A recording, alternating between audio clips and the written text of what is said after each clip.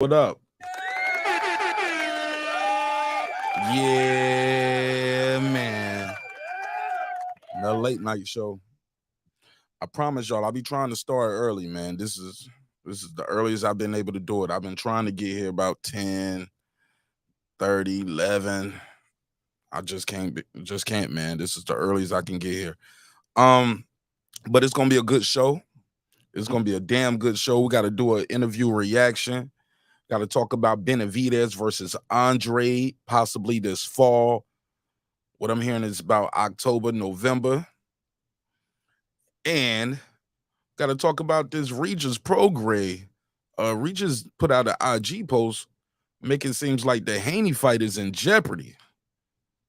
What is going on with that? What the hell is going on? All right, so we're going to talk about that. We got to figure out what's going on with that Regis and Haney fight. So we got a lot to unpack today. It's going to be a good show. But I'm going to start it off with the smoke. Oh, yeah, we ain't going to bury the lead, man. We ain't going to bury the lead. Yep, I'm back on their head again, man. Pause. All right, it's your man Nash breaking beats. Let's start this intro. Let's get this room populated. And, yeah, I got to blast this out on IG, Twitter, let everybody know the show has started. Let's get it popping. Terence Crawford on a revenge tour, boy. All the doubters. Oh, man. And you're going to love it. It's your man Nash breaking beats. Let's get it. Smash that like button on the way into the room and let people know where your area code at. Type your area code in the chat. Let people know what side of the earth you roaming the turf. All right? Let's get it. This is my passion. This is what I love to do. But some days, sometimes, I'm just like you, man.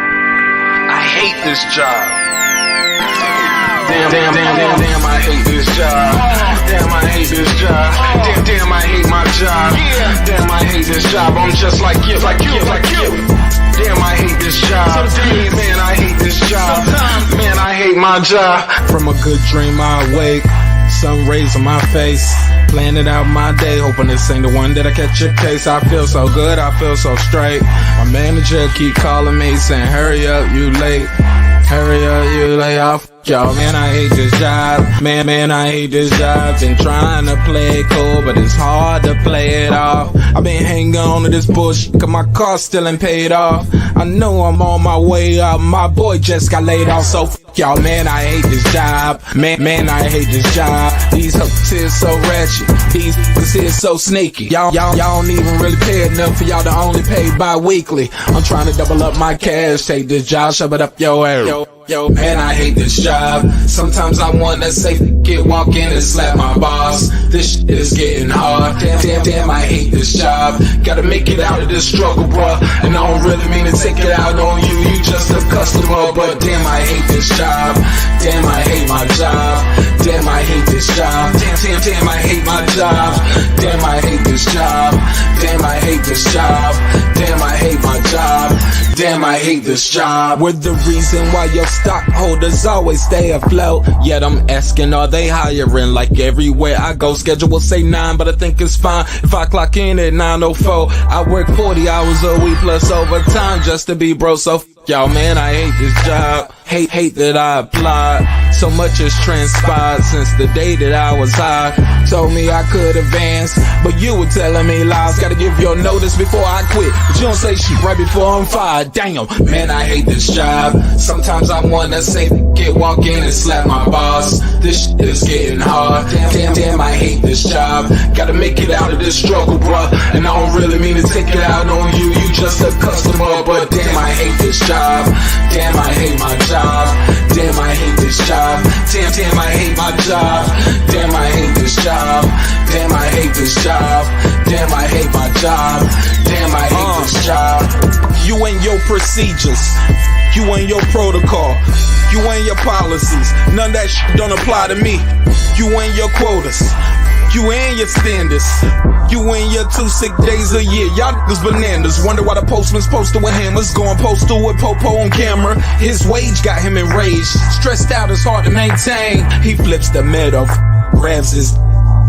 He said if you don't get the picture, I quit, you ain't shit, mother. Man, I hate this job. Sometimes I wanna say, walk in and slap my boss. This shit is getting hard. Damn, I hate this job. Gotta make it out of this struggle, bruh. And I don't really mean to take it out on you. You just a customer, but damn, I hate this job. Damn, I hate my job. Damn, I hate this job. Damn, I hate my job. Damn, I hate this job. Damn, I hate this job. Damn, I hate my job. Damn, I hate this job. Look, man, I hate this job. I put my pants on one leg at a time, just like you. I'm out here trying to take care of my family. Damn, I hate this job. It's not always glamorous, for real. But I do what I gotta do for me and mine, you know? Damn, I hate this job. Damn, I hate my job. Damn, I hate this job. Damn, I hate my job. Damn, I hate this job.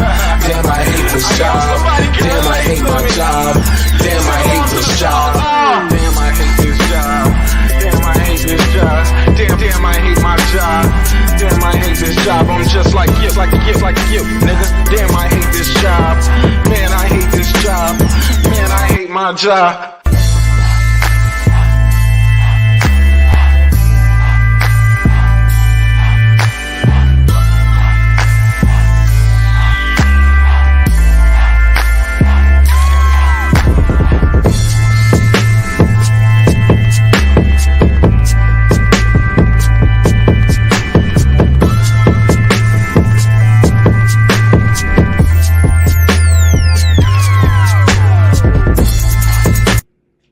The views and opinions expressed in this program are those of the speakers, commentators, experts, and or the host. They do not explicitly nor necessarily reflect nor represent the channel's policy or the views held by the channel or broadcaster. The broadcaster or its channel cannot be held accountable for all or any views expressed during the program. Basically, if I didn't say it, don't come for me. You come for the person who said it. And please don't sue me for somebody else's words. With that said, let's start the show, motherfucker.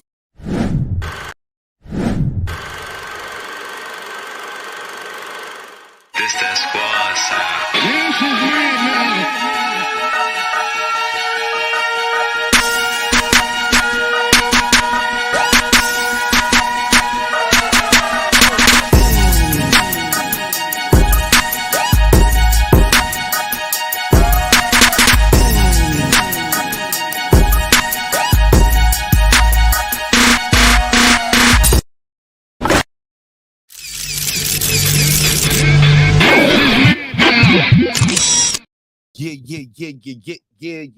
Yeah. What do you mean by that? Your back is broken. What, a vertebrae or Well, what portion? Spinal. What's poppin', man? What's happening? What up, though? What's poppin'? What's happening? What's going on? You back in the lab with your favorite neighbor, your man Mark Nash. He is I am here. Another great episode of Breaking Beats. You already know what it is. It's a hip-hop political sports show with a comedy twist. Like to let the jokes fly because life is serious enough. We're going to break down the business, entertainment, art, technology, sports, and anything else you and I feel like talking about. And you going to love it. Man, let me do this neighbors only roll call because I got a lot to unpack. Man. We got a lot to unpack. Let me see. Because here's the deal, man. I ain't letting it off the hook, man. I've been hearing some things in these streets. And it's disgusting. It's terrible. Oh, I'm about to flame these niggas up. I'm about to get them. This ain't gonna be for the faint of heart, man. This ain't gonna be for the faint of heart. This is not gonna be a Christian episode. Disclaimer: I'm gonna be cussing in here tonight. All right. So put your feelings in your backpack. If you are easily offended, get up out of here. I'm in my mood tonight, all right? I'm in my mood. And I'm gonna say what I want to say. And I'm gonna say it how I want to say it. And if I step on somebody's toes, curl them up next time, homie. Tired of sucker shit, man. It's too much sucker shit going on. And it's too much sensitivity. Oh my God, niggas crying and shit. Oh man, it's hard to watch. I had to turn my head. I ain't even watch the fight no more. I can't watch the nigga. because your guy lost. If your guy would have won and had Bud face looking like this, it would have been all Gucci then. Oh man, I'm in my mood tonight. It's gonna get ugly. It's gonna get ugly. Like Errol Spence face looking on the thumbnail. Let me put the thumbnail on the screen. What y'all talking about, man? Fuck out of here. Let's soft shit up, man. Tired of this shit. We're gonna address the bullshit. And by the way, Errol Spence Jr., as of today is August the 10th. He's on the clock. 19 days, baby.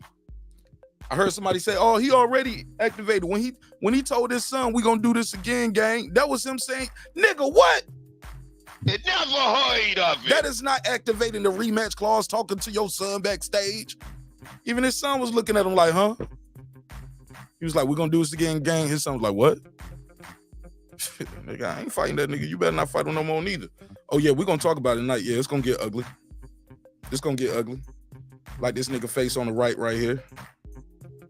Oh yeah, we're gonna talk some shit. I'm gonna make them mad. I don't care. I mean, they're gonna get mad anyway.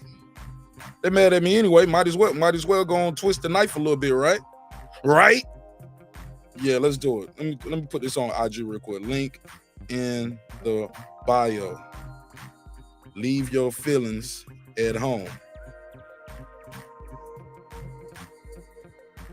He got 19 days, man. He got 30 days, right? Fight was July 29th. Today, August the 10th, officially on the East Coast. He got 19 days. Where he at, though? I don't know, bro. I think he gonna duck this rematch, and the fans ain't gonna say nothing either. They gonna be like, well, I mean, he need another fight. Man, let Bud go in there, get his ass whooped like that, and decline the rematch. Y'all would have crucified him, and you know it. Fuck out of here. Let me click that link right there. Let's go.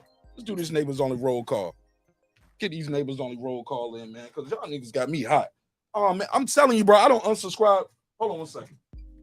Hold on one second. Hold up. I forgot, man. I'm late as hell. Niggas talking about they gonna smoke the Bud pack, nigga. I'm about to smoke this Spence pack. Tonight, nigga. Spark that shit up. Let's smoke this Spence pack. Bro, this shit back from Vegas. And it's good, too. Let's smoke this Spence pack on y'all niggas tonight. Let's go. Let's do this neighbors only roll call. Talking about it going, man, he's smoking Bud. Man, your boy got whooped. And I'm telling you, if he does not fight this do this rematch clause, I don't care what nobody say. Oh man, man, I don't want to see the rematch. Man, I want to see it. I think Harvey Dock stopped the fight too early, you ask me.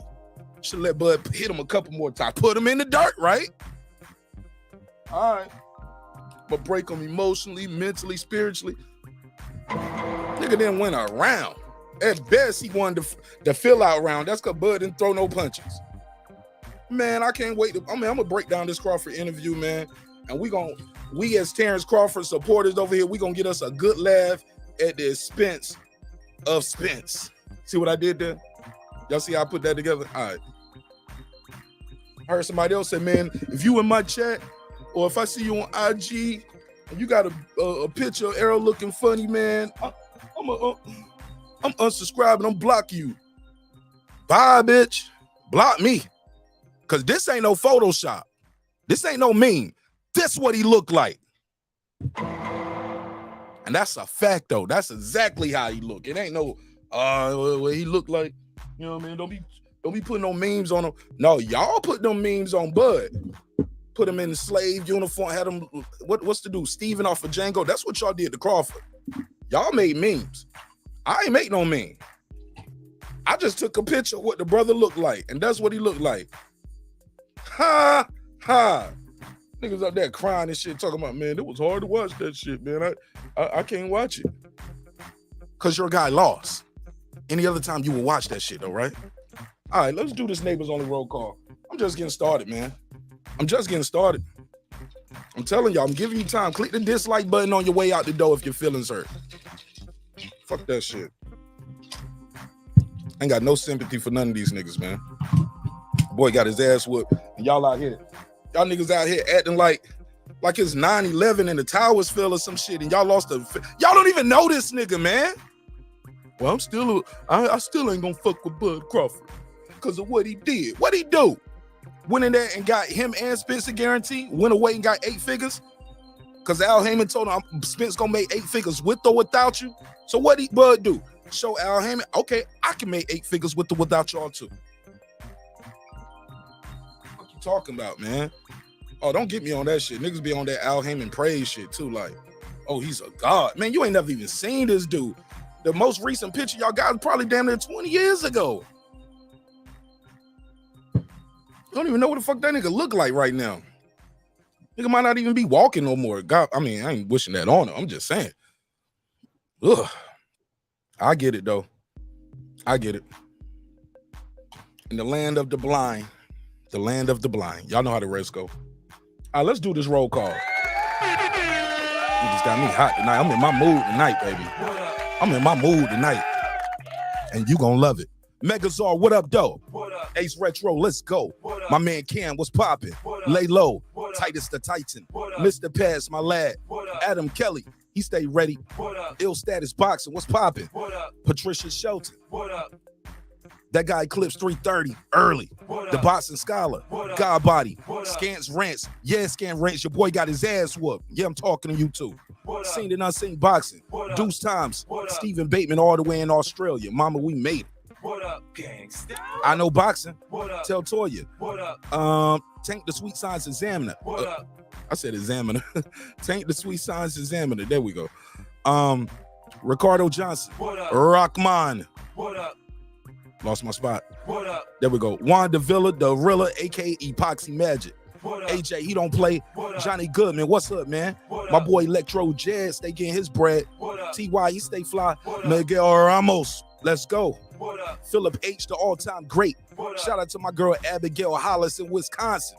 Holla. What up? On the mic with Terrence Bailey Sr. What up? I am Cam Edwards. Shout out to It's Boxing to you and all the great people over there in Omaha, Nebraska. What up, gangsta?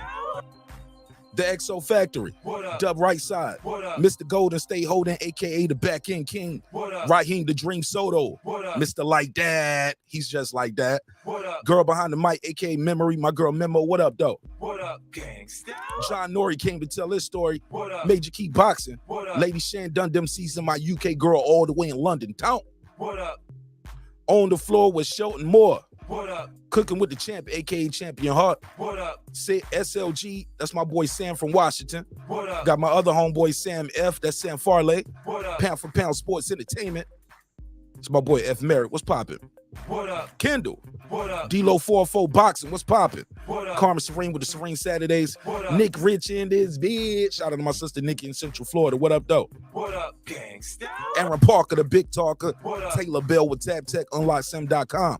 Unlock your next device today. What up? Transcendent Sports Channel, my Filipino brother from another, all the way in Canada. What up? Fistiana Fights. She just might. What up? Jacob Sims, that's him. What up? Haplo, let's go. What up? MFB. What up? Miss Queen Sunkiss. What up? Beyond the Ring with Nonito and Rachel Donaire. That's 9-time champion Nonito.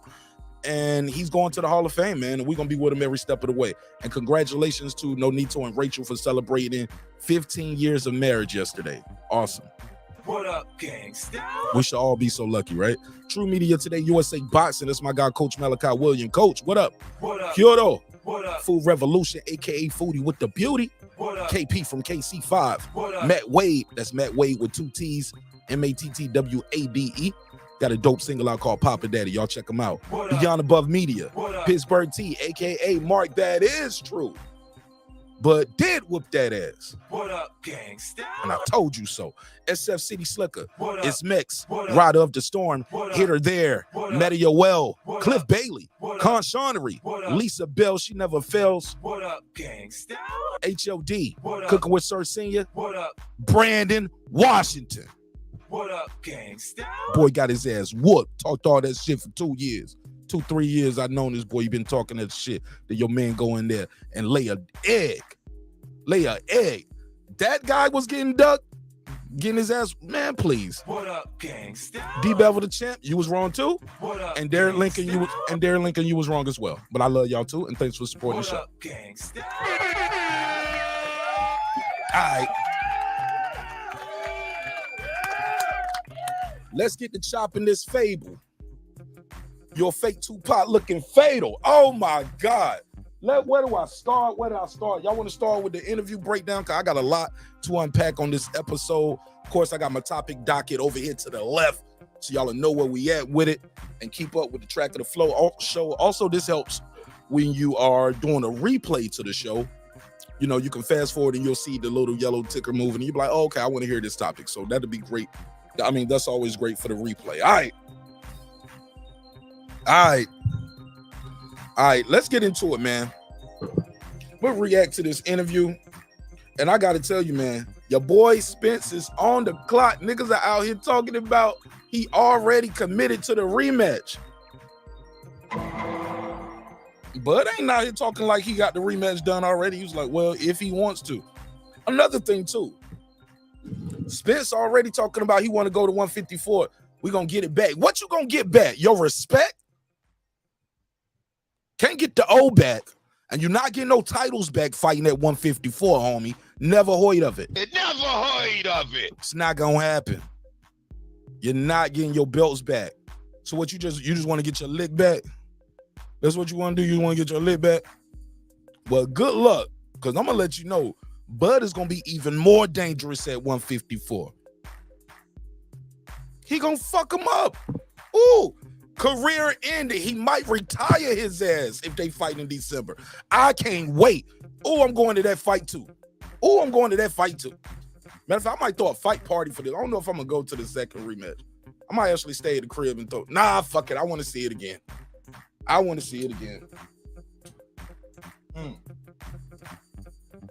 a savage. I told y'all, I watched Animal Planet just to see the killings. If I watch one of those episodes and they don't show the killing because it's too great, man, I turn it off. I can't even watch regular TV because I want to see the graphic shit. Harvey Doc stopped the fight too early. Should have let Errol hit the canvas one more time. I wanted to see him sleep. Like I was on the panel last night. I fell asleep on the panel last night. Y'all put a case on me. Yeah, I fell asleep. Mark, who you unsubscribe to? Why you asking the fans corner? You hear the narratives, you take a guess. Why would I unsubscribe for him, then give him a shout out? Fuck out of here. I ain't giving these niggas no shout out. When you hear any channel pushing excuses, weight drain. Nick, this won't no catch weight. Errol done spar for 6 weeks. Broken ribs, egg weights, PEDs. Never heard of it. But these the same niggas. Right before the fight, he gonna put them in the dirt. Who's the better southpaw? Who got the better? Oh, don't get me on the coaching. Ooh, good Lord, don't get me on the coaching. These niggas was saying, still saying, with Derrick James still a better coach than Bo Mac. Nigga, where? How? How's he the better coach? Thank you, Chameleonaire. It ain't no rematch. Yet. These niggas out here talking about Spence already don't sign the rematch, committed to the rematch. When he told his son, we gonna get it back, gang? Huh? Never heard of it. That's small hats, nigga. Small hats. Fuck out of here. Let's get into it, man. We're gonna get into it. We gotta talk about it, man. Let me get on this shit. I ain't giving these niggas no shout outs though. Niggas get no bump in my ride. Why would I unsubscribe then shout them out on my show? Niggas trash anyway. Niggas ain't that good at content creating anyway. Let's keep it a buck. They're not that good. They just been around for a long time. It's a new day and it's a new dog out here, baby. And his name is Mark Nash. Fuck this up. This can't fuck with me. So let's get into it. Let me go over here. Let's go over here. Let me go and get into this. Let's start breaking down this interview, man. Because I'm going to be hype on that shit too. But I'm telling you, man. Oh my God. The excuses, man. They are embarrassing us. Like Pimp C would say. Take that monkey shit off. You embarrassing us. Y'all embarrassing yourself. Oh my God, man. I know they on Suicide Watch. Somebody should take a long lunch break like they did with Epstein and just let them do it. Jump off the building, nigga. We won't miss you. The box community over here will be just fine without you. Doing just fine, like Boys the Man said. Y'all niggas trash, bro. Trash content, trash delivery, production value, quality, topics, thumbnails, every sense of the word. Y'all niggas trash. Can't fuck with me on my worst day. And you don't even go to the fights. Did all that talking about this shit for years. Didn't even pull up, nigga. Who raised you niggas? Who raised these niggas, Foodie? King KO, who raised these niggas, man? Huh? All these kids talking about Derrick James had a great game plan and it was good coaching. Man, Derrick James didn't know what the hell to do. Bud said it best in his interview with Shawn Porter. Well, we already knew what Errol's gonna do. He'd fight the same way. What have we been telling you on this channel for years? Years. He fight the same way. All right. Well, congratulations. Hold this L, homie. Hold this L. And I appreciate you sending me my cash apps. The people who did pay their bets. People who didn't pay their bets. Fuck it. Got you out of my life for cheap. Yeah, man. Get these likes up. All right, let's go to this Port Away podcast episode first. I'm gonna do the Port Away one. Oh, did y'all see Bud run down on Mano? Ooh, told that nigga apologize. Oh, I loved it. Let's get into this Port Away podcast. Is the new home of. Man, I lost my card too, so I gotta update my YouTube shit. I got ads over here. Y'all know I don't do no ads. Gotta get that fixed. All right, let's rewind now. Let's get to this Crawford interview where he pull up on the Port Away. Now I'm gonna let you know it's the dude up here in the red hat, corny as hell. Niggas, he's gonna be ruining the interview. I probably fast forward through some of his parts. Terence Crawford. All right, let's get into it. Yeah, I better be able to hear you too. What up, big dog? Unmute yourself. What's up with it? I knew it. Go ahead. Yeah. Oh, what's up with it, bud? Hey, Terrence, they said I can't wait to see your. Shut up, Ant. Ant was rooting against him. Him, Carson, Sean Zattel from Fight Hype. They always doubt us. Man, I knew you can do it. And I like the way Bud handled that shit. Bud still got a chip on his shoulder for all the people that doubted him. Like, what made you think he was gonna beat me? What did you see in him that made you think he was gonna beat me? And I love that. I love the energy. Don't let up on him, Bud. Don't let up on him. Clown shit. Yeah, he was a clown. Shout out to Abigail Hollis. Somebody said, yeah, that AJ fight could get tricky. I don't know about that one, but I want to see it though. I'm gonna see it. Somebody said Martinette. Shout out to Isboxing to you in the building. Somebody said my sound went out. My sound went out. I'm looking at the wave oscillation pattern moving around my name. Fancy engineer word. But nah, I'm sitting right here. All right, let's get into it. Smoking on that Spence, Pat. Got an ounce of this back from Vegas, nigga.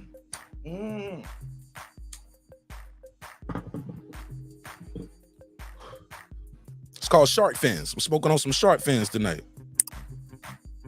Your face. I said when Terrence come on. I said I already faced him. I already copped on my pleas all week. Nah, you ain't copped enough. What plumbing do you need, bro? I had to. Hey, Sean. I had to hit his line. You know what I mean? He called me. I had to check his temperature. Like a villain. I'm already knowing. I'm out here plumbing, doing my job. Yeah, I love it too. Yeah, nigga. That's the perfect job for you. Pumping shit. And with two T's. The two T's are two turds, nigga. Hey, look, Ant was hating on Bud, yo. But he one of them niggas that y'all see him, they be in the chat. Some of them are members of the channel. Act like we cool. I ain't that cool. You don't fuck with me for real. And that's cool too. But come on, bro. Don't be up there trying to act like it's all good now. Your boy got washed. It won't even close. I know I said it before and I'm gonna keep saying it. But I'm gonna let Bud say it for himself in this interview. Let's go. Hey, T Bud, you know I'm the only one on the panel that called the fight like I knew what's happening, right? Yeah. I told him. Shout out to him. But he is gonna be annoying as fuck doing this interview. But he did call it. I said, Let me give y'all these graphics. All of them got mad at me when I said it's an easy fight. I said this gonna be an easy fight. Yeah, it was. You know, T-Bud is tailor-made for him. He ain't go. And I said, only reason y'all think we're gonna play what you said. So all right, so just move forward. Okay, let's move forward. Let me turn this down some. Does it sound loud as hell to y'all? It sounds like it's distorting, like it's too loud. Let me turn it down a little bit. Well, let's keep it 100 though, with all due respect. I'm gonna tell you why they hated on you. You know why? The one thing that we got in common that they don't understand. Shoot the shot with his ticket. Hold on. Hey, trying to get some tickets. Don't fall for it. I'm trying to get some tickets. Listen, you don't fall for it. Shut up, Ant. Go. That Stupo, we talk every day. You see what I'm saying? El Stupo, my guy. See, when you dark skin, chocolate. Hold on. Man, let me fast forward. This nigga up here talking about he's chocolate. I ain't gonna call no grown man chocolate. I'm a real quick, but let's get this audio right. That shit is distorting to me. Here we go. Talking about Errol, talking about you. I'm like, it's not. Let me try. For either guy. There we go. Real quick, but I ran into a lot of people that would say, man, that's easy work. And they was talking about Errol. They were talking about you. Mike James with the $5 super chat. Let me give him the drizzop. Let me give him the drizzop. I got 5 on it. When Spence said, I'm enjoying the magnitude of this, that reminded me of him saying he knew he had ugas because he relished the moment too much. Exactly. Even in that same interview, he was talking about flexing, stunting. He was talking about he knew he had ugas because ugas live an American dream. Nigga, you was the one talking about I'm buying 100 acres behind my house. I got about 80 right here, 50 or 80 acres right here. I'm trying to buy the other 100 behind my house. I'm gonna build a bigger house. He already spending the money. He ain't thinking about winning. Thinking about spending the bread. But that's cool. That's cool too. That's cool. Let's get into it. I'm like, it's not easy work for either guy. Yes, it was. Leading up to this fight, and I want you to give us your true perspective, because we know that we can make this an easy night. It's just a matter of the things. Sean Porter, I don't think you ever had an easy night in the ring in your life, though. I don't know what you mean, we. Kind of playing the way that we wanted to. And when you look back on it, everybody will say, man, that was an easy night for you. But you will say that wasn't an easy night. I had to make it what it was. Tell us a little bit about the night, how you were able to make it what it became. Right. Well, Shawn, you've been in the ring, with the best of them, and the fight is won in training.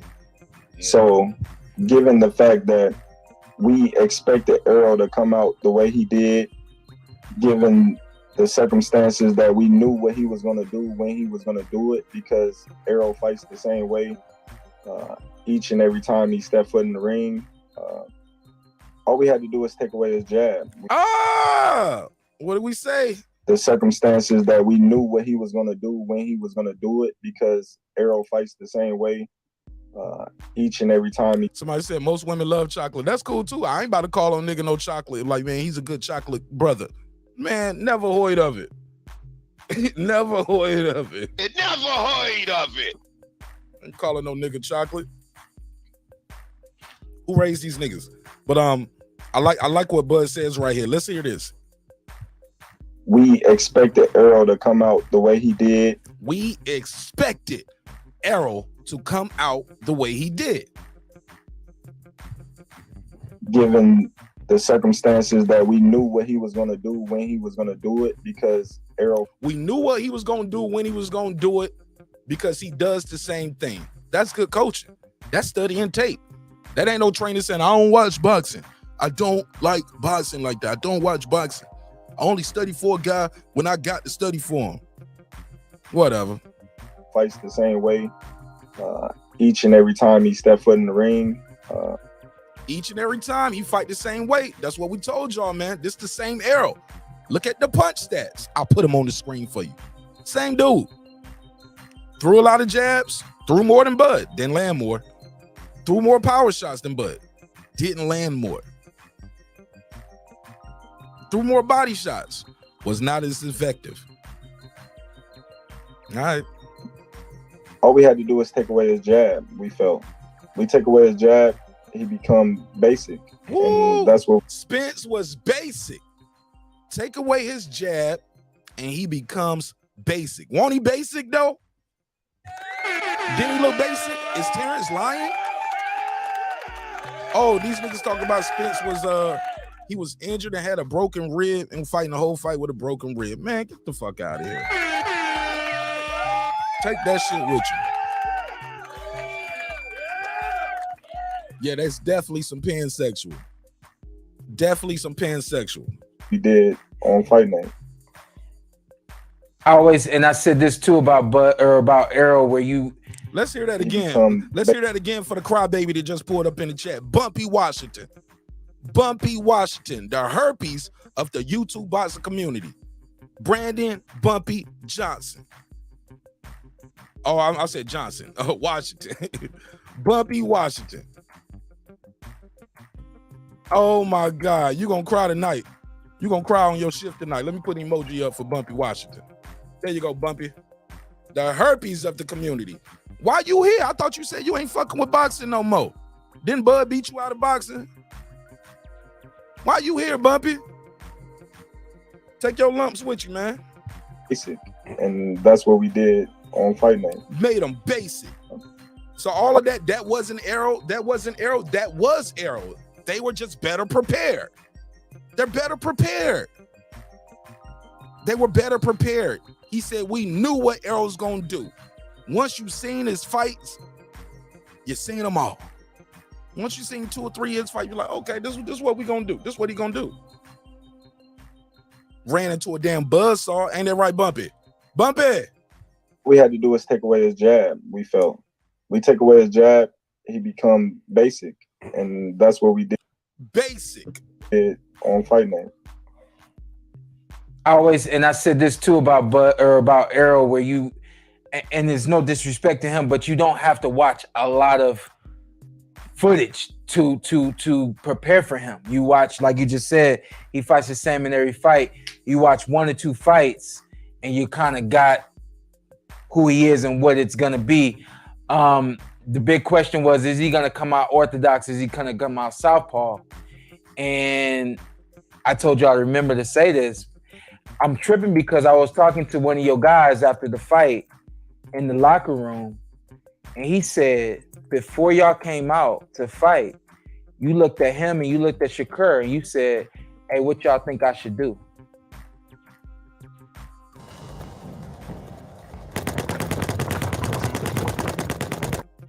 Bumpy, you still in the chat talking? Why you here? We talking about boxing, Bumpy. Bumpy, why you here? What, Bumpy, why you in my chat? And then you cried then I played that video already. You cried for 30 minutes. I let you get on the panel and cry for 30 minutes. I'm a day trader now. I do day trading. I don't watch boxing no more. Get out my chat then, Bumpy Washington. When the views get low, the weakness nigga, my views been up. What you talking about? And you just gave me another one, so I appreciate you. Bumpy Washington, the herpes of the YouTube box community, has returned. Fuck out of here, nigga. The only thing weak is your homeboy's performance on July 29th. That was weak. Oh, man, remember you said you cried and shit, Bumpy? Bumpy, you better leave me alone. I gave my warning at the beginning of the show. Tonight ain't the night. I'm in my mood tonight. Bumpy. Bumpy! You better tuck that shit in. Better click that dislike button and holler at me tomorrow. But that trolling in the chat, that ain't gonna work for you tonight, Bumpy. Bumpy, that ain't gonna work tonight. Because in my mind, I want to fight. Right. I want to fight. But so let's rewind a little bit. He said, before the fight got started, I thought this was interesting. He said, before the fight got started, I asked Shakur and Bo, was like, man, how should I start off? How should I start off? Given the circumstances that he haven't had nobody that's, you know what I mean, got the confidence to come out there and just. And that's so cold. He's saying that right to Shawn too, to Shawn's face. He was like, he ain't fought nobody that got no confidence to come out there and punch him right in his shit. Like, okay, well, even the skills to say, all right, let me see how you gonna take a punch to the chin. Let me see how you gonna take a punch to the body. Let's go. Let me see how you gonna react when you can't bully somebody around. Yeah. You ain't the bully no more. You ain't the bully. You got to see the bully, the big dog, the real big fish. Okay.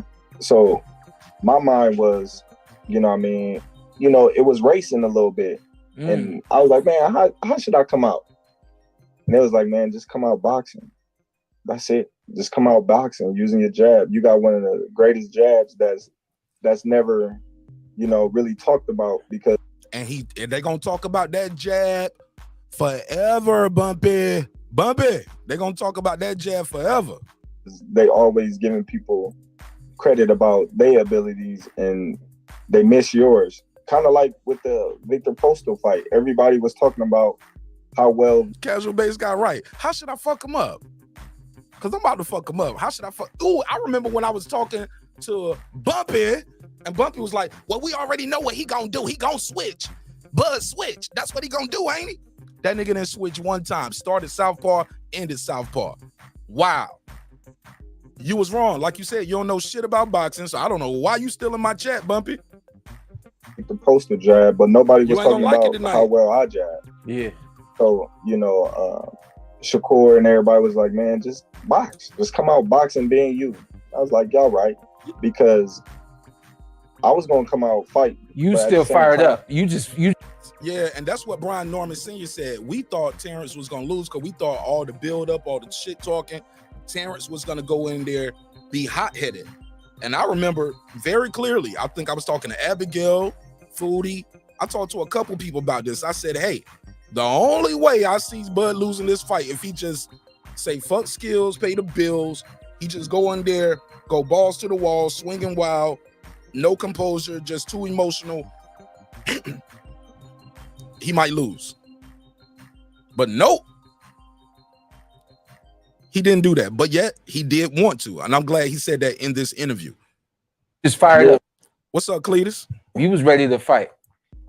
Yeah, but given the circumstances that Errol haven't fought too many southpaws, yep, I was like, okay, I'm gonna come out southpaw out the gate. Hey, how does Errol has never seen nothing like Terence Crawford in his life, and I told y'all that. I told y'all, and Bud Crawford showed y'all. Bo Mac, how does he handle you? Like you in the back room talking about how should I start this fight? Y'all been training for months. Yeah. He don't say, Bud, stick with the game plan. But you gotta watch how Terence responds to that shit. Watch how Terence responds to that shit. It's so dope. He says, what you gotta understand is I ain't like you, Shawn. I got more time. Nah, he didn't say that. He didn't say that. Might as well though. Let's hear it. Understand. I got so many styles. Woo! Yeah. So it's like the style bender.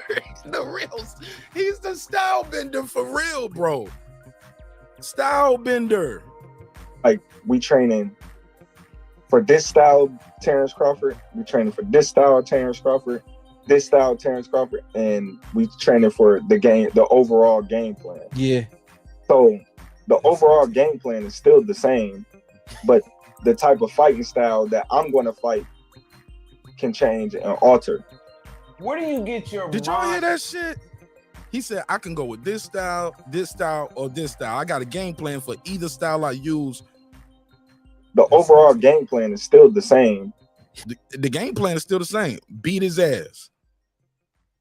But I can start this way, I can go this way, go that way. And we ain't just talking about stances. We're talking about boxing outside, boxing inside, leading, counterpunch. Bro, he beat him in every facet of the fight. I told y'all that. He was leading and countering. He did whatever he did whatever he wanted to. Guppy. Told y'all no one-eyed drunk gonna beat the pound for pound best fighter in the world. But the type of fighting style that I'm gonna fight can change and alter. Where do you get your mindset at and your composure from? Because it seems like no matter what people criticize you or whatever they say, your mind is more powerful than people's opinions. And I wanted to know where do you get that? And we're gonna get to that later. I think he get that from that shit he talked about with his mom. We'll get to that CBS interview after this. Let's go. That winner's mindset that you have. Well, I was born with it. Okay. You know, I was always born with the I was born a winner. nature, and the ability to want to win and everything. And I think the things that I've been through in life have prepared me to, you know, stay calm in the heat of the battle, because, you know, one move can cost you your life, or one move can, you know, be a downfall. So I just always been able to, you know, stay calm in the heat of the moment in battle. Foodie, I got it on in the background right now. I ain't even gonna lie. I got it on the screen right now in the background. I put the fight on when I was taking a nap yesterday afternoon. I just put it out. Look, the fight was July 29th. I probably don't watched it 29 times since July 29th. And I love it. I love it. And I think that's one of my greatest attributes to fighting, is the ability to stay calm in the heat of fire and still be able to think while, you know what I mean, being on fire. So let me ask you a question. Why do Right, Abigail, he do what he want in the ring. Because really they suppress 5 years, 6 years of your career just hating on you. Facts. Even Buzz said that. He said that they blackballed me. They kept me out. Now I put it on in the background. Hey, Boston Scholar, I don't know if you heard my intro. If not, go back and rewind to the beginning. Tonight ain't gonna be the night, buddy. No, for real, bro. You've been the greatest for a long time, but they always try to find ways to push your brand under the rug. How, when you knew, how did you deal with that consistent hate and that rejection? Because really, Bob Errol was just throwing you fights, hoping you lose, and you was winning, and that's how you start getting building your brand off the let's throw Terence in there where cats couldn't come through, and you step up to the plate and knock it down. How did you deal with that? I wouldn't say Bob Arum was throwing me anything to lose. You know what I mean? He was getting me the fights that, you know, the fighters that would fight me at that time. Yep. You know, I would say probably, you know, he was the reason why I got on a high level right after Postal, because it was his call to put me in there with Postal, because he seen the skill and the talent of me. But in the welterweight division, he was just giving me the fights that he could at the time that he could, because all the top welterweights was signed with Al Heyman, and Al Heyman didn't do nothing wrong. Like I told everybody, he did the exact same thing that Top Rank them been doing for their whole stable, and just like any other promotional company, I'm not about to let you come over here. Don't have no ties to you. You're not signed with me. You talented as fuck. You skillful as shit. Come over here and beat my champion, then go back over to Top Rank like nothing happened. Right. So that's the business of boxing. I got all these top welterweights in one stable. I'm just gonna fight them all with each other. You know, it's the same way Top Rank did with Manny Pacquiao when they had all the top welterweights and all those big names like Cotto and all those guys. Pacquiao was able to stay in-house and fight all these top guys and make a big name for itself. I agree with Bud right there. Bud said, I understand why they did it in hindsight. But he didn't have to go across the street. So, but on the flip side, they sent guys over there before. They sent who they wanted to send when they wanted to send them. I was mad about it because I was looking at it as a race thing. Like, hey, man, we black, man. You supposed to look out for me. But I was... Oh, right, because that's what everybody tell you on YouTube, right? Well, yeah, the black folks, man, we got to stick together. Black, man, we got to stick together. Nigga, what? It's about that paper, bro. It's about the paper. That's what it's about. It's about the paper. And it's about control of the division. I wasn't looking at it as a business thing, business-minded, until, you know, it got to the point where I was like, okay, now I understand why what's happening to me is happening to me. What do you have to say to people who say, man, he whooped his ass so bad, I don't really even want to watch the rematch. I want to watch the rematch. And Errol Spence Jr. has 19 days. 19 days. Tick, tick, tick, tick, tick, tick, tick. Tick, tick, tick, tick, tick. I'm waiting, I'm watching, and I can't wait to see it. I wanted it to happen at 147, right? So he can get his shit back, right? Don't you want to get your shit back? You think that was it, right?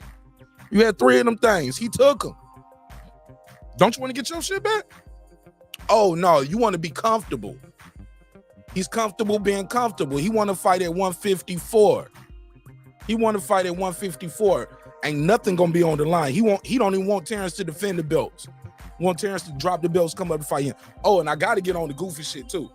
I'm going to tell you a funny narrative that's going on, too, with these YouTube pappies out here. These deadbeat YouTube dads. These niggas out here saying, well, if he don't fight Boots next, he's ducking.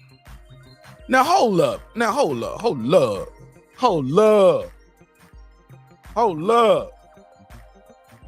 Now, y'all was the same niggas that said Bud ain't fought nobody. David Avanesian, y'all said y'all never heard of him, right? That's what Jay said, right? It never heard of Mean it. Machine. It never heard of it. Benavidez had 1 leg. It never heard of it. Jeff Horn, who is he? Oh, he beat Manny Pacquiao. Man, he's nobody.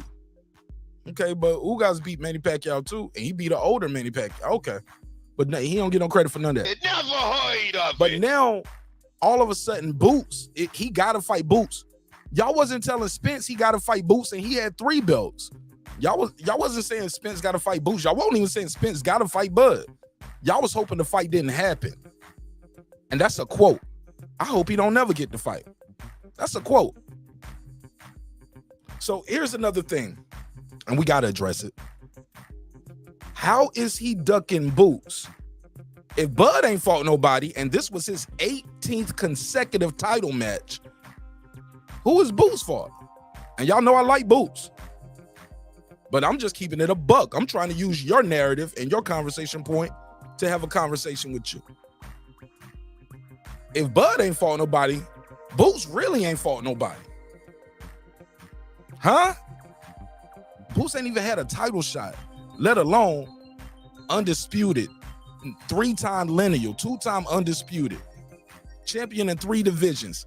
The man got 1 belt from 35, 5 if you count the lineal belt at 140, and then he just got 5 again at this division. Don't forget the ESPY Awards, Fight of the Year, Fighter of the Year. The boy is stacking the trophy. He probably gonna need a room for his trophies by the end of all of this shit. Okay. But y'all say he ducking Boots if he don't fight Boots. Y'all was not even talking about somebody got to fight Boots before.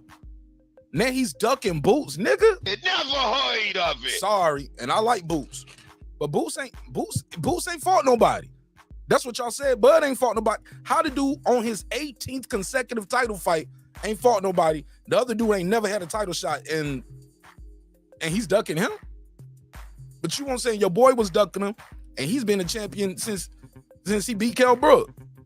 All right, I'll digress. I'll just let y'all think about that in the chat for a minute. He's ducking Boots. All right. And as a Spence fan, I want to see him get in there and give it a go again to avenge what happened in the ring. But how do you feel about people saying that they don't want to watch the rematch? And what is your next plan if you don't rematch him? Listen, that's their opinion, Okay. but at the end of the day, it's up to him. Like I said before, it's up to him. He gave me that opportunity to fight him. It's only right that if that's what he want to do, I'll give it back to him. But outside of him, I was definitely looking for that Jermell Charlo fight, but they just stripped him for the WBO. So now it's going to be kind of hard, becoming a 3-weight world champion if he don't come back and, fight Tim Tszyu. 3-weight undisputed. He's already a 3-weight. He misspoke. I know what he meant. He meant 3-weight undisputed. But he's already a 3-weight champion. He meant 3 belt 3-weight undisputed. And it is gonna be a little difficult. It's gonna be a little harder. Pause. But it is possible. And he can fight Tim Tszyu. But I know he wants that Jamel fight. And even if he had to fight Jamel for 3 of them belts, I would love to see it. That would require him to go into business with PBC for another venture, though. How many fights that would be? What the business gonna be like? Who knows? And be successful after his. Let me ask y'all that: is he the A side going up, or is Jamel automatically the A side because he had 3 belts? Because Jamel ain't never did no pay-per-view numbers like Bud. Even though people say Bud has low pay-per-view numbers, his low is higher than Jamel ever did. Fight with Canelo. Hey, So we'll talk about that. Let me read a couple of these things from the chat real quick. See what they're saying out here. See what the chatty patty's saying. Casual base guy said he could still be 3-time lineal. He's already a 3-time lineal. He's already a 3-time lineal. 35, 40, and 47. He's a 3-time lineal. Ricky Burns was the lineal champ. Yeah, he already 3-time lineal. You mean 3-time undisputed? Let's play some more of this. And if you don't come back and, fight Tim Tszyu and be successful after his fight with Canelo. Hey, you don't think he has what? Brent Reaper in the building. What up? Warrior. Yeah. Jamel Charlo fight. But they just stripped him for the WBO, so now it's going to be kind of... Brandon Washington. I'm sorry. Bumpy Washington. Why are you in my chat? You said you don't like boxing no more. You are a day trader. Bumpy, why are you still here? Just like you click that link to come here, you can click the backspace and find you some stock trading tips. Tonight is not the night for the trolling. I'm going to hurt your feelings. Anybody, lottie-dottie, everybody. And if you cancel your membership, that's fine too. You cannot control me with $2 a month. Nobody can. All right? You can't buy my respect, homie. And you can't pay me enough to disrespect me or insult me or distract me from my mission and hosting my show. So however you want it to go, and that's lottie-dottie everybody, do what you got to do. Hard, I will meet force becoming a with force. 3-weight world champion if you don't come back and, fight Tim Tszyu and be successful after his fight with Canelo. Hey, you are here. Yeah. And if you don't come back and, fight Tim Tszyu and be successful after his fight with Canelo. Hey, you are here.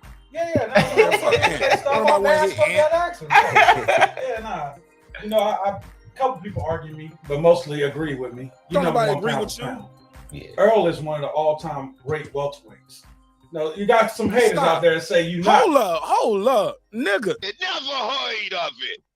Now, who in the chat has ever said Errol Spence Jr. is an all-time great welterweight? I ain't never heard nobody say that shit. It never heard of it. Like that. Errol Spence an all-time great welterweight? All-time great welterweight? No. He's not. He's not an all-time great welterweight. Modern day, last couple years he's been all right. But no, he's not an all-time great welterweight. Pound for pound, you know what I'm talking about. Is he all-time great welterweight? Has anybody ever... I've never heard nobody say Errol Spence is an all-time great nothing. It never heard of it. He might be all-time great from DeSoto. He one of DeSoto's all-time greats. Maybe a Dallas all-time great fighter out of Dallas. But all-time great welterweight in the history of the sport of boxing, nigga, please. It never heard of it. Fuck out of here. The hell is Ant with 2 T's talking about? The 2 T's stand for turds and toilets. The plumber. People argue me, but mostly agree with me. You number one pound for pound. Yeah. Errol is one of the all-time great welterweights. No, you got some haters out there that say you not pound for pound. You know who I'm talking. Can't nobody say he's not pound for pound. You can't say he's not pound for pound. I heard one of the YouTube daddies out here the other day. He tried to discredit Crawford's win, but at the end of the day, he still had to say, I got Crawford pound for pound #1, best in the game. Not just in the division, best in the game. Best in the game. Can't deny it. Can't deny it. Yep. Now, Fulton in a new way was not a good fight. It was a one-sided ass whooping too. But cool boy stuff, Fulton wasn't no killer. Yes, he was a unified champ. He went life and death with Brandon Figueroa, got a tough decision, got a split decision win. But he's not a knockout guy. He wasn't on the pound for pound list. Errol Spence was. He was the boogeyman. He was man down. Put him in the dirt. The big fish. The grave digger. And my Brian Custer voice. All of that shit ended July 29th. It's over. It's over. It's over. Talking about. Oh my gosh. The white boy that be sitting here. He said, Carson. Okay, so Carson doesn't rock with Bud, according to them, right? Just want to hate on me, just to hate on me. I don't know what's Carson deal. He said he want to go against me just because it's me. So I don't understand what's wrong with. Yeah, they get emotional. Get emotional like these niggas in the chat. It's all good. What's up, G Trey? Ratings go up when they G, ain't seen you in a minute. What up, though? go against you. You know, that's how you win. You follow the narrative. They go against you, their ratings go up. They agree with you, then they fit in. But here's the thing. Go finish your question. You weren't that excited when you was talking about Earl? You should watch the episode. They was going in on it. I ain't gonna know. When I told them it was going to be easy work, they got mad. I told him it was going to be easy, too. What you basing? Now, granted, I did say Haney was going to beat Loma easy, too. I said he's going to beat him easy. He didn't beat him easy, but he did get a unanimous decision. Did get that unanimous decision. On that you felt he was stronger than me? That he punched. I love this part right here. I love this part because Bud still has a chip on his shoulder. Listen how Terence Bud Crawford started talking to the people who picked against him. Like, what made y'all think he was gonna beat me? Like, what does he have over me? Listen to Terence Bud Crawford. Shout out to everybody who's supporting the show, sharing the link, smashing the like button on the way into the room. Let me change the parameters a little bit so y'all can chat a little bit quicker, even if you're new to the show. I got the time set at 5 minutes. I drop it to 60 seconds. How about that? So all the new people pulling up, they can chat too. I'll drop it down to 60 seconds. There you go. There you go. But I got to run a commercial on you. Here we go. G-Trey said, put a case on Bumpy Watch. Nah. G-Trey, you got to check the video. I did it. I let him pull up and cry for 30 minutes. It's called the best fanboy reaction ever. Yeah, I let him get his bars off. He's a day trader now. He don't watch boxing no more. But yeah, he's still in my chat trying to discredit my content. Bye. I always ask everybody, what was you basing on that you felt he was? Let me run that for the people who just got that ad. We back. Shout out to Lisa. She said smash the like button. I always ask everybody, what was you basing on that you felt he was stronger than me? That he punched harder than me? Huh? Or that he was just gonna walk me down and just you know what I mean, stop me. Okay, I'm gonna keep going. I love it. I love it. What y'all basing this on? What this dude is not better than me. He's not better than me. He ain't been boxing longer than me. He ain't fought more champions than me. I got more title experience. Champion heart. What up, fam? Let's put this right here in the context. Oh, this how they look right here. Crying face. Oh, look at the crying face. If y'all, I know some of y'all be working and driving, but y'all gotta look at the screen real quick. That's how they looking right here. They crying. They crying. I cried too. I cried tears of joy. I cried tears of joy. Cause I already knew when I came home. I knew when I got on that flight leaving Vegas, coming back to the great city of Atlanta, I was going to have a field day with this shit for the rest of the year. Next year, too. The year after that. And when they put him in the Hall of Fame, I'm going to still be talking shit. I told y'all. 5 years this shit been going on. And niggas been looking at me like I'm crazy. Vindication. That's how I describe it in one word. Vindication.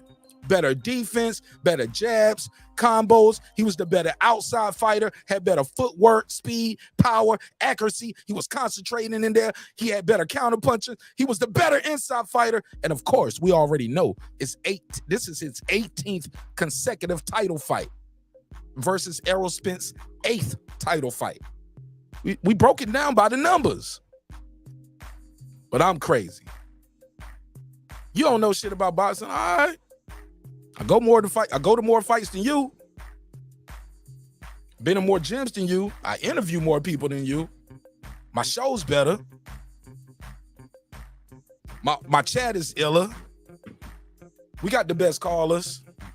My stories are realer.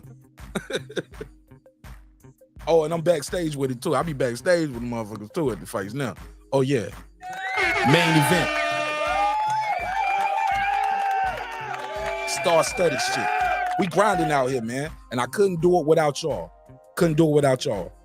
So I'm gonna get through this and I'm gonna make sure I got that the phone lines open so y'all can call in and voice your opinion. Hold on. How you gonna answer? Let me just say this. Because I asked the same question. I said, what y'all basing it on? I said, because I'm gonna tell you what they basing. What y'all basing it on? He did say that. They believe that he was strong. I said, but he's not. I said, Bud is the strongest. I said, what happened if Bud is the strongest? What happened? Somebody say hit that I lied drop. Hold on, what do I got it with? Shots fired.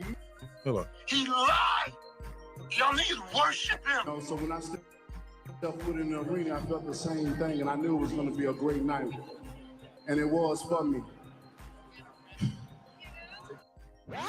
I loved it. The thing about Errol Spence that I don't like about him is that sometimes he be drunk. I see him drink a little bit. Oh yeah. I mean, he was cheating on me, so I did run that nigga over with my car, but oh yeah, he would appreciate. Would you want to go to Dubai, baby? Do you want to go to Dubai, baby? Do it? I'm tired. I'm tired. Yeah.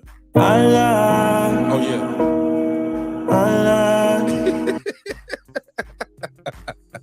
I love it. I love it, man. I love the hate. What happened when the bully hit back? I said, Terence is a dog. Every time one of y'all hating ass niggas unsubscribe, 10 real niggas subscribe right after that. Oh my God, the show is better without you. Dog. And I said, Spence is a dog. I said, Spence is a dog long as he throwing the punches. I said, what happened when he get hit? That nigga was no shark. That nigga curled up like butterfly shrimp, nigga. That's what happened when he got hit. Curled up like butterfly shrimp. Somebody put some, can somebody throw me some butterfly shrimp emojis in the chat, please? Can somebody throw, all that shark shit is for caskets. Errol Butterfly Shrimp Jr. You see what happened? Somebody throw some shrimp emojis in the chat. What I thought was, so y'all can copy and paste it. Let me get that shrimp emoji. From a lower weight division, and in the lower weight divisions, like in the Gamboa fight, he kind of, it wasn't really, you knocked him out, but it was just you coming up from a lower weight class to a guy that's bigger. But he was 135 too. Yeah, let's get that butterfly shrimp in the emojis in the chat. Let's put that shrimp emojis in the chat. Put that shrimp. His name is, he ain't the big fish no more. Eat a shrimp. Curled up like butterfly shrimp. Bud lined him up. Then Bud tell him, don't make me take off my belt. Bud told that nigga, don't make me take off my belt. I ain't one of your kids. I'm gonna treat you like one. And he did though. Oh. What the hell is going on? Beat the shit out of that dude, man. Pillar the post. I still think Harvey Doc stopped it just a little bit too early. And I just thought, watching Errol. Hey, look, y'all better be lucky y'all didn't have Tony Weeks in there. Tony Weeks would have stopped this shit in the second round when his ass was getting fucked up. Might have stopped it in the 7th. Like, look, I ain't letting you come back out here. This shit over. Nope. Y'all lucky y'all didn't have Tony Weeks. Tony Weeks would have really stopped this shit. On tape that he would be able to. Yeah, let's rewind. It was just you coming up from a lower weight class to a guy that's bigger. And I just thought, watching Errol on tape, that he would be able to give you a competitive fight, and that it didn't go that way. Because after the fight, at the post conference, he hugged you like when your mama whooped your ass, and she said, "Come on." Yeah. Hey, look, Crawford tapped him on the hip after the 8th round. You all right, bro? After the 7th, like you know the shit's still going on. I'm just getting started. As long as you can take this shit, I'm gonna keep giving it to you. Pause. Over here, give me a hug. Yeah, but you gotta understand. Like I tell people about that fight with Gamboa. Like you gotta understand, Gamboa was on the pound for pound list. Facts. Gamboa was very explosive. Facts. Gamboa was very fast. You know, and he hit me. He was undefeated. They had identical records. They both weighed in at the same thing. People like, oh, he was weight drained. He was too big. He was weight. Oh, man, get the fuck out of here. You get on the scale, you make the weight, you get your ass in the ring, and you perform. That's how it always been. That's how it's always been. But now the rules have to change for these Texas niggas. And I love Texas. I just like the bitch ass shit that I'm seeing from some of these niggas. That ain't how Texas was made. Not them niggas I know from Texas. And I know some real ones. Not no YouTube real ones. I mean some real ones. The shot that I was overconfident. If you watch that fight, I put my hands down, I stepped right into the punch, and I didn't see it. So, of course, you know, the lack of me staying focused caused me to get cracked with a shot that I didn't see that hurting me. Yeah, we all been hurt in a fight before. So for a person to say, oh, well, you got hurt by little Gamboa, what you mean little Gamboa? We was in the same weight class. Yeah. Same weight class. And slept him. That same round he got hurt, that fight ended. Did Spence finish little Mikey? Never heard of it. Never heard of it. That's cap. Won the belt prior to me fighting him. And in the welterweight division, I stopped everybody that stepped foot in the ring with me. So that should tell some type of story. And Terence, you know, I felt the fight was 50-50, but my thing was I was more familiar with Errol Spence. What I've seen. How you more familiar with Errol Spence? Bud been fighting longer than him. Think about that. If you're more familiar with Errol Spence than you are with Bud Crawford, that means you started watching boxing late, bro. You started watching boxing late.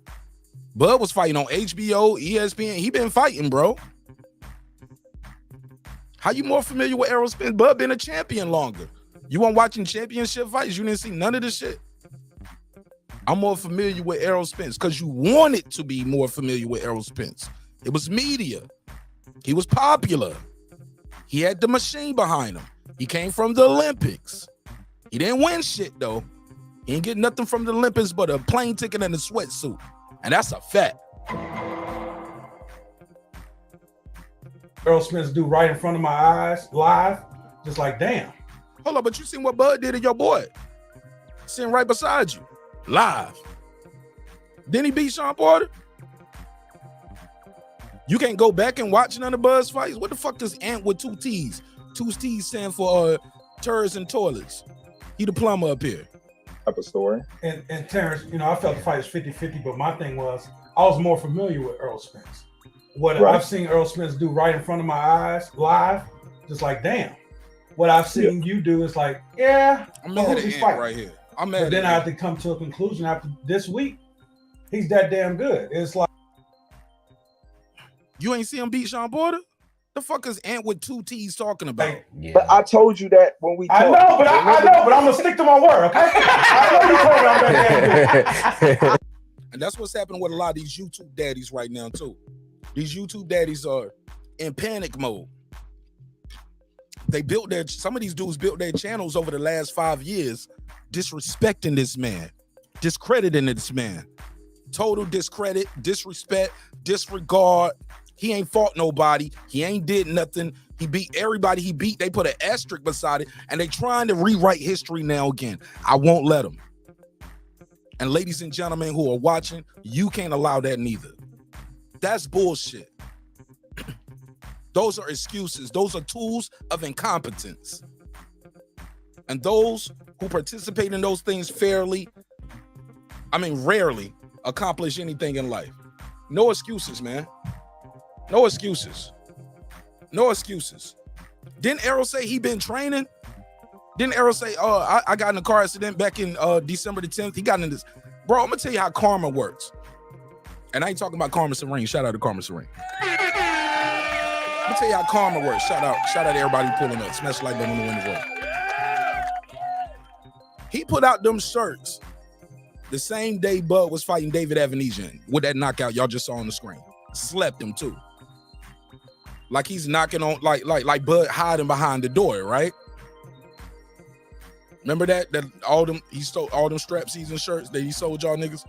Sold y'all 4 shirts, the same shirt. Sold y'all the same shirt, $100 a pop. And you a stupid nigga if you bought four of the same shirts at $100 a pop. And all that nigga did was change the emoji at the end of the all he did was change the emoji at the end of the picture. I was like, this nigga's a genius, man. Shout out to Errol Spence. He know he got some suckers that's following him. He know he got some stupid niggas that's fucking with him. He gets in a car accident again. That's how crazy karma works. He put that shit out the same day Bud fight happened and then gets in a car accident. Now, he says his leg was hurting, but then later on, actually, he says his leg hurt. We didn't get no injury report. Was it the left leg? Was it the right leg? Was it the hip bone?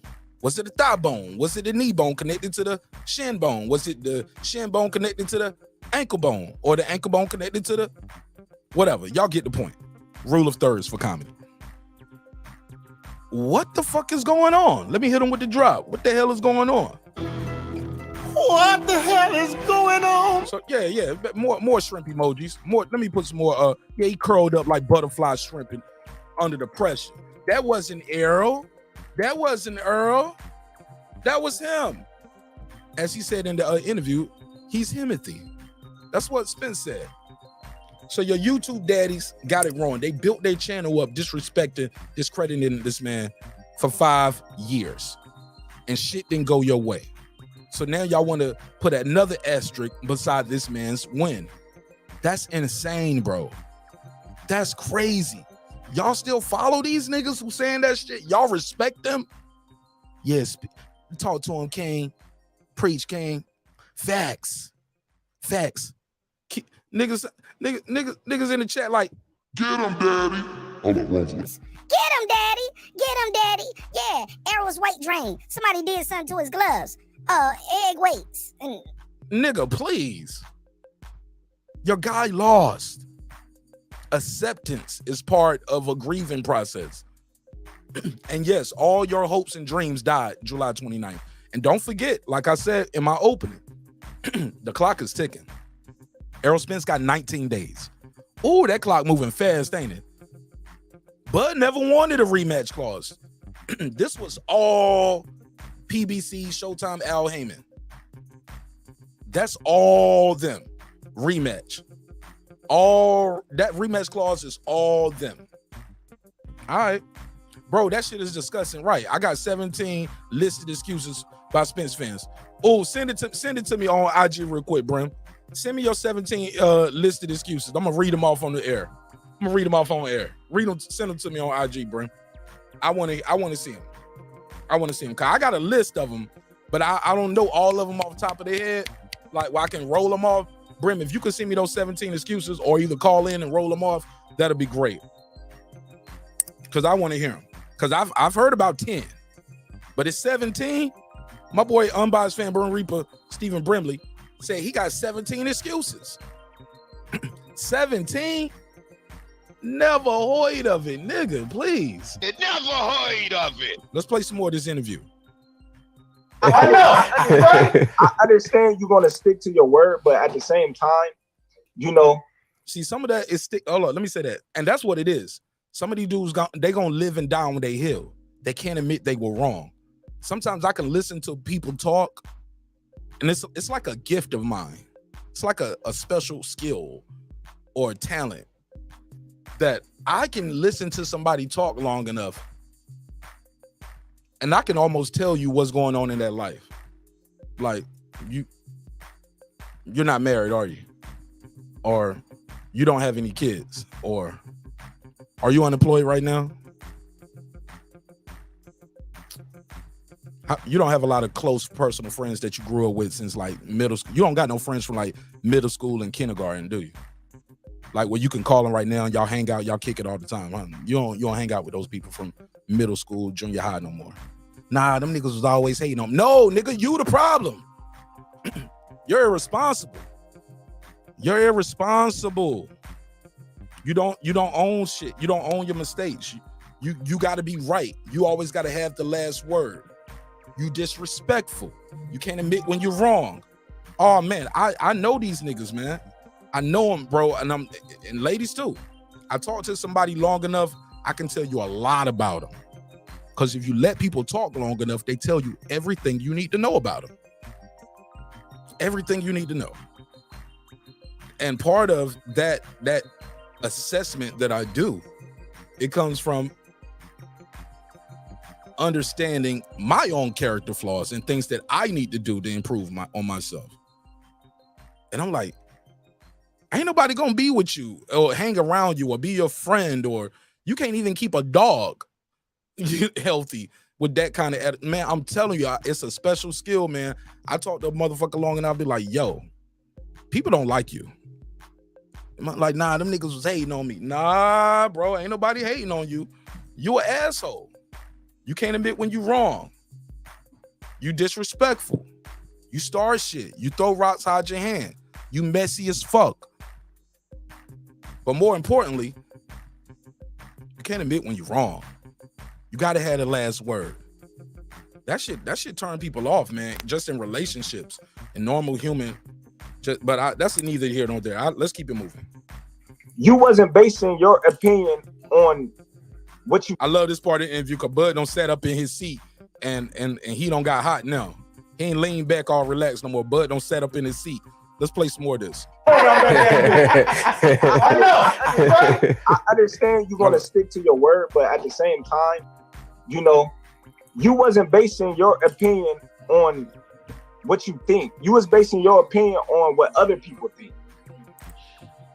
And I told you that. You was basing your opinion on YouTube Daddies. Just say it, bud. Y'all stole my fish fry. For those who just tuning in, who didn't follow the show back in 2021, we did the fish fry over here first. We started that shit. That's our shit.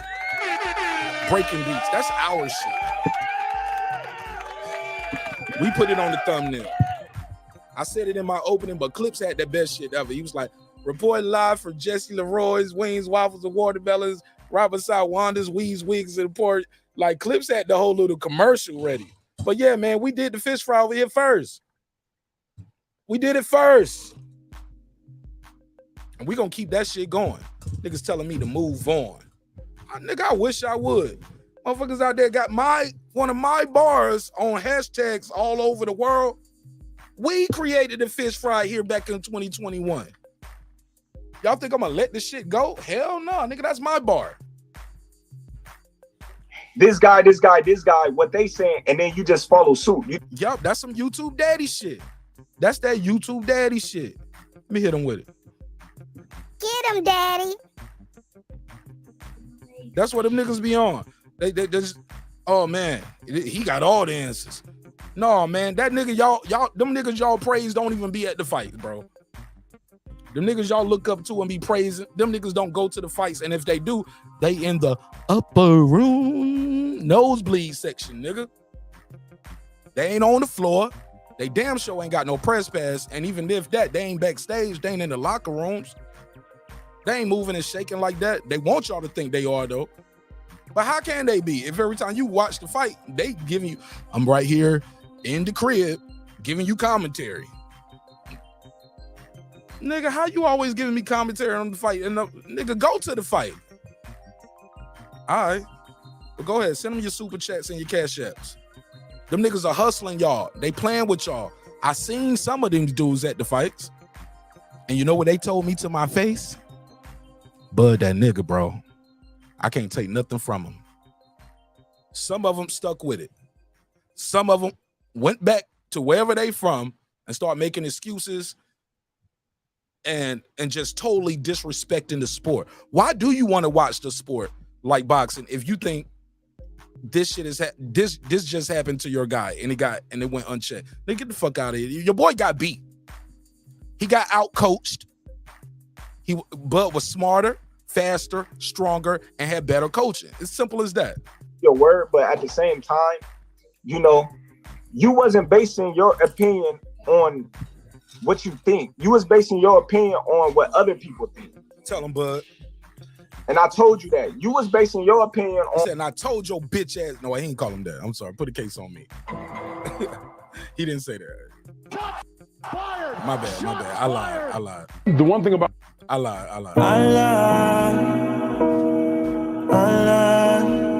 He didn't say that. I lied. This guy, what they saying, and then you just follow suit. You just got in line like you do. See, Bud was all calm before. Bud don't sat up in his seat. That nigga passionate. And then he was like, you based your opinion off, okay, you sent me the list on IG? Cool, I'm about to pull it up right now. Bud was like, you base your opinion on what other people say. You're a follower. Oh, I'm gonna screenshot this. Oh yeah, I gotta screenshot this. There we go. Shout out to my guy, Unbiased Fan Bring Reaper. Let me screenshot this. Damn, it is. Hold on. 1, 2, 3, 4, 5, 6, 7, 8, 9, 10, 11, 12, 13, 14, 15, 16. Damn, Brim Reaper, you got 17 excuses up here. You ain't lying. I lied. Nah, you ain't lying at all. You got 17 excuses. Let me put that on the screen. And I told you that. You was basing your opinion on this guy, what they saying, and then you just follow suit. You just got in line like you do in school when they tell you get in line. And Bud cooking this nigga. Cook this nigga, Bud. You just got in line like they told you in school. Just get in line, stand over there, and blah, blah, blah. Yeah, nigga. They lied to you. Bro. He lied. Y'all niggas worship him. Yeah, your YouTube daddy lied to you, bro. We don't believe you. You need more people. Oh, yeah. Spence is on the clock. 19 days. 19 days. Let's see if he do that rematch. And if he don't, if he don't do that rematch, bro, because it's 30 days. He got 30 days to activate that rematch. And the rematch has to happen this year. He's not going to be ready. Last time I checked, he on vacation. Beyond the Ring with No Need to and Rachel Donaire. What up, though? Shout out to y'all. Happy anniversary to you. Happy 15-year anniversary. Beautiful bliss. Gave y'all a nice shout out at the beginning of this show, and I put a post up for y'all, too. Love y'all so much. Thank y'all for everything you guys have done to support me and invest in my success. And like I said, I got nothing but love and respect for y'all. Y'all worked y'all ass off in camp, came up a little short. But you know what? Y'all did better than Errol Spence Jr. No Nito at 40 years old. Rachel Donaire. Y'all say she don't know shit about boxing either. Oh, man. They did better than Errol Spence Jr. in their fight, and that's a fact. Shout out to Alejandro Santiago, new WBC bantamweight champion. Absolutely. And No Nito, you fought your ass off. Maybe you was a little younger. Maybe if it wasn't the layoff, who knows? You probably could have did a little better, pulled it off. But whatever you did better than Errol Spence Jr. Golly, you did better than Errol Spence Jr. At least you hit him. You hit him a couple good times. Made him go into a plan B, plan C. Came up short, but you did better than Errol Spence Jr. Errol Spence got his ass whoa. Not whooped or whipped or beat. He got his ass whoa. All right. Yeah, I got to twist the knife. I'm hurting some people's feelings. Hopefully they unsubscribe I'm trying to make them mad enough where they unsubscribe. Take me off your Twitter, your Facebook, your IG. I want to make you mad. That's my plan. And then you walk through the door. I'm not falling line. I love that part. Oh no, yeah, and you fell in line. Ant fell in line. He was like, Bud was like, what made you think this guy could beat me? You heard people say stuff about me, and you just fell in line with whatever they said about me. You're a sheep. That's what Bud should have said, nigga. You a sheep. Not a sheep. A sheep. Gotta put a high pitch on it. That's how them Spence fans been sounding last couple days right now, last couple weeks, crying and shit. Man, I can't even watch that fight, nigga. It was like, nigga, I heard one nigga say some dumb shit like, it was like watching somebody come into my house and take my child from me. I was like, nigga, you sound stupid. This is a boxing match. What the fuck are you talking about? I was like, nigga, what the fuck are you talking about? All right, whatever. This guy, what they saying, and then you just follow suit. You just got in line like you do in school when they tell you get in line, and then you walk through the door. I'm not falling line type of nigga. Okay. Oh, you definitely a fall in line type of nigga. Okay, D-Bud, hold on. I told him the same thing. I said, y'all, if y'all believe the accolades and y'all believe the titles and y'all believe everybody else, you going with the bandwagon. I said, but if you look at it, it's gonna be an easy fight. He gonna run into everything. And he did run into everything. Skills pay the bills. Everything. Okay, I'm gonna tell you what set it off for me is what I'm gonna check it out, Rachel. Errol being hurt. I thought he was fighting. That was elite Kell Brook. He came back, got Kell Brook out there. When he's fighting Shawn, I felt like that was elite Shawn. Then I knew those two guys when they fought Terence. I'm like, all right, whatever. So tell me this. Look at Shawn. Yo, Shawn Porter looking at him in this interview like, hold up, nigga, I'm sitting right here. What you mean I ain't elite? Shawn Porter sitting right there. Shout out to Punch Run Boxing. What up, fam? What you mean I ain't doing my thing? But Terence about to crush that. I'm telling you, this dude still got a chip on his shoulder. This shit ain't over with Terence. He still got work he want to do and prove some people wrong. And I'm all for it. I'm here for it. So tell me this. Your YouTube daddies lied to y'all for 5 years. 5 years. They lied to y'all. Push narratives, got their paper, and niggas still didn't go to the fight. They did episodes about this fight every night, 3 times a week, sometimes 2 shows a day. Didn't show up. Probably stole the pay-per-view. Never heard of it. Nigga, please, put a case on them. They lied to y'all. They lied to y'all. He lied. Y'all niggas worship him.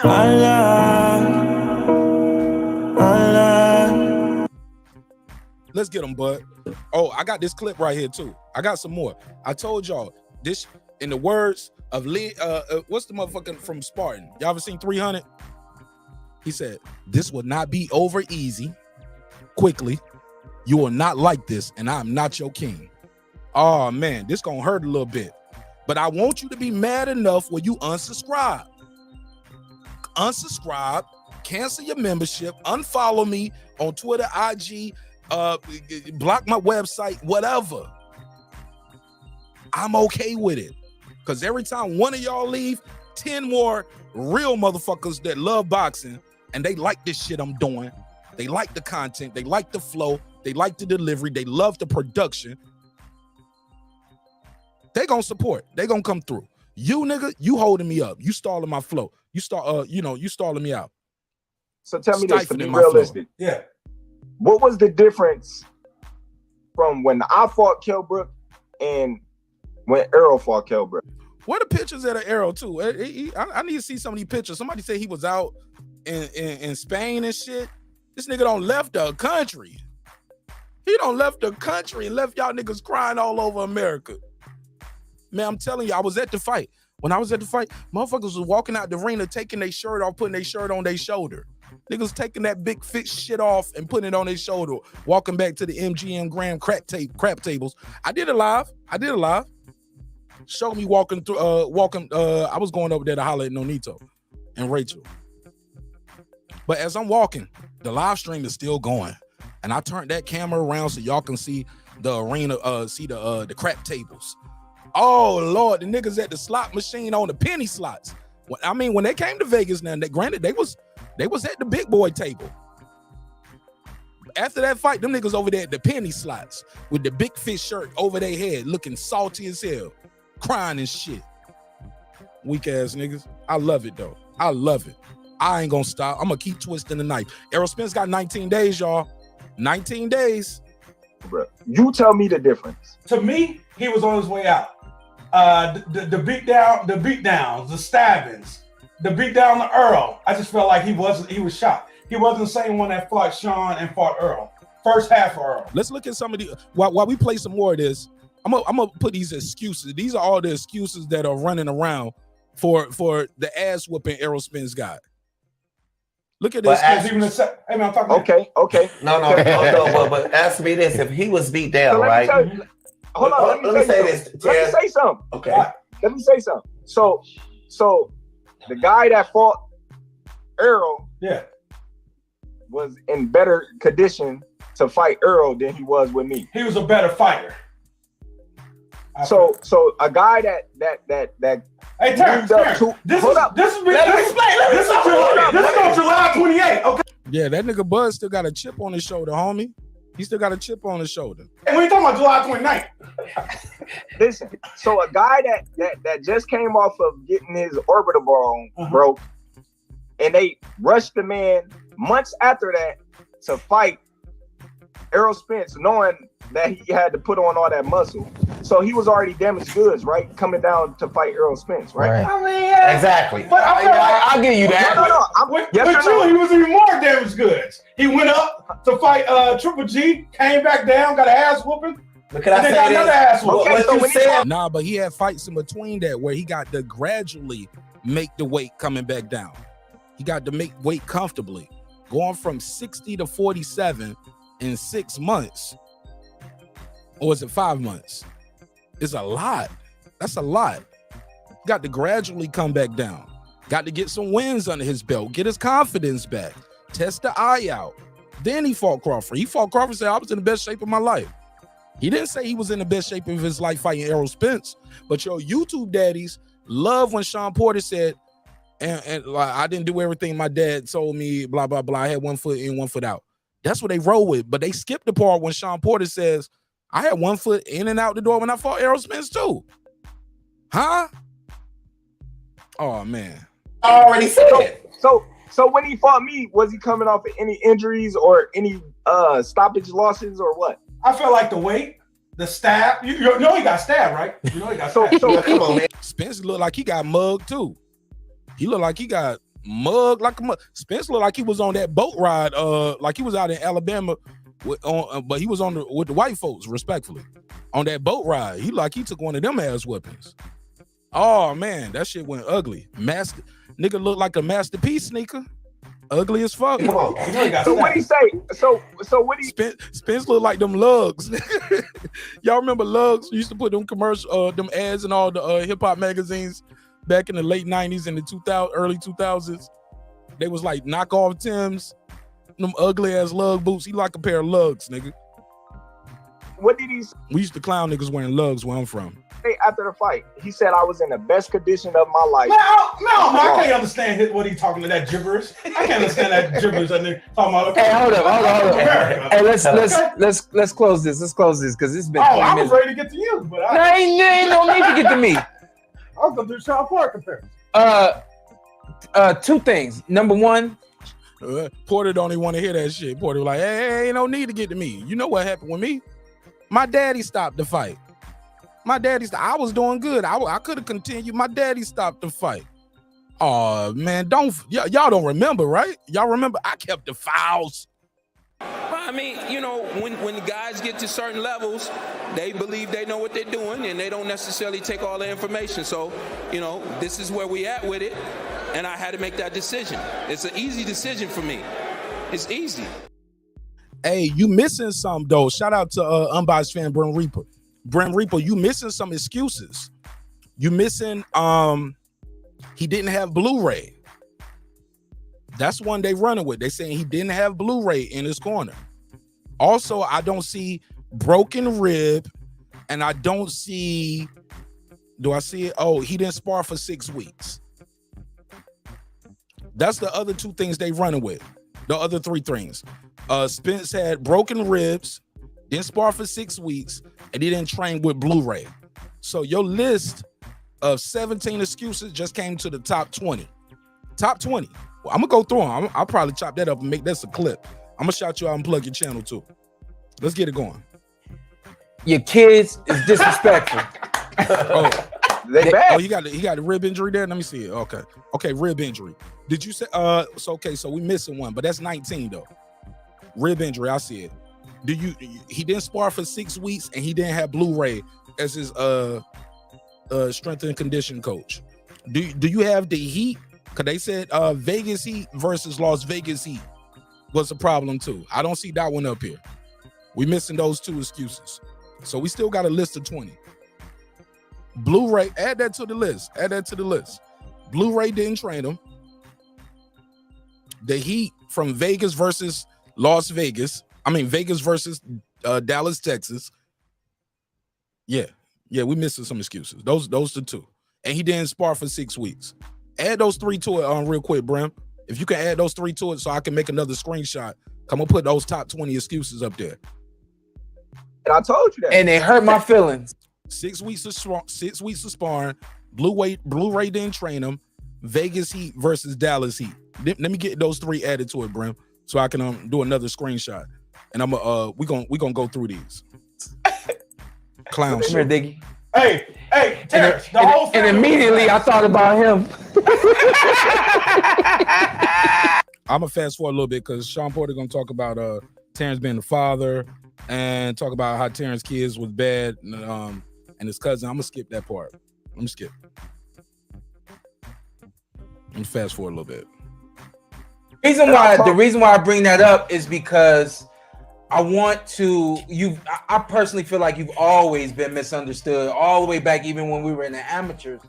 But those two, when that happened to me, it was like I'm trying to navigate the room. Obviously, I don't. Okay. He said the 6 weeks of sparring. Okay. What about the other two? Add the Blu-ray, add the Vegas Heat, and I got one more. It's just freaking skipping me right now. It's gonna come to. I'm gonna do nothing that's gonna disrupt anything. I don't want to interrupt what you had going on, nothing like that. But I'm keeping real. Like I felt uncomfortable. Somebody's kids put their hands on you. It's like who? Somebody. Bud is not smiling when he say that. Bud is not smiling right now. Bud is like, I'm gonna whip their ass for that shit. Yeah. I'm known as a tattletale. And you definitely look like a tattletale, Sean Porter. I like Sean Porter, but Sean Porter definitely look like he sucked his thumb too long. Nigga got an overbite like a motherfucker. Look like he could eat an apple with one bite. I ain't lying. What the hell is going on? That nigga eat an apple with one bite.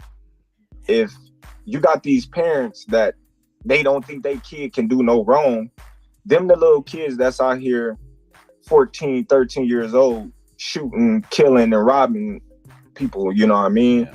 And facts. Thinking that they don't have no consequences behind their actions.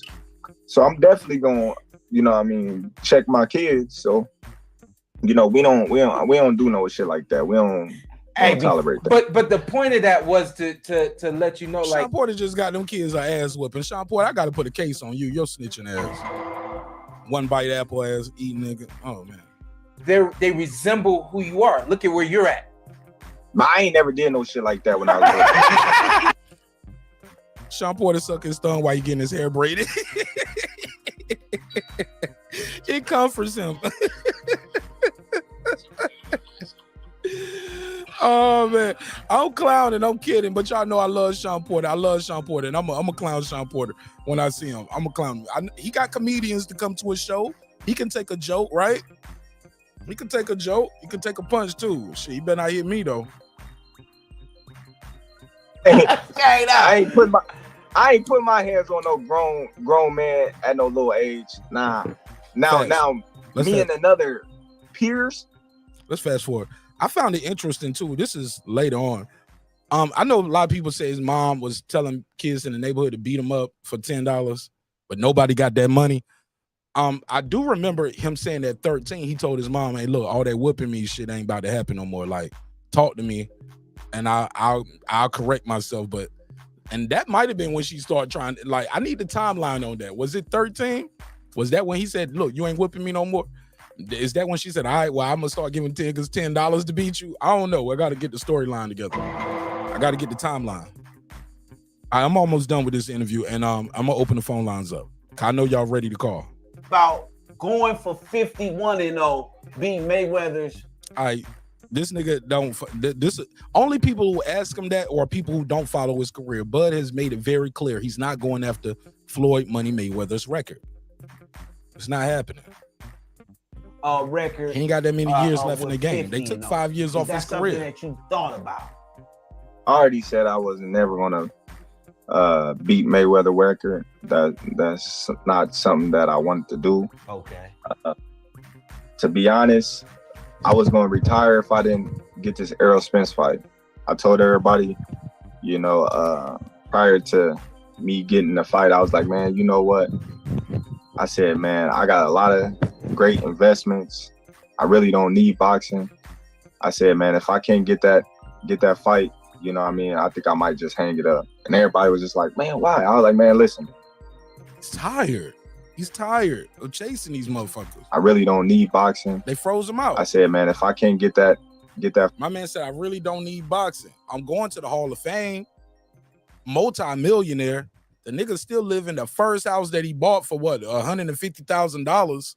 He didn't ball out trying to keep up with Floyd Mayweather. He didn't go get a Rolls Royce, a Ferrari, and a Phantom, and all that crazy shit. That nigga been saving that bread. He know it's gonna all stop one day. He ain't like, oh, I gotta buy 100 acres behind my house. Nah, man, I'm good. I'm gonna save my money, bro. I'm gonna hold on to this money. I'm gonna buy a property here, a property there. I'm buying properties. Bud has been smart with his investments. I gotta salute him for that. People's like, why he ain't get no haircut? Because he's saving his money. Haircuts cost money. Bud show. Hey, look, look, this ain't no joke. It's a joke, but it's a real talk. My wife was with me in Vegas, right? And we looking at the marquee, like as you going through Vegas, like the banner for the fight poster kept coming up on the screen. She was like, could one of them niggas go get no fade or nothing for the poster? She was like, Spence got a little afro, Bud got a little afro. They look like wanted posters. She was like, them niggas look like they runaways or some shit. Look, somebody looking for y'all. Like, nigga, why y'all ain't get no lineup enough for the poster? Niggas looking nappy as hell, respectfully. I was like, they training, baby. She was like, I mean, but it would have sold more if they was looking cute. I was like, all right. She's like, them niggas look rough. I said, they fighters, they are rough. That right, fight, I think I might just hang it up. And everybody was just like, man, why? I was like, man, listen, I'm 35 years old. I've been doing this since I was 7 years old. I really don't have nothing to prove. I'll be 36 next month. So I was just like, kind of like down, but then everything just started moving for me. And I was just like, oh yeah, we gonna get this fight. I'm about to get this fight. And I just got excited about boxing again. And then I was just like, yeah, I want Errol, then I want Jamel. I want Errol, then Jamel. Them was two history making fights, that I really want. And that's something that I've been saying that I wanted for a long time. And for that to come to fruition, all I got is Jamel now that I need, to yeah, that's all we need. Solidify myself as. No, but you are solidified, bro. But I get it. What he wants to do is this. He all-time great of all boxing. He wants to be the GOAT, all-time great of boxing. He wants to be the all-time great of boxing. He wants people to say Muhammad Ali, Floyd Mayweather. No. I got Bud over Floyd. He want that argument. He want people to say, I love Ali, but shit, man, Bud would beat everybody, man, pound for pound, man.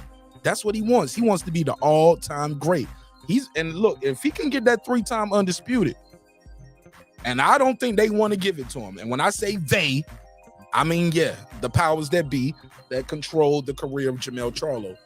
They don't want to see this nigga from Omaha do that shit. So if you got Jermell, would you say I'm done after that? Of course. Okay. Woo! So we got an answer on that. That'll be his retirement fight.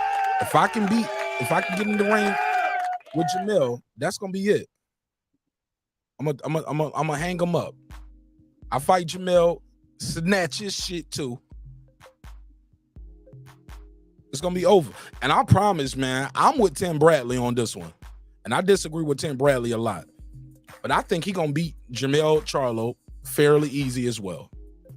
I know some people are like, nah, man, Jermell bigger, man. Jermell big, man. Size don't matter. Skills pay the bills.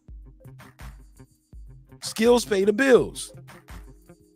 And he's gonna be growing into the weight while Jermell Charlo is gonna be coming back down 2 divisions. All right. And he probably gonna get his. Now, granted, some people ain't gonna give him his props. They're gonna be like, well, Jermell was damaged from Canelo. Even if he wins, they're gonna say he's damaged from that fight because he is gonna take some damage. Canelo is gonna hit his ass. Might stop him. Okay. 100%. Hey, Terrence, what's the thing about Jermell? Because if you know, I feel like you don't like Jermell. And if I don't. You got respect. Oh, I think he said, what's the thing about Jermell? You don't like. Look at Ant trying to find his new person, a new nutsack to latch on to. Pause. Come on, Ant. You know what it is. You still ain't following the storyline. He don't fuck with Jermell. Jermell don't fuck with him. And for the people who saying, why is he going after Jermell? He need to fight Boots Ennis. If he don't fight Boots Ennis, that's a duck. I'm gonna tell you what. During that fight, he was standing on the ropes while Errol Spence is trying to pick his senses up and his shark fins off the damn canvas. He's over there looking at Jermell Charlo.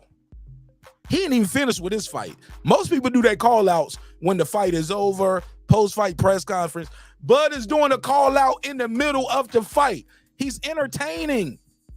He was entertaining the crowd. He letting them know what the fuck is up.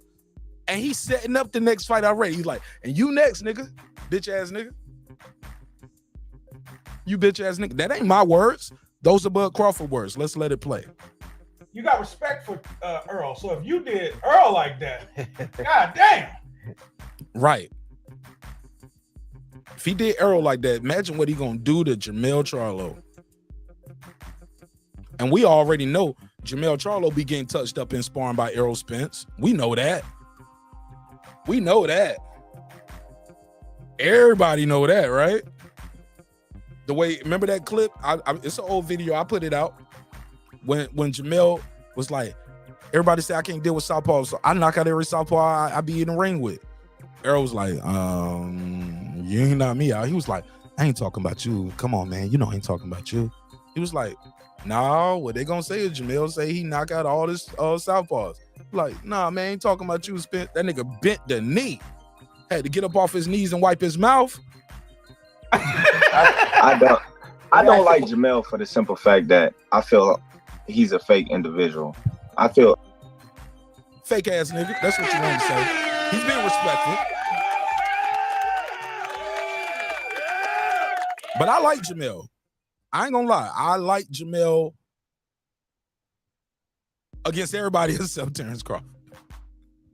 And Errol Spence. I had Errol Spence edging Jermell out too, if they was to ever fight. But that shit for Cass is now. Cause we smoking shark fins tonight, nigga. Where my pack at? We smoking shark fins tonight. Errol is real. I feel he's genuine. I feel like, you know, he stand on, 10 toes on everything that he say or do. That's what I'm saying. Errol is not a bad guy. It's hard to not like him. Y'all know I met Errol Spence Jr. at the Frank Martin fight. Took a picture with him. Cool dude. Answer my questions. Prove me for my press pass. It was a man down promotions. I like Errol. I don't like his fans though. Fee 5-4 figure. I hate all y'all Spence fan niggas. Oh, I hate y'all Errol sexuals with a passion. Shout out Coach Malachi. He coined that term. I feel he's a fake individual. I feel Errol is real. I feel he's genuine. I feel like, you know, he stand on, you know, 10 toes on everything that he say or do. I feel like Jamel is just, you know, one of those guys that do a lot for attention. I was cool with Jamel and Jamal and their older brother, you know, prior to me moving up in weight. You know, I got messages with he hit me up, and you know what I mean, asking me pull up. He gonna pull up in Omaha, and we talking about cars, and we talking about all different type of stuff. You know what I mean? And once, you know, I moved up in the division, and I understand that they stable mates, and he trained with Errol coach, and they've been knowing each other for a long time. But for him to start bashing me and talking bad about me and saying I'm gonna get knocked out, and you know, just going on just to, you know, going out his way to say little slick shit about me, I was just like, man, that's some hoe shit. Like, we don't do. Yeah, well, hoes gonna do some hoe shit. Respectfully. Knocked out, and you know, just going on just to, you know, going out his way to say little slick shit about me. I was just like, man, that's some hoe shit. Like, we don't do shit like that. Like, if you cool with him and you more cool with him, just say that and then just keep it pushing. You don't gotta act no extra way and doing all that extra shit. Same like Broner. You know what I mean? Me and Broner not close. You know what I mean? But we have a mutual respect for each other, you know, and Broner told me to my face, and I respect his opinion. Like, he like, man, I got Errol. You know, I'm closer. I fucks with you. You my brother, but I got a real bond with Errol, and I've been having a real bond with Errol. So I'd rather you be like that and be up front, and then just watch it as a fan. But then you going to, oh, Errol gonna knock his ass out. Do this, we doing that. We Texas boys, this, that. Man, you from Louisiana, bro. Come on, man. I'm from Louisiana. Like, I know, I'm just saying, like, what fuck you too, Texas. Hold on, what fuck you too, Ant? Talk about, well, I'm from Louisiana. Nigga, you can get it too. Let's go, bud. Let's go. His ass out. Do this, we doing that. We Texas boys, this, that. Man, you from Louisiana, bro. Come on, man. I'm from Louisiana. But you claim Louisiana. Like, he I know, I'm Texas. just saying, like, he from Texas. Right, he falls flat. To the heart. And I just like, I don't like shit like that. And I just like, man, dude, I don't rock with that. Terrence, what was you telling him while you was whooping this boy's ass? What did you tell him? Because that was crazy. I just told him he a bitch ass nigga.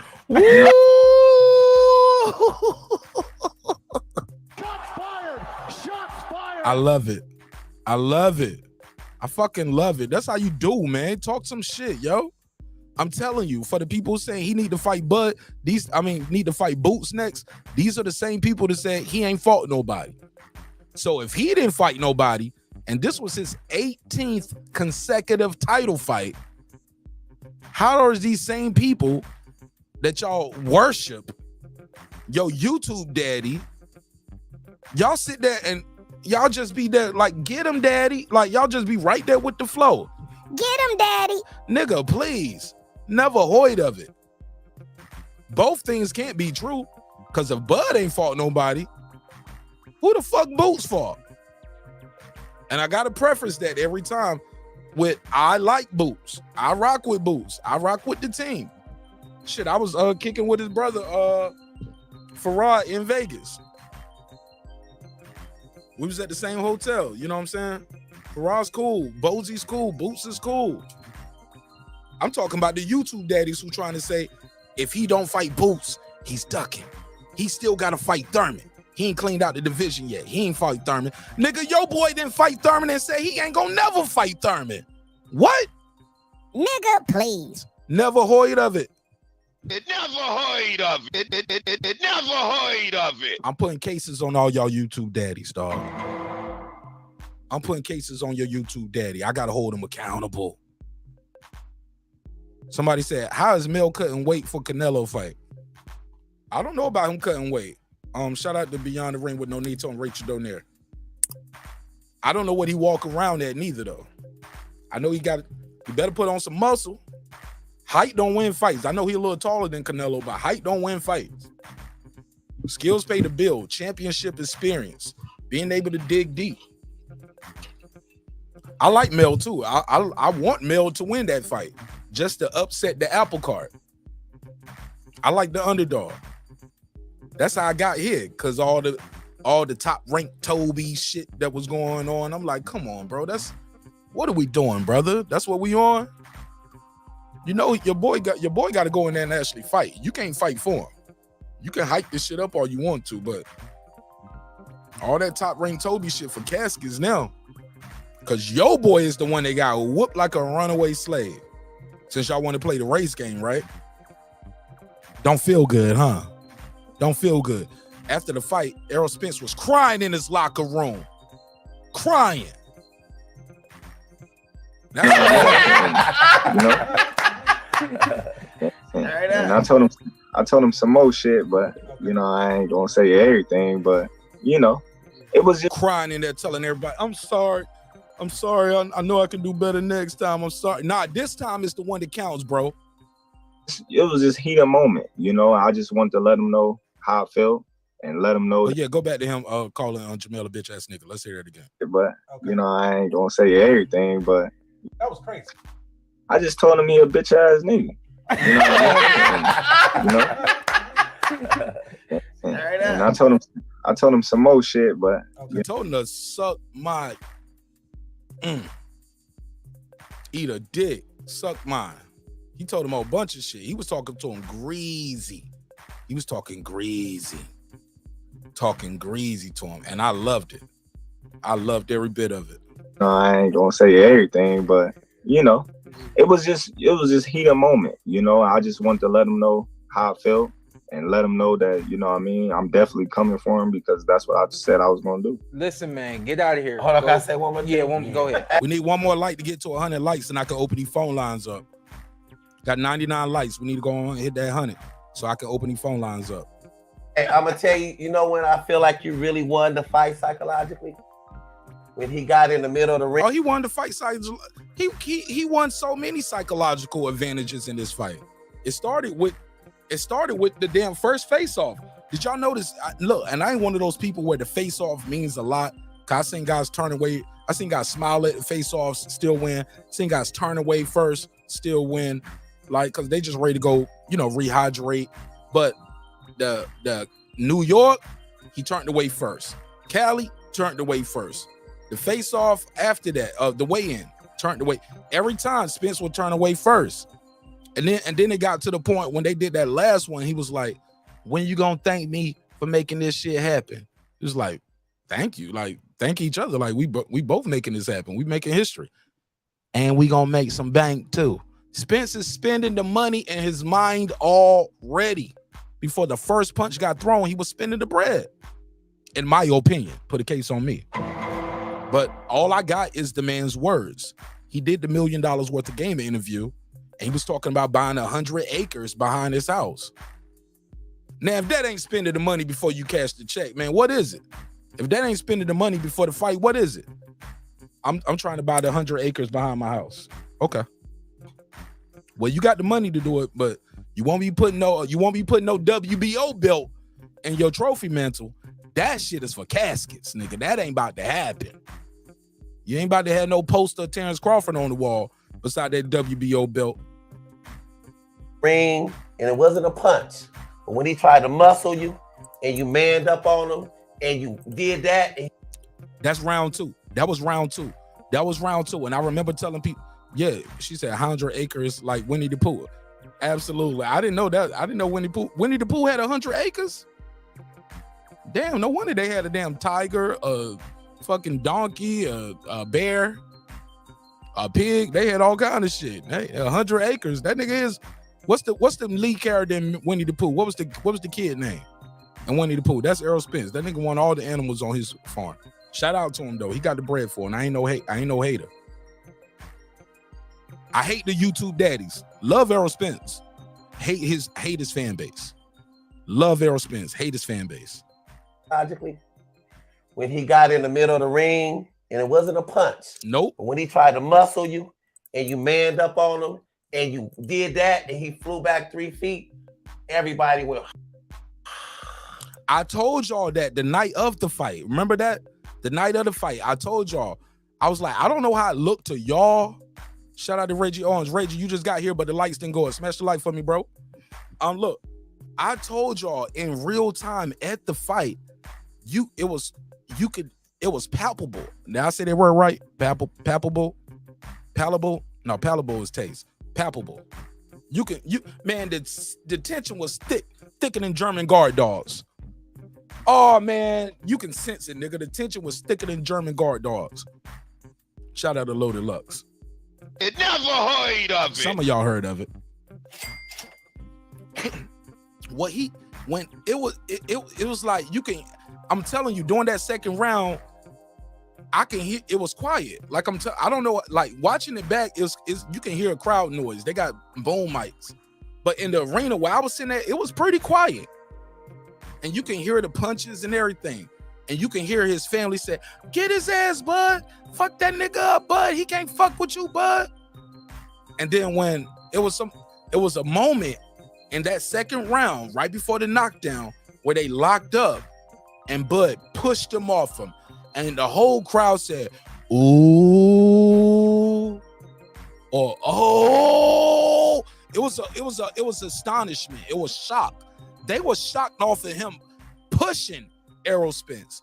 And this is early in the fight. This ain't like around 11, 10, 12, because we all know that nigga didn't make it that far. You can hear the crowd was like, "Oh, it's over. It's over. Bud is stronger, bigger." He pushed him, and the boy went back 3 feet. We was like, "Oh, the writing is on the wall." And then it happened. Let's go. Because at that point, that's when it was psychological. And at the last press conference, when you took it a little bit out of the arena and you went with the hood, like when that hood came out, you know what I mean? Yeah. When that hood came out and Derek James got scared, right? Fear. With all this stuff. Yo, Bud laughing his ass off. Bud was like, "Yeah, that nigga did get scared." Yo, before the fight started, I don't know if any of y'all saw this. Derek James was like jumping up and down and like moving his knee to his chest, like he was about to fight. I was like, this nigga is having flashbacks of his fighting days. Derek James, you cannot fight for him. Oh, and I saw that shit that was going on too, that Derek James was checking his gloves because even Derek James was shocked at what just happened. He wanted to feel his gloves. Man, take them shits home with you as memorabilia, bro. Y'all was watching his hands get wrapped. Them shits are signed. The ass whooping happened. It is what it is. Let's go. That hood came out and Derek James got scared, right? What do you do? With all due respect, I'm a real dude. I'm a real nigga. I know the rules, right? Right. When he came back and said, "I'm gonna shoot a shout out to my mother and father," I said, "Oh, it's a wrap." You know what I mean? I promise you, I was sitting beside Sugar Hill, Andy Ruiz, Jelena, Ebony Bridges was sitting right in front of me. I'm telling you, I'm on the floor. Judge Mathis was right there. I'm on the floor. I'm not in the nosebleeds. I'm on the floor watching it in real time. I can hear the punches. I can hear Crawford's family screaming. And I heard Errol Spence family and fans screaming too. Different reasons, of course. Harvey Doc stopped it too early. I promise y'all, Harvey Doc could have let that shit go. It could have let a couple more punches fly. Stopped it a little too early. If Errol Spence able to look at him and like, "Hey, what you doing?" That means you stopped it a little too early. let him take some more of them licks. Put him in the dirt, right? That's what Errol wanted to do to him. Put him in the dirt. Man down. Man, they was trying to save Errol Spence the whole fight. Even round 5, they had the doctor coming in and checking Errol Spence. Even Errol Spence was looking at the doctor like, "What the fuck is going on?"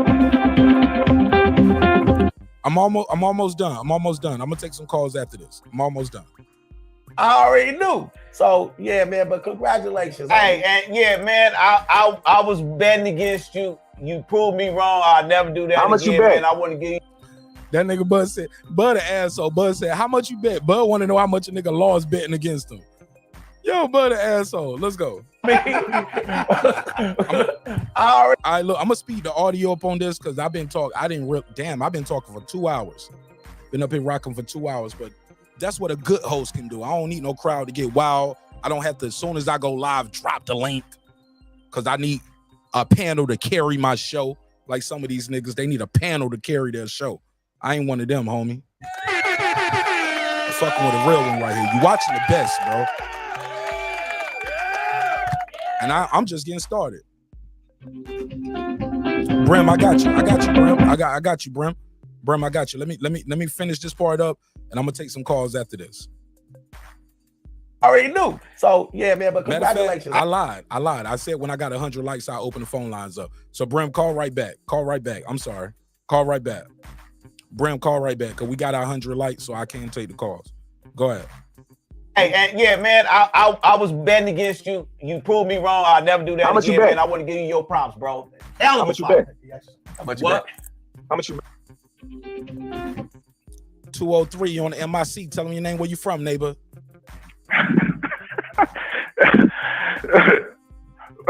Stephen Remley from New Haven, Connecticut.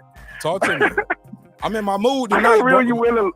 I can tell this shit is hilarious. I gotta reel you in though. You trying to get that man really, really, really hurt, bro. What you mean? What I do? It too soon. You said he stopped it too soon. He stopped it too bro, soon. You doing too. Bro, come on, man. That shit should have Too been stopped early, after the too 7th early. round, bro. Did you see No, that? too late. No, he stopped it too early. Yes, after the 7th round, he should have stopped the fight, bro. What did Errol Spence do? He raised his arms. He looked at Harvey Dog. It's like, what you talking about, man? Because and this is where my respect for Spence is in play. Because Spence is a warrior. He went out on his shield. He didn't go out like a B.I.G.I. He didn't do Harvey a Ryan Doc Garcia. saved He him. kept on trying to fight. Now Harvey Doc saved him. Him going out on his shield. Yeah, but he could have easily folded, bro, because he knew that he could have folded, bro. He could have already been folded. He was getting folded up, and he could have just went ahead and tucked himself in and called it a night. And he kept on trying, even though he was not succeeding. No, going out on your shield. Going out on your shield looks like this. I don't know if you can see the screen, but going out on your shield. Well, they didn't like let that. him go out on his shield. I want him laid out. Right now. You about to make... I want him laid out in the crucifix position. Sleep. I want to see him snoring.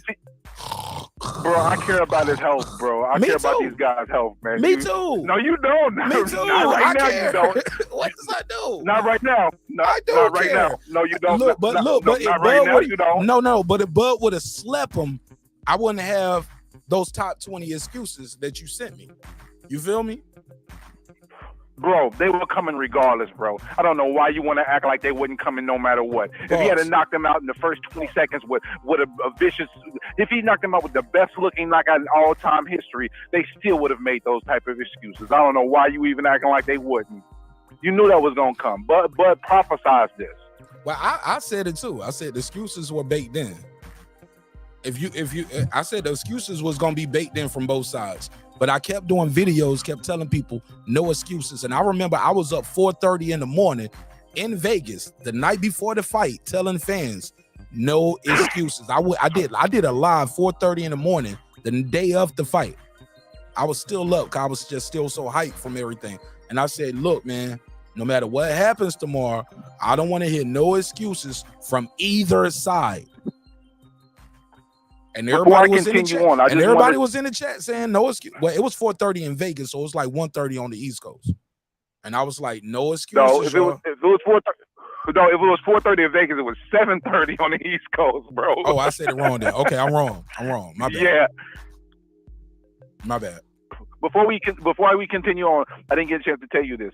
Congratulations, because you had a phenomenal lifetime type of experience.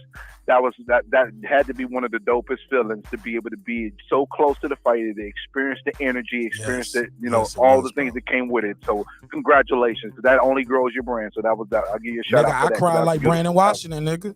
We was crying for me and Brandon Washington was crying, but we was crying for different reasons. Different reasons.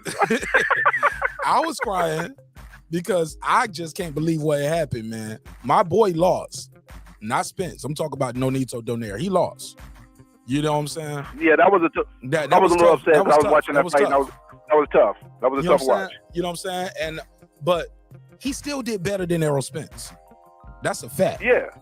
Can we agree to that? He won more rounds than Errol Spence Jr. You get what I'm saying? And he didn't go to sleep. He didn't get dropped 3 times. And he's 40. No. He just got our boxes. You know, the age hit him at that moment. Hey, he definitely didn't look the same that fight. Yeah, and also too, I think the prep. Look, when you 40, that ring rust fucks with you a little bit. But also too, I think you know what. But also too, remember that put that fight off another week too.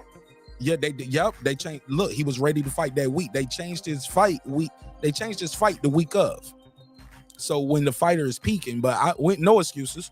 That's what the Spence fans are doing.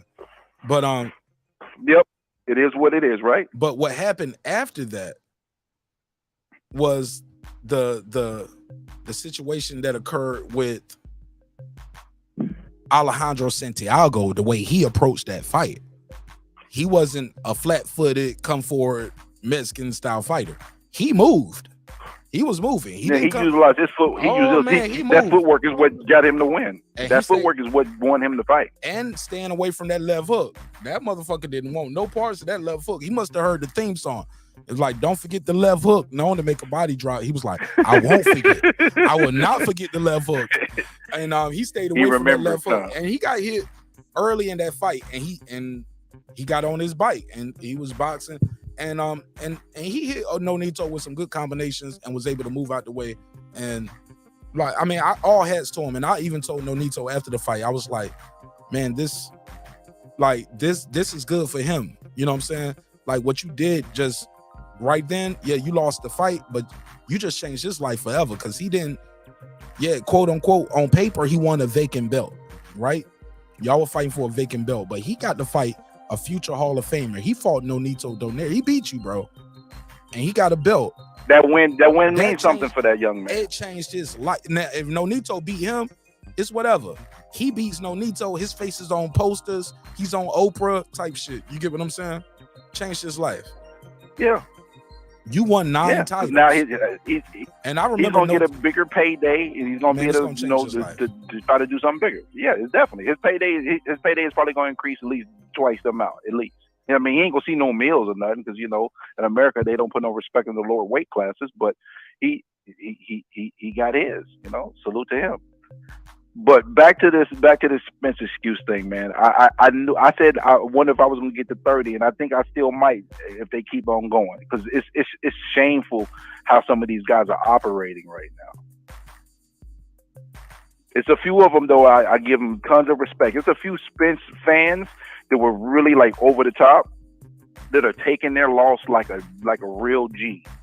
But unfortunately, that's the minority. Shit is pitiful, bro. And the thing is, Spence made not a single excuse, bro. Not one. And that's why I'm not even going to come at Spence anyway. I'm going to give Spence his respect because he went in there. He made a fight that his team didn't even, the people and the people that is in power did not want to make. And we've already seen that based on what Floyd Mayweather said. They didn't have intentions of really have him fighting Bud. They tried to force Thurman down his throat, and he told them, no, I'm going to follow through what I said I was going to do. Win, lose, or draw. And that's why I give Spence his respect. Even though he partook into the process of what happened before the fight. Yeah, he did take part of that shit. Yeah. But he made right by it. He made right though. He made right by making the fight, and he made right as well by not making excuses when he lost. And that's why I'll give Spence his respect. I'm not gonna dog Spence out. I'm not. Because I liked him as a fighter. I just knew that Bud was a better fighter than he was, That was all it was to it to me, man. But it's crazy, man. And one thing I thought Spence already exercised his rematch clause. I thought the only thing is pending is him getting the medical clearance. I could be wrong. How can he exercise it and get that going? Because you have to within 30 days. I thought he already immediately exercised it, but he has to be medically cleared for the fight to go through. Oh, he do got to. He can exercise it, but they still. He do got to get medically cleared. Because remember. Yeah, because he has 60 days. He got 60 days of suspension, but he got to exercise that rematch clause in 30 days. But I thought he already exercised it all. Nah, that's verbal. That's verbal. Okay. That's it's verbal. Not on paper, y'all. I thought he did, though. I mean, no, that's him saying him saying, I hope we can do it again sooner than later. IG and Twitter posts and what he's saying to his son on All Access is not official. He got to do the paperwork. He got to send the email. He got to ask. Email champ. He got to talk to King Crawford and ask, will King Crawford please fight me at 154? Please fight me again. And it's for nothing. It's no belts. And fuck around. Are the sanctioning bodies going to strip Crawford if he go fight Spence at 154 this year? Are they going to? I don't think they will, but I think he's going to drop the belts though. I mean, that's going to be an interesting dynamic because so many things are going to happen in a very few days. It's going to be like a week period where everything happens. September 28th, Spence's 60 days. September 30th, Charlo versus Canelo, and then that week right after, we're going to be getting hit with lots of news because there's so many things pending. The fact that Charlo was going to get stripped of his WBO. The fact that Charlo said he's going back to 154. Then he has to fight Canelo. Well, if he beats Canelo, then what happens? If he loses Canelo, is he going back to 154? So it's so many things hanging in the balance that we don't really know what's going to happen till a couple dominoes fall. Which makes it very interesting. It really does. I'm looking forward to see what transpires because, I personally believe this is what's going to happen. And again, this is nothing factual behind this. This is based on what I've seen. I think Charlo loses to Canelo, but has a really good showing. Like he'll start off strong, and I think he falls off during the back end. And I think one of the things that's going to cost him lose his fight is his lack of in-fight adjustment ability. Cool. He does great adjustments from fight to fight, but not fight during the fight. That's Charlo. Oh yeah. Wow. Yeah, he doesn't make good in-fight adjustments. He makes great adjustments from fight to fight, but not within the fight itself. So I think he loses to Canelo, but the dynamic is, I think what he will actually do is he's going to fight Zoo to go get his belt back, and then Bud is going to fight Spence again, and then Bud is going to fight Charlo for undisputed. That's what I think may happen if Charlo holds to his word.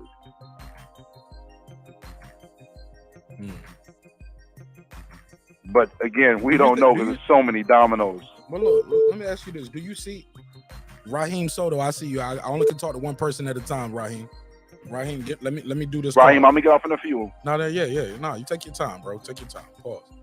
Let me ask you this though. Do you see Charlo coming back down to 154 if he's successful at 168? I think Canelo got a rematch. I don't. If he can beat Canelo, that motherfucker staying at 168. And that's why I said so many dominoes going to fall, because I think if he beats Canelo, then you know what's going to happen? What? I personally believe if he beats Canelo, then Spence is not going to rematch Bud and Nish off the bat, because he can go the WBC route and go challenge Mendoza for his belt at 154. And then Bud can go fight Tim Tszyu for his WBO, and then them two can rematch again with something on the line with a unification at 154. But I hear you, and in theory that sounds good. But those are all of those you said were different units, though, right? Mendoza, who is Mendoza with? PBC. Okay.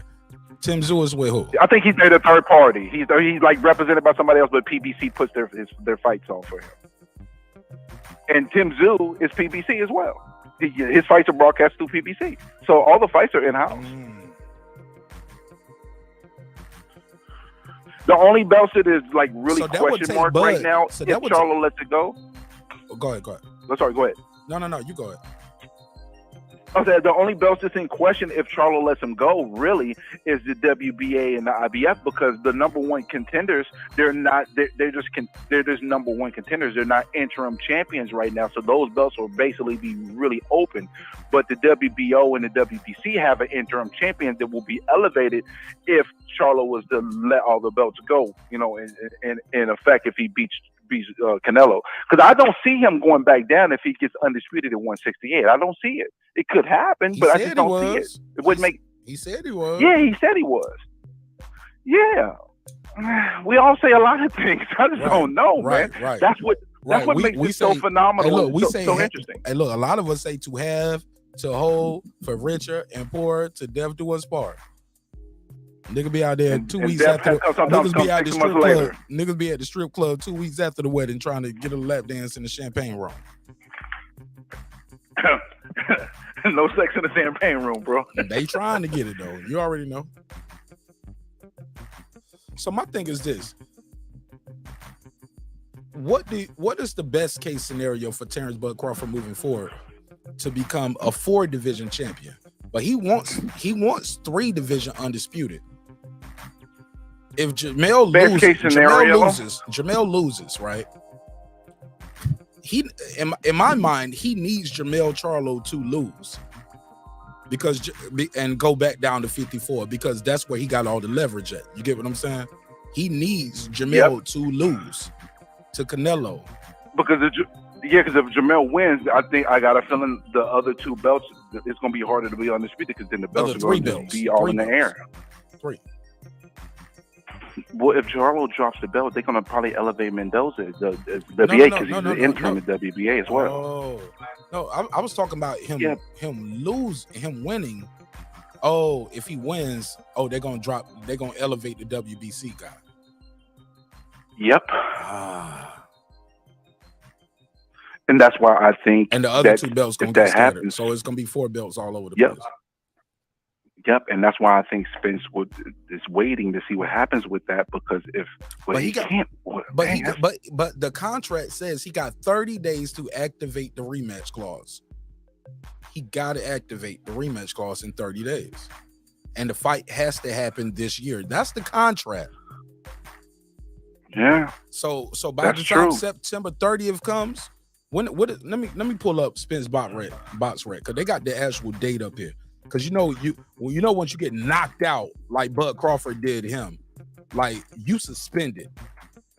Once you get knocked out and get beat up as bad as he got, you can't just go back in there and fight. So he's suspended to September the 28th, but he don't got to September the 28th. He can activate the rematch clause. That's true. Like that. Now, see, they didn't plan on this. They thought Bud was gonna lose. Well, you know what could happen too? He get activated, but then they can go behind the scenes and maybe work something out where they can rematch, but they have a interim fight at 154 before they rematch. That could happen. I don't know. But again, we don't know the terms of the contract and we don't know. Well, look, but Bud only signed for 2 fights. So is he gonna do a third? So that means they would have to give Bud a contract extension for a 3rd fight. He's only obligated for 2 fights. That first fight that just happened and a rematch. And the rematches with Spence. Now, I'm sure contracts, as y'all know, contracts are made to be broken. So I'm sure they got some fine print in there somewhere. But Spence is suspended, and his suspension is longer than the time he has for the rematch clause. How does that work? That's correct. I need to get Rachel Donaire. I need to get Rachel Donaire, somebody up here who's been in the business. Listen, I appreciate you letting me on. It's time for you to let me off. We got to investigate because I don't know. I'm gonna call you back though, because I got to do a whole episode about your top 20 excuses. Matter of fact, can we run through these real quick while I got you on the line? Can we run through those real quick? Because these are insane. Take it from the top, Brent Reaper. Can you see the screen? Take it from the top. Number 1. Oh, I'm going to the screen right now. Hold on. Number 1. Hold on. Let me do the good voice. Number 1. Loaded gloves. They said Terence Crawford had fully baked potato with cheese, sour cream, and chives loaded gloves. How about that? Never heard of it. But the crazy part about that is they was like, when has Terence Crawford been knocking dudes out like this? I was like, bro, he knocked out everybody he fought except for 9 niggas. Like, he's 40 and old. He has the second longest knockout active streak. The only person that has a longer knockout streak is Benavidez. And that's because he knocked out everybody. Pretty much. He got the longest streak. Hit me with the next number. And he got the longest streak, but Bud has more knockouts than him. Is that a fact? Yeah. He got the longest streak. But Bud knocked out more people than Benavidez. Yep. All right, let's go. All right, let's go. Number 2. neurological issues. So we had some guy who said he's some type of expert who had already been exposed about not really being an expert in regards to PEDs, speaking on neurological issues like he was the person that was checking out Spence and has been in Spence camp. And so because of that, people have been able to run there with that lame excuse that he has neurological issues like they was going to let him fight with those type of issues. Stop the cap. Hit the Cash App. Oh, speaking of that, shout out to my guy AJ. AJ, who is a member to our neighborhood, he did send a Cash App to support the show. Cash App been scrolling at the bottom of the screen all night. Only AJ supported the show. Shout out to my guy AJ for supporting the show in a major way, keeping the neon lights shining bright. Let me give him the drop. Thank you again for the support. Thank you again for the support. I don't put the amounts up for the Cash App because that's between me, you, and God. So I don't tell people how much the Cash Apps are. That's private. You send a super chat, that's on the screen, that's for everybody. But Cash Apps, I keep that private. Plus, I want everybody to know my business. Somebody might send me a $500 Cash App. I ain't telling everybody that. You know what I'm saying? That's between me and the homie. His wife might be looking like, you sent that nigga $500. You know what I'm saying? She's like, what the fuck? What kind of relationship y'all got on YouTube? Is that Bumpy Washington? All right, no, never mind. Whatever. All right, go ahead. Let's go to but I didn't know. Hold up, real quick though. I didn't know the neurological expert had got exposed for false medicine. Yeah, he actually he on a previous show, I think a year or two before, this same person that spoke like he was some type of expert in regards to PEDs and kind of got exposed on that. So it's like, come on, dude, please stop it. Stop the nonsense. But I don't even want to go in there. Let's go hit me with number 3, bro. All right, number 3. Hold on, let me do it. Number 3. Weight drained. The same Errol Spence who went in the ring with Danny Garcia and Ugas at 147 in his previous fights is now all of a sudden weight drained because he lost to Terence Crawford. Stop the cap. Hit the Cash App. Hit him with the drop. All right. I didn't know that. Next one. Rib injury. No. Paid off to lose. He was paid off to lose? Yeah, somebody said that he got paid this extra money and all this money so he'd lose the fight. I saw that and I said, wow, man, to what measures are we going to cap right now? Like, is this really an excuse you're going to roll with? This is one of the most illegitimate of the excuses on the list, and it's quite pitiful. He got paid off to lose, some of them said. Shaking my head. Stop the cap, hit the Cash App. All right, let's go. Number 5. Rib injury. Now, see, the thing about this is we know Texas is known for having good ribs, right? Texas barbecue. But they are saying that Spence ribs were barbecued before the fight. And this is why they include the 6 weeks no training before, because they said he didn't train 6 weeks before because of the rib injury. But last time I checked, didn't they have workouts and a whole bunch of other stuff and training that he did was way before after that 6 week period they claimed that he was hurt? Again, another insane measure to make excuses for a fighter that makes no excuses. So stop the cap and hit the Cash App. All right. Brain damage. He has brain damage. So I'm sorry. No, my bad. He was high. I was high, nigga. That nigga was smoking. That nigga did an interview with Mike Tyson, and Mike Tyson gave him Holyfield ear bites with the mushrooms. Errol Spence got touch contact. He was high. Yeah, they said he came into the fight zooted and booted. They said he had the epiphany. They said he had the loud pack of all loud packs when he went into this fight. They said he looked high like he hadn't always looked that way in the first place. But because he lost, we're going to use that for a reason. Again, stop the cap and hit the Cash App. All right, let's go. What's the next one? He was hot. Brain damage. So now they saying that Spence got brain damage too. They saying he's slow and he's not the same. His motor skills was all messed up. He got brain damage. He was the eye collector. I mean, but the thing is, he was the eye collector, but he might have got brain damage, but it was because of the fight, not before the fight. That's the problem.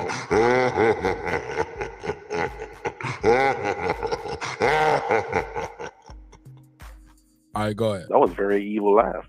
Yeah, that's how I feel right now. I'm in my mood tonight. I told you I want these niggas to cancel their membership and unsubscribe tonight. I want them to cancel your membership. Unsubscribe. If you don't like it, leave. I'm not changing. I got the power of the mouse. I can just get you out of here with a click of a button. That's how easy it is. I want you to do it. I want you to delete yourself. Delete yourself. Get the fuck out of here. Tell YouTube, don't send me no more notifications from this light-skinned nigga with the red bucket. Well, I ain't even light-skinned. They call me light-skinned. I'm brown-skinned. Yeah. Get this nigga out here with that red bucket hat. I'm tired of him. Do it yourself. I can do it for you. You keep pushing me, I'll do it for you. But I want you to do it. Just leave. I didn't ask you to be here. You don't have to be here. None of y'all. I appreciate you. I love it. I love the support. You are entitled to your opinion. You are not entitled to distract me, my show, or to lead people in my show against me. That's what you're not gonna do. Okay? I'm gonna meet force with force from this day going forward. I've been too nice for too long. I got. You remember how they said Kobe had that Mamba mentality? I gotta have that Bud mentality. I gotta have that Crawford mentality going forward. You know what I'm saying? Bud keeping that shit going forward. You know what I'm saying? I love Crawford energy. It's a winning mentality. Yeah, man. I gotta meet motherfuckers with that same energy and that same force. If you ain't for me, I don't want you around me. And you can't pick and choose when I'm your friend or when you support me. Get the fuck away from me and stay away forever. I'm gonna be all right. The show will go on. Let's go back. Let's keep going. And that go for Lottie-Dottie everybody.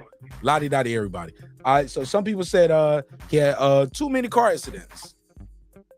Yeah, so the same thing that they used to build him up as the abominable snowman that was unstoppable because hold on, what? He was the what? So how can Bud stop him?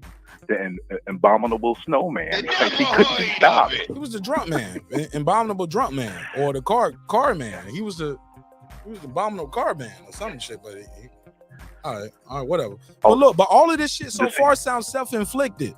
The car crash, brain damage, rib injury, paid to lose, weight drain, neurological, like other than the gloves, and that's fake.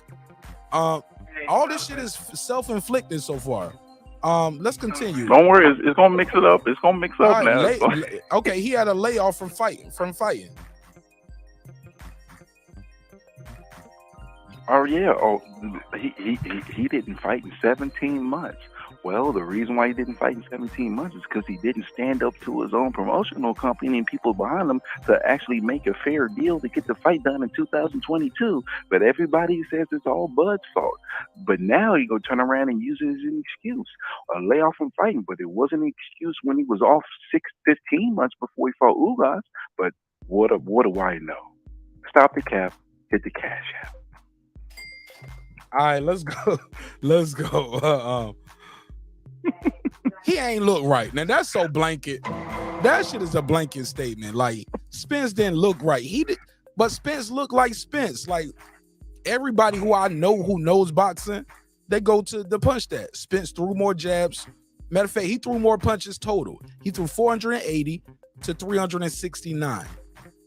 He threw over 100 more punches. He didn't land 100 though. He threw over 100 more punches than Terence Crawford, but didn't land 100 punches. What are they talking about? You know what? He didn't look like Spence. He was Spence. He was a high volume puncher. He couldn't hurt, but you know what's so wonderful? You know what's so wonderful about what he's showing right on the screen? And this is what I told people. I said Spence jab is actually only a table setter. It's not accurate. Those numbers show the inaccuracy of his jab It's landing. an occupying jab. It's a measure. It's a measurer. He measures with his jab, and he occupies space. He sets the table. And he closes distance with the jab. He measures, occupies space, closes distance. Like everybody who knows. Like I had people that try to get on my homie Nonito and Rachel because they didn't agree with certain things that was happening with the BLK thing. Now, granted, they wasn't privy to all the moves. They spoke.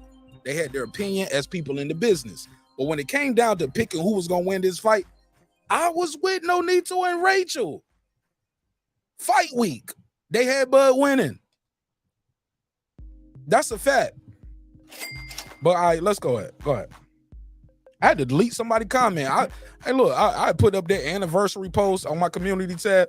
Somebody was in there on my damn on that damn anniversary post talking about middle finger to Nonito and Rachel because they were hating on Bud. I was like, nigga, like this the anniversary. There are some people upset with them. But look, that has. But I'm saying happy 15-year anniversary. That has nothing to do with boxing, bro. But you should know that's going to be part of the game because you think about it. No, but I'm just saying, man. Like, no, but hold me reel you in real quick. Yes, sir. Every post that Spencer Bud has made in the last 3 years, they've had somebody comment on them and say, "When y'all fight, that's why you're gonna lose to them." So it's expected, and you're on the. Even though you're not a fighter, you're a person that documents this, and you're doing it on a high level. So it's expected, man. It comes with the territory. Nonito don't ever beat that nigga ass, man. And I got Rachel beating his ass too. Kickboxing champion. She'll kick the shit out of this nigga, man. She'll chunk lead this motherfucker. Respectfully, and I know that's I don't mean to be racial with that because that's a different culture. Like I'm just saying that's not Philippines, but I'm just saying, understand. Yeah, they get the connection. You know they say we look alike too. It is what it is. Shout out to Jim's number 82. 11 is a good winner. All right, number 11. Oh no, we're not there yet. Number 10. No. No, we did 11. number 10. Number 10. He didn't look right. Number 11. Let's go. Bud with Snack, so he's cheating. So the dynamic about this is that I actually did my research because people say, "Oh, but when did Bud get what Snack?" All of a sudden, his power just increased because he got what Snack. But you forgetting there's multiple PBC fighters that's been part of Snack. Porter was part of Snack. Caleb Plant.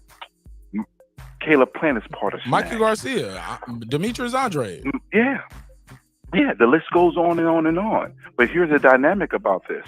It's already been documented they had 8 weeks of out of testing going into the fight and after the fight.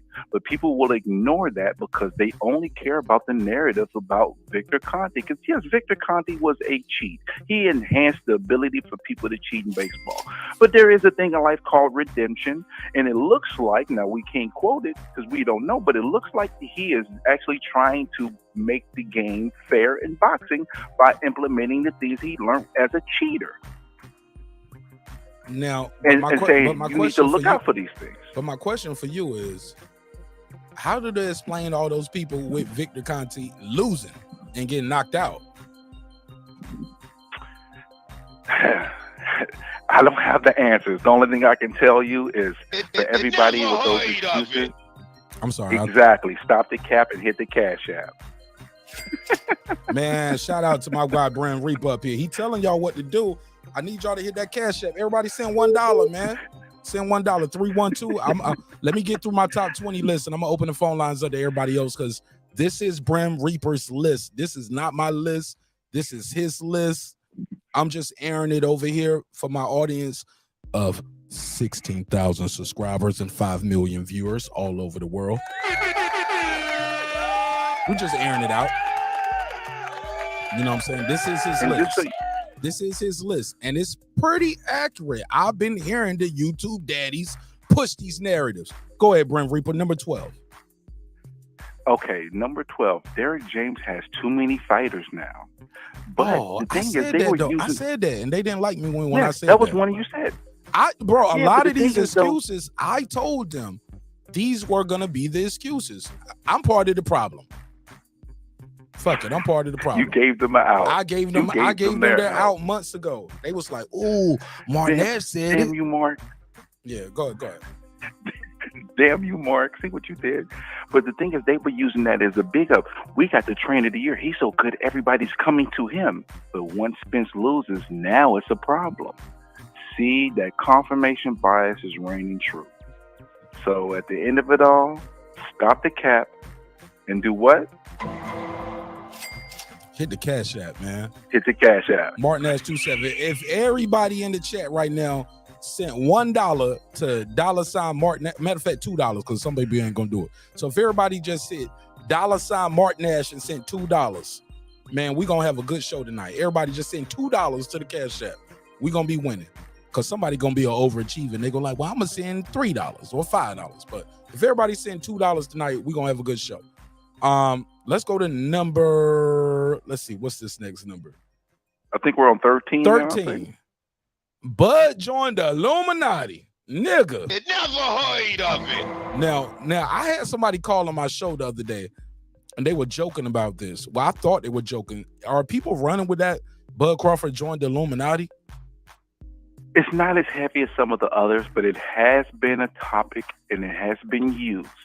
And it's pitiful. So it's so pitiful that people can't use it. So it has not been prominent as some of the other excuses. But What they tying this to though? Yeah. Are they tying this to the Jay-Z picture? Like is the Warren Buffett? Like what are they tying? Because this sound like go get your arms. Niggas reaching. Yeah, it's Dalcine. Yeah. What are they doing? What are they saying that made them say Bud is with the Illuminati now? Did he throw a sign up? No, Eminem came out with him. All these things came in the line. He joined the Illuminati. Eminem came out with him. So that's what it is. That's part of it. I didn't read the rest because I couldn't stomach it. This is so pitiful. I can't even understand. I just put it on my list and kept it moving. Wow. I was reading. It was. I want to hear that. Can't do it. Yeah, exactly. Yeah, yes, Stephen A. Yeah, I don't want to hear that. Yeah. Tripping. These niggas tripping. All right, let's go to the next one. Number 14. Spence gave up so much, it took a lot out of him. This is one of the most pitiful ones that I've ever seen. So because Spence gave him the coin toss and gave him a fairer deal, it took so much out of Spence, it cost him the fight. And I looked at this and I just said, are you serious? So it mentally taxed him because he had to give so much to Bud Crawford. Stop the cap and hit the Cash App. Please spare me the details. 15. Spence's girlfriend drugged him after arguing him about a fight. We don't believe you. You need more people. What are they talking about? His girlfriend drugged him? Full responsibility. He was cheating on me. They said I did run that nigga over with my car, but we would appreciate. Would you want to go to Dubai, baby? Do you want to go to Dubai, baby? Do Yeah. His girlfriend drugged him? I always believed that video was fake, and their idea of that happening is even more faker. Yeah, stop the cap, hit the Cash App. For real. I don't even want to waste no more options. Yeah, I'm good on that one. Like, salute to her. She's sticking with her dude. Like, shout out to AO, man. Like, I'm not even gonna play with that one. Al Heyman made Spence pay for going against him and fighting Bud. What are they talking about with that? So they're saying that, you know, we have proof that they really trying to partake in the Terence Crawford business. And because Spence stood up to them and said, I'm not fighting Keith Thurman, then Al Heyman basically said, okay, and made him lose because of that. Like, Al Heyman had something to do with what they do in the ring. But this is the story they went with. Because he went against the grain and didn't follow the PBC rules, he is going to take a loss. Stop the cap and please hit the Cash App. All right. Number 17. Blu-ray wasn't part of his team. That's why he lost. I heard about that, but this is yours, so I'm gonna let you talk about this. Oh man, this that's is what the they one running you with. put on the. They were saying Blu-ray. He had a lot of knockouts with Blu-ray. When he didn't have Blu-ray, that's when the knockout stopped. And they were saying Blu-ray was. They was like they needed Blu-ray, the black man, versus the nutritionist coach that he had when he was the eye collector. They called that other nutritionist coach. He had him. He was a white guy. He was the eye collector, and he was the bone collector. He took Ugas' nose bone, his rib bone, his eye bone.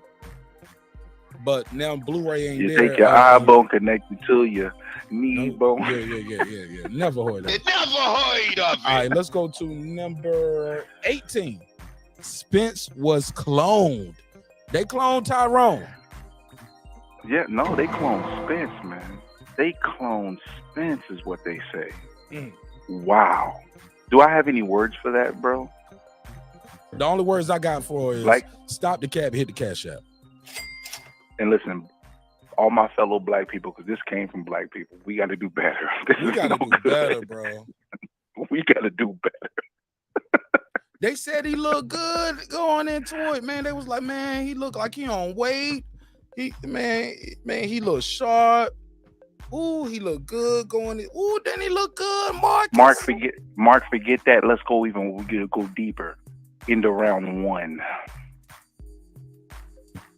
What was they saying at the end of round one? Spence won that round. Yeah, let's go. Oh, they was hype. Yeah, they was hype. Yeah. All right. So all these excuses wouldn't even mean nothing. Yeah, stop the cap. Stop the cap. Hit the cash app. The Vegas Heat hurt Spence. I did hear Virgil Hunter say that. Going from this is yours. Yeah, going from Dallas Heat and Texas Heat to Vegas Heat. And I think we got a different we might have number 21 up here, or it could be tied to this one as well. It was like because he was running Mount Charleston. And running Mount Charleston, if you ain't used to running up a mountain in Vegas, you shouldn't be doing that. So there was like the heat difference. I even heard what's the nigga who used to be Mo 3's manager, Rainwater? Oh yeah, oh yeah, you forgot the ghost of Mo 3. That's Oh no, I'm not done. Bro, can you know? Shh. That's my special edition one. I have number 21 in special editions. You gotta wait. We'll talk about that in a minute. Don't go too deep. Wait. Okay. Okay, but the Vegas Heat hurt Spence. All right, number 20. Stop the cap, hit the cash out. Number 20. Derek James didn't prepare Errol Spence. This is the most legitimate of the excuses. I was just about to say that. That one is the most legitimate excuse. That nigga said, I don't watch boxing. I don't watch his fights. I only seen 2 or 3 of his fights. I was like, what? Stop the dumb shit. Let me hit Derek James with his own drop. This Derek James talking to Derek James. Hey, let me stop that shit. That's some dumb shit. Dumb shit. How you not watching your fighter's arch nemesis throughout the years? We all watching them. You ain't watching no Terence Crawford fights. You did not prepare him. Who was your sparring partner? I like Quentin Randall, but Quentin Randall ain't no southpaw. Quentin Randall ain't no knockout dude. I'm just keeping it a buck. Like when I interviewed Quentin Randall, he was his sparring partner. He said he did 7 rounds. He did 10 rounds with Spence. What about the rest of it? Who else was there? Because obviously it looks like the people that Bud had in this camp was really effective. Shakur Stevenson. Who else did he have there? It was a couple 2 Spanish I tell you what, everybody he had was softballs though. Because that's what Spence do. Spence is basic. That's what we've been saying. He's a good fighter, but he's basic. He is Tim Duncan of boxing. And he went against Kobe Bean Bryant. Absolutely. He went against Kobe on the night he shot for 81. He was Kobe. He was Tim Duncan when on the night that Kobe did 81. Actually, he's Tim Duncan, but that night he was Jalen Rose. What the hell hell is going on? Yeah, it was ugly, man. It was ugly. It was ugly. It was ugly. All right. So let's go ahead and wrap this up with this bonus so other people can get on because Right. you know I'm at Yeah, work. yeah, this was cool. I'm gonna make this a clip. Go ahead. So the thing about this one, we gonna probably talk about this one for about 3 or 4 minutes here. Karma. In the worlds of Charleston White, he said Errol Spence was the reason why Mo3 got killed, and it was karma that came back and got Errol Spence. Karma. That's what Put a Rainwater case said on too. him. Yeah, that's why I told you to wait because it's multifaceted because they said when Spence got in the accident, it wasn't because he was drunk, it was because Mo3 was chasing him. And the thing is, he was driving a little beat up car, and the only person that ever saw him in that car was Spence, and Spence knew what the car looked like, and he told them what the car looked like, and that's how they got Mo3. That's what. Now I don't believe that shit, but that's what Charleston White said. And then you got Rainwater with the interview he had and the things he said. Now, can you expound on that? Because I watched it, but I didn't pay too much attention to it. Well, Rainwater was basically saying he didn't say nothing about Mo3, like the ghost of Mo3, but he was talking about like he was glad to see Errol lose because he wanted Errol to see how people turn on you. And he was like, he also went like, I know Errol since like 2nd and 3rd grade. He was in 2nd and 3rd grade, and I was in like 4th grade. He said that nigga ain't never lost no fight. Long as I know, that nigga always be winning all his fight, even as a kid. Ain't nobody beat up Errol. He said this shit was hard to watch, but I watched it because I want him to see how everybody turned on you. And then he went further and was like, Errol ain't never seen nobody like Bud Crawford. I bet on Bud, and I want him money. I know Errol my whole life. Who bet on Bud?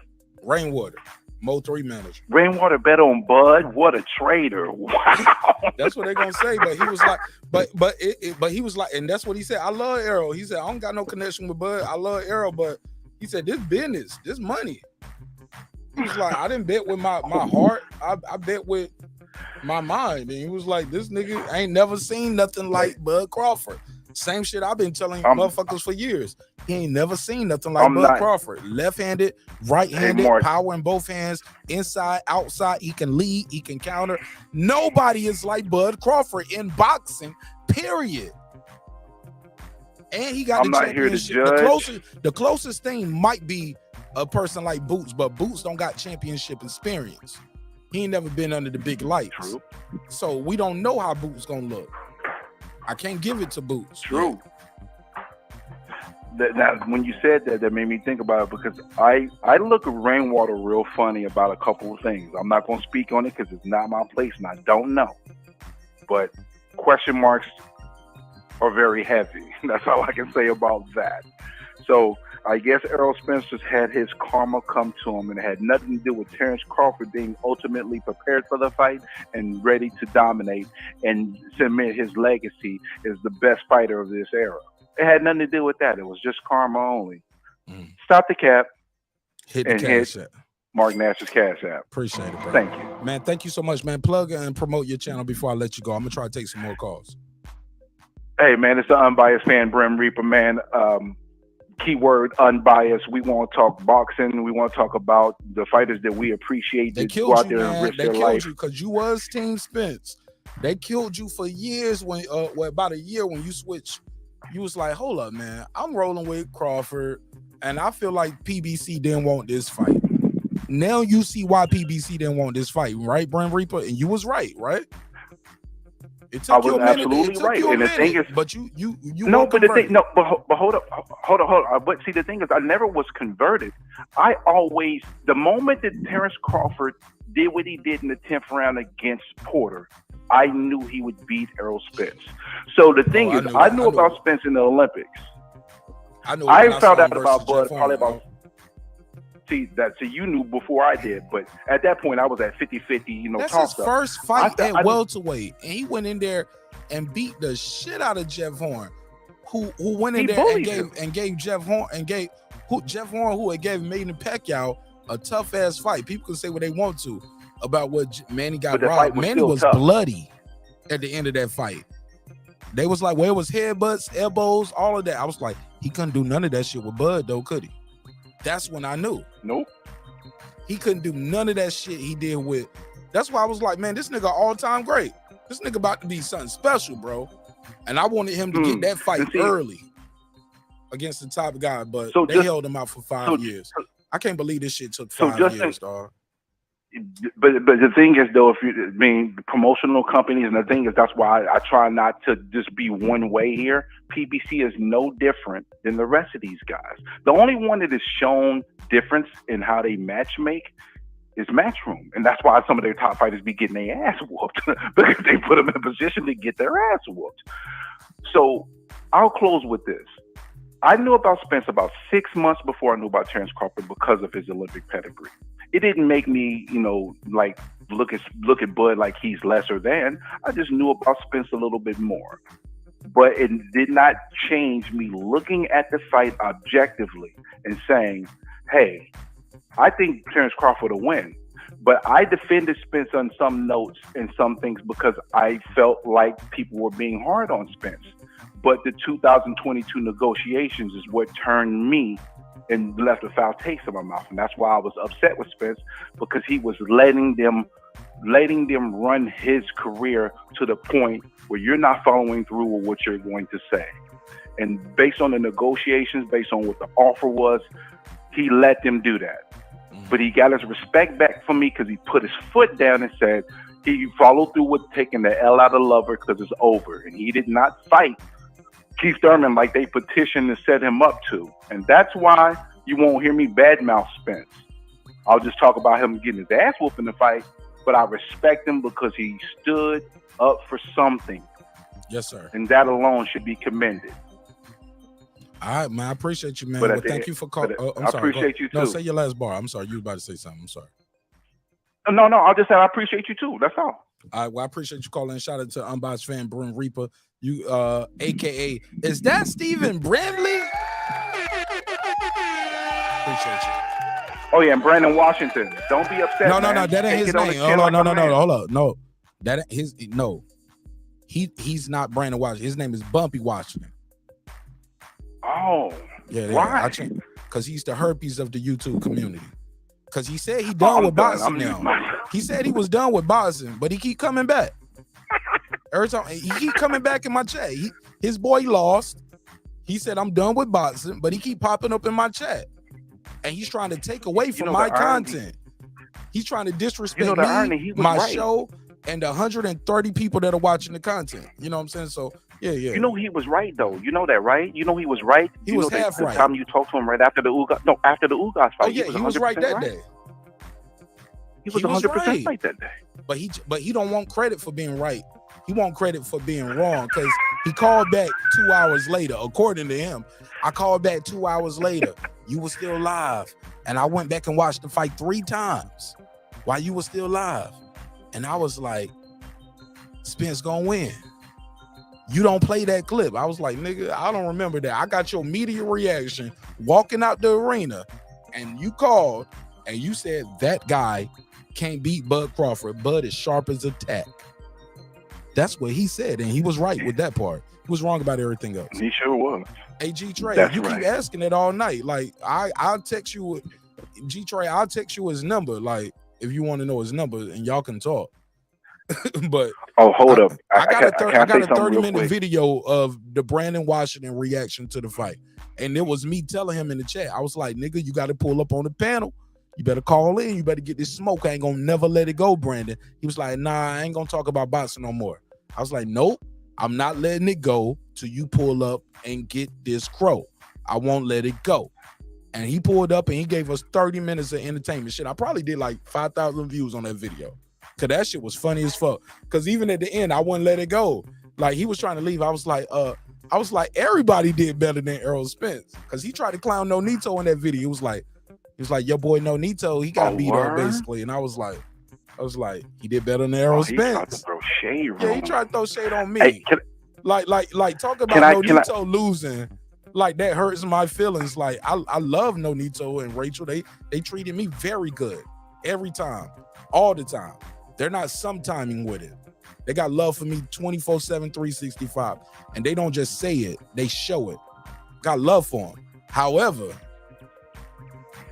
homie losing, yeah, it hurt. But he did better than Errol Spence Jr. And now, he's can I point out something real quick before you let me go? 9-time world champion. Compared to Errol Spence, got 3 titles.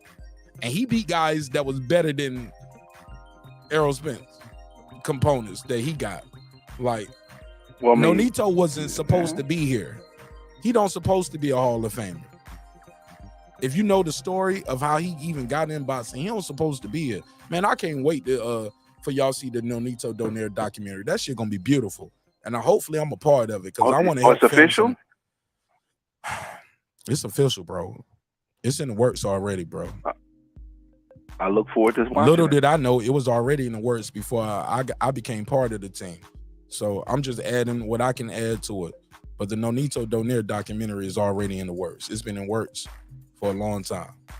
This motherfucker going to the Hall of Fame, bro. Immediately.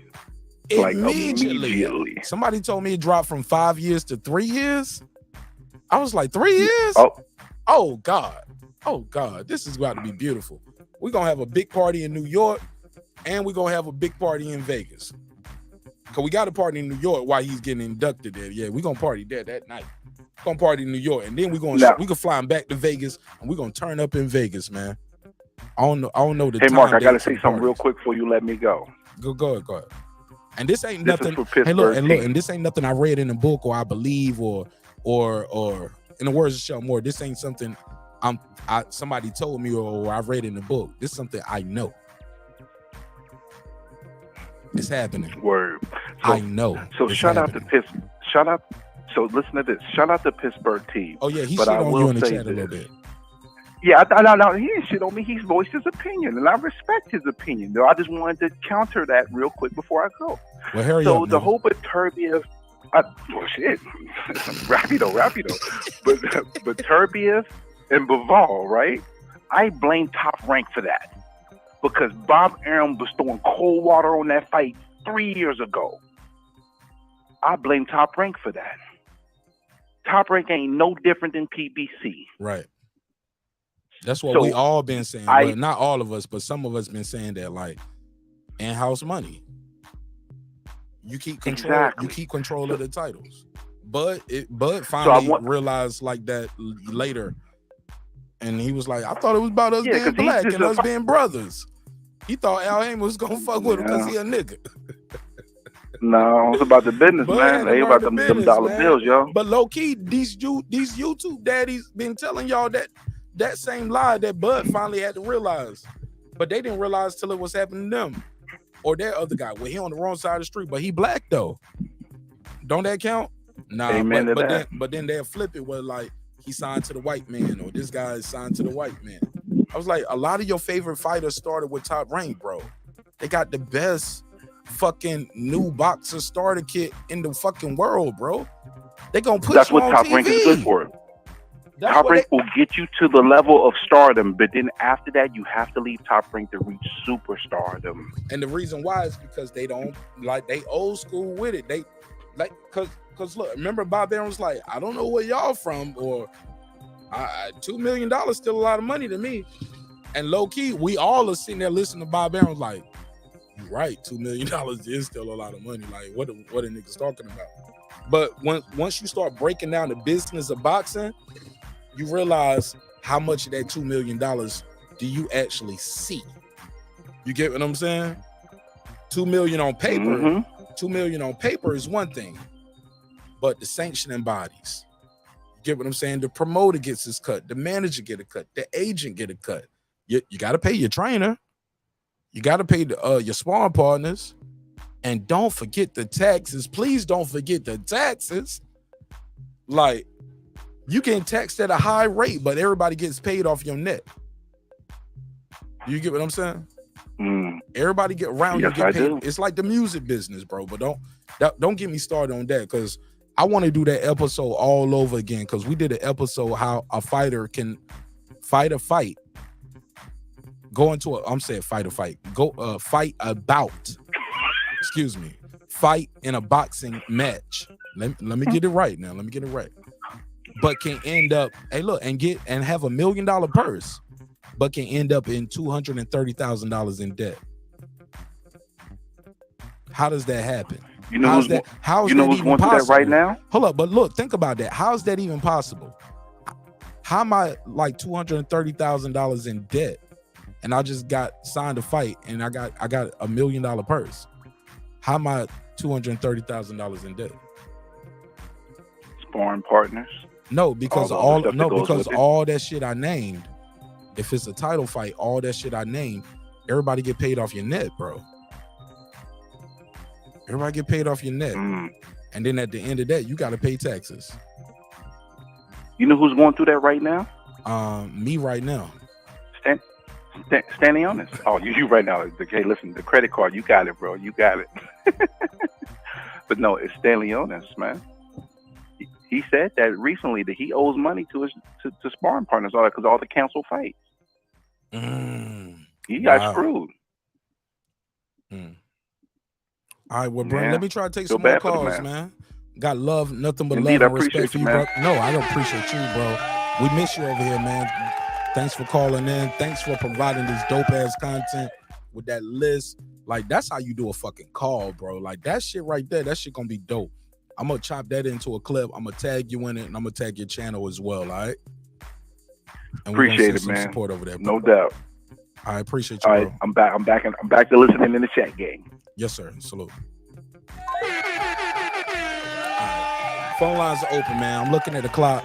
Y'all better make this shit quick, man, because I've been talking a lot all night. So I'm gonna do a little bit more listening, and I'm gonna try to make these next calls. Man, shout out to people who hit the super chat. I'm finally seeing the super chat. I'm sorry, the Cash App. I told everybody to hit the Cash App, and I got some list of them. 347, hold the line. 347, hold the line. Let me roll through these. The people who sent me the $1 and the people who sent me the $2. Shout out to everybody who did that, man. I really need it. I ain't capping. Like, this show is for the people, by the people. It costs money to have these graphics, this phone line, for you guys to have the mic, the mixer, the sound effects. This shit costs money. And when I cam up and do the shows, that shit costs money too. And I need a new camera.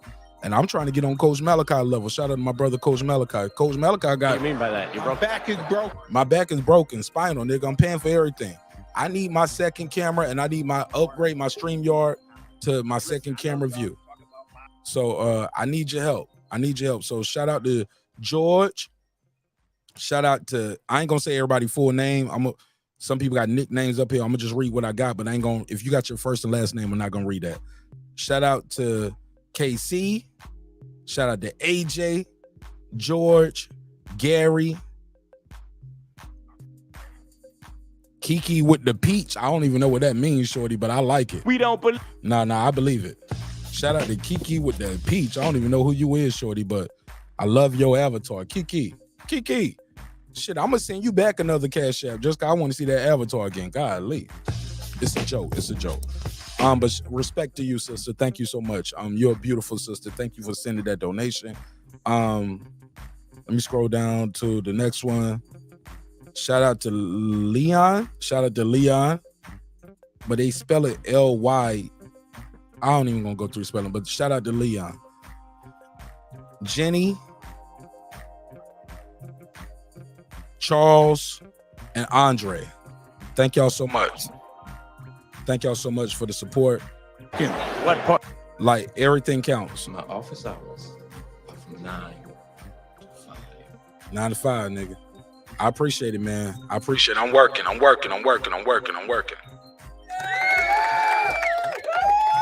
Whether it's $1, $2, I appreciate it, man. We need your support. It's for the people, by the people. All right, caller.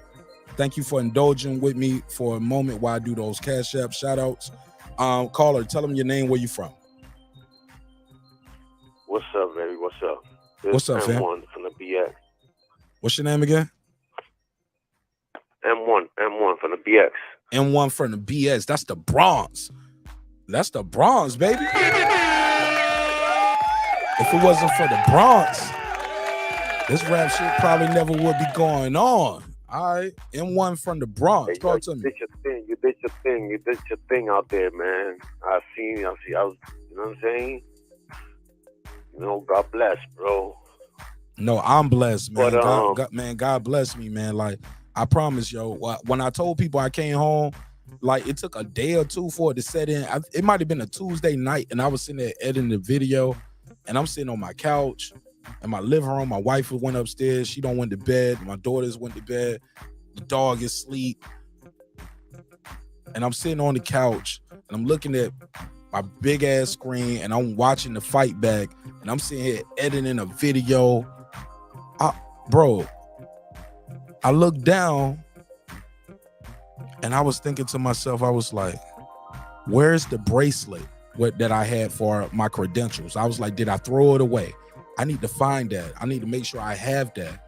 I'm gonna put that I'm gonna frame my ticket stub with the poster. Nonito Donaire signed my jacket.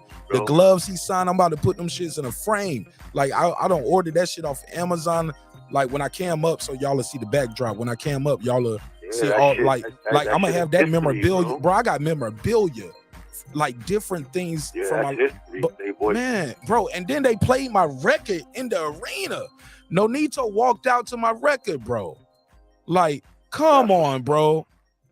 Like, come on, like that shit right there, man. Like, shit was dope. It's surreal, bro. It's like a lot of people are in the arena tonight. I'm probably one of the few. You can count on one hand how many people were in the arena and their song played during the fights. Yeah, and you was me, in the front, Eminem, Big X. You know what I'm saying? Like, you can count the fights. I'm on the list with Eminem and Big X the Plug, nigga. My shit played during a fucking ring walk. That's what's up. Man, I leaned back, man. I was thinking about that. I thought about my homie losing, you know what I'm saying? Like, him and his wife, they always been so good to me. Cause I don't even look at him like Nonito Donaire no more. I just look at him like, this is my guy, man. Like, yeah, man, like, they treated me so good. Bro, they've done more for me than motherfuckers I know my whole life. They mad dope. I don't know them. I ain't even talking about financially. I'm just talking about just from listening to them and all that. They mad dope, man. Yeah, motherfuckers just giving you game about the business, bro. That shit money can't buy. You know what I'm saying? Just teaching you about the business, putting you in the right room. I can put you in the room. It's up to you to make the connections. I can put you in the room. It's up to you to go talk to people. I can put you in the room. Do you got the camera? Are you able to listen? Are you gonna be respectful? Cause some niggas, you put them in a room, they just play the wall. You feel me? Yeah, they act up.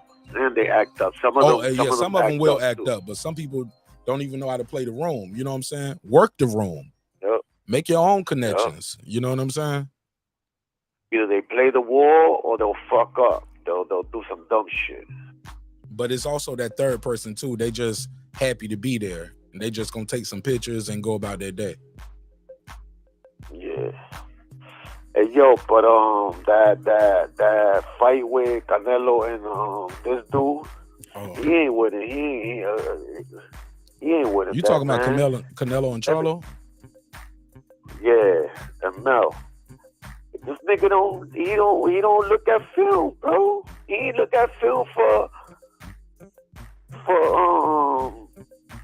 a Crawford. He ain't gonna look at film now. He ain't gonna start now. Unless he learns from his mistake. But it might be too late. And I was watching Mel's a few of Mel's fights again today.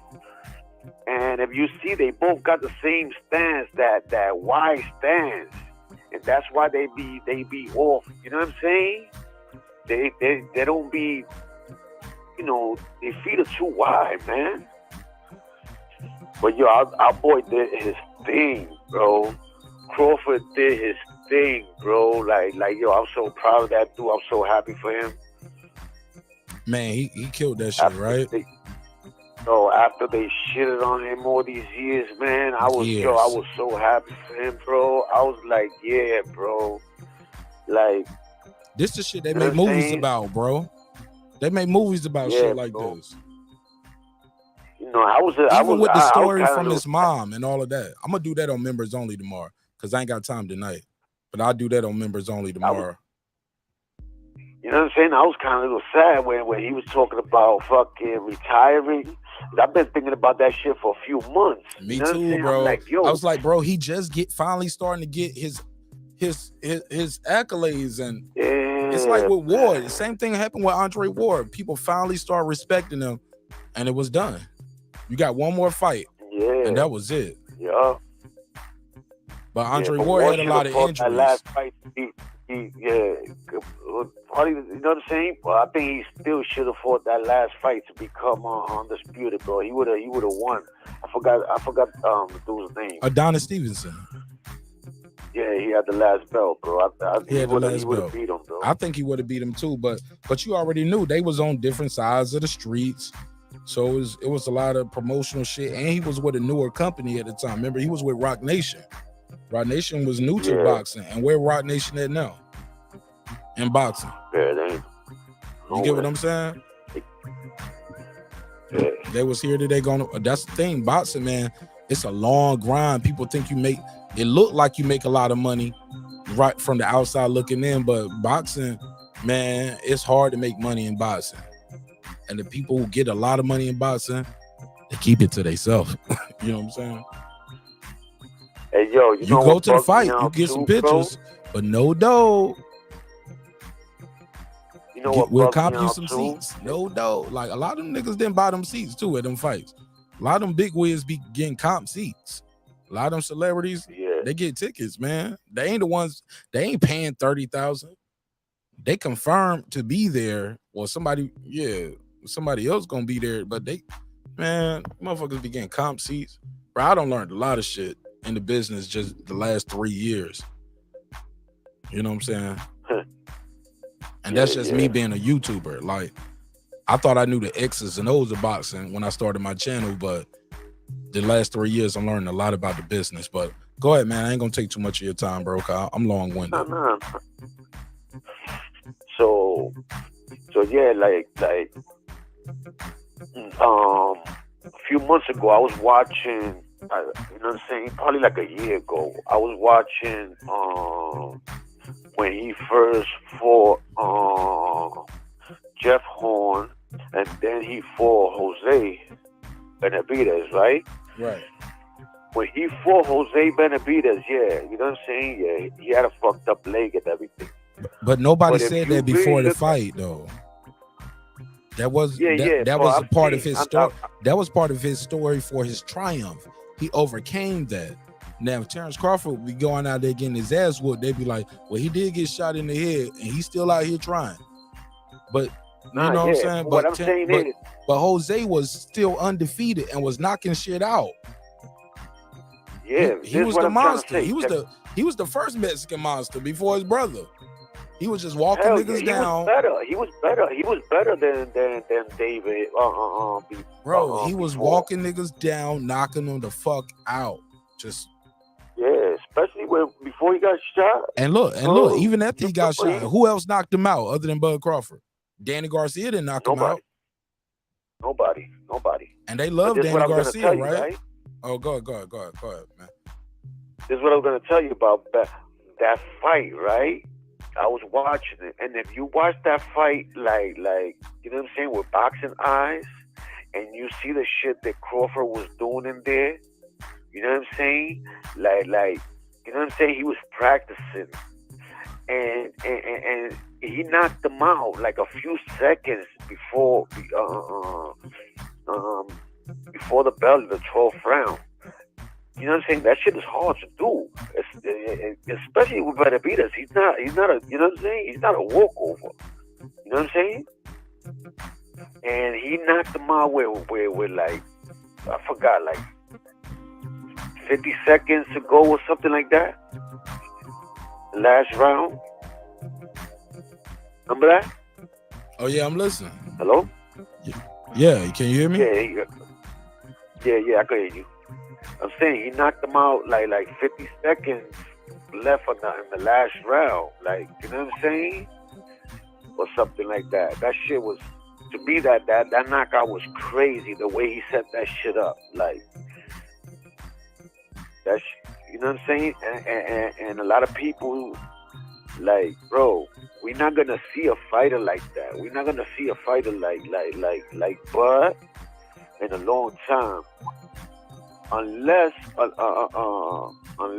know what I'm saying, Shakur start doing crazy shit. You know what I'm saying? You know, and he start teaching Shakur shit, and but Shakur's like a little more flashy with it. But the shit that Buzz do, you don't even realize it. If you don't look at it real good, you don't realize what Bud is doing. Bro, that dude's nasty, bro. Yeah, I appreciate you, N1. You want to plug and promote anything before I let you go? Nah, that's it, man. You know what I'm saying? Yo, and God bless, bro. Hey, man, how'd you find my show, N1? Okay. How did you ever find our show? How did you first find it? Was it Facebook, IG, Twitter, YouTube? YouTube, because I only watch Coach Melakar. That's my guy. Ring IQ, and then I listened to you, and I was like, yeah, you know what I'm saying? I don't listen to I got the late night. They got different time slots. Man, I need to reach out to Ring IQ because a lot of people tell me they fuck with him too. But let me take this next call because he's a member. I appreciate you, bro. Yeah, no doubt. Fuck with me. Shout out to N1 from the Bronx. Shout out to N1 for the Bronx. You always know them up top niggas. That when they get off the phone, they say one. They be like one. They still say one love in Pittsburgh T. Look, I got niggas from North Carolina, bro, but I know we all grew up on that day up north, East Coast hip hop, and like my boy Solo when we get off the phone. Son. Look, we both still say yo, son. But when we get off the phone, that nigga still say one. And I'll be like, yo. I'll be like, change your mixtape in your car. Like, nigga, you still playing that nigga still playing 96 locks, yo. Hey, who the fuck is B? Who's B, Mark? I always wonder who the fuck is B? Who's that? What up, B? Beloved. Brethren. Who the fuck is B? Yo, you my brethren. B is everybody. Brother. What up, B? My brother. B is my brother. Yeah. B is brother. You didn't know that? Nah, I didn't know that. I was wondering who the fuck is B? B is like a substitute word for everything. Nah, yo, what up, B? That's like saying brother.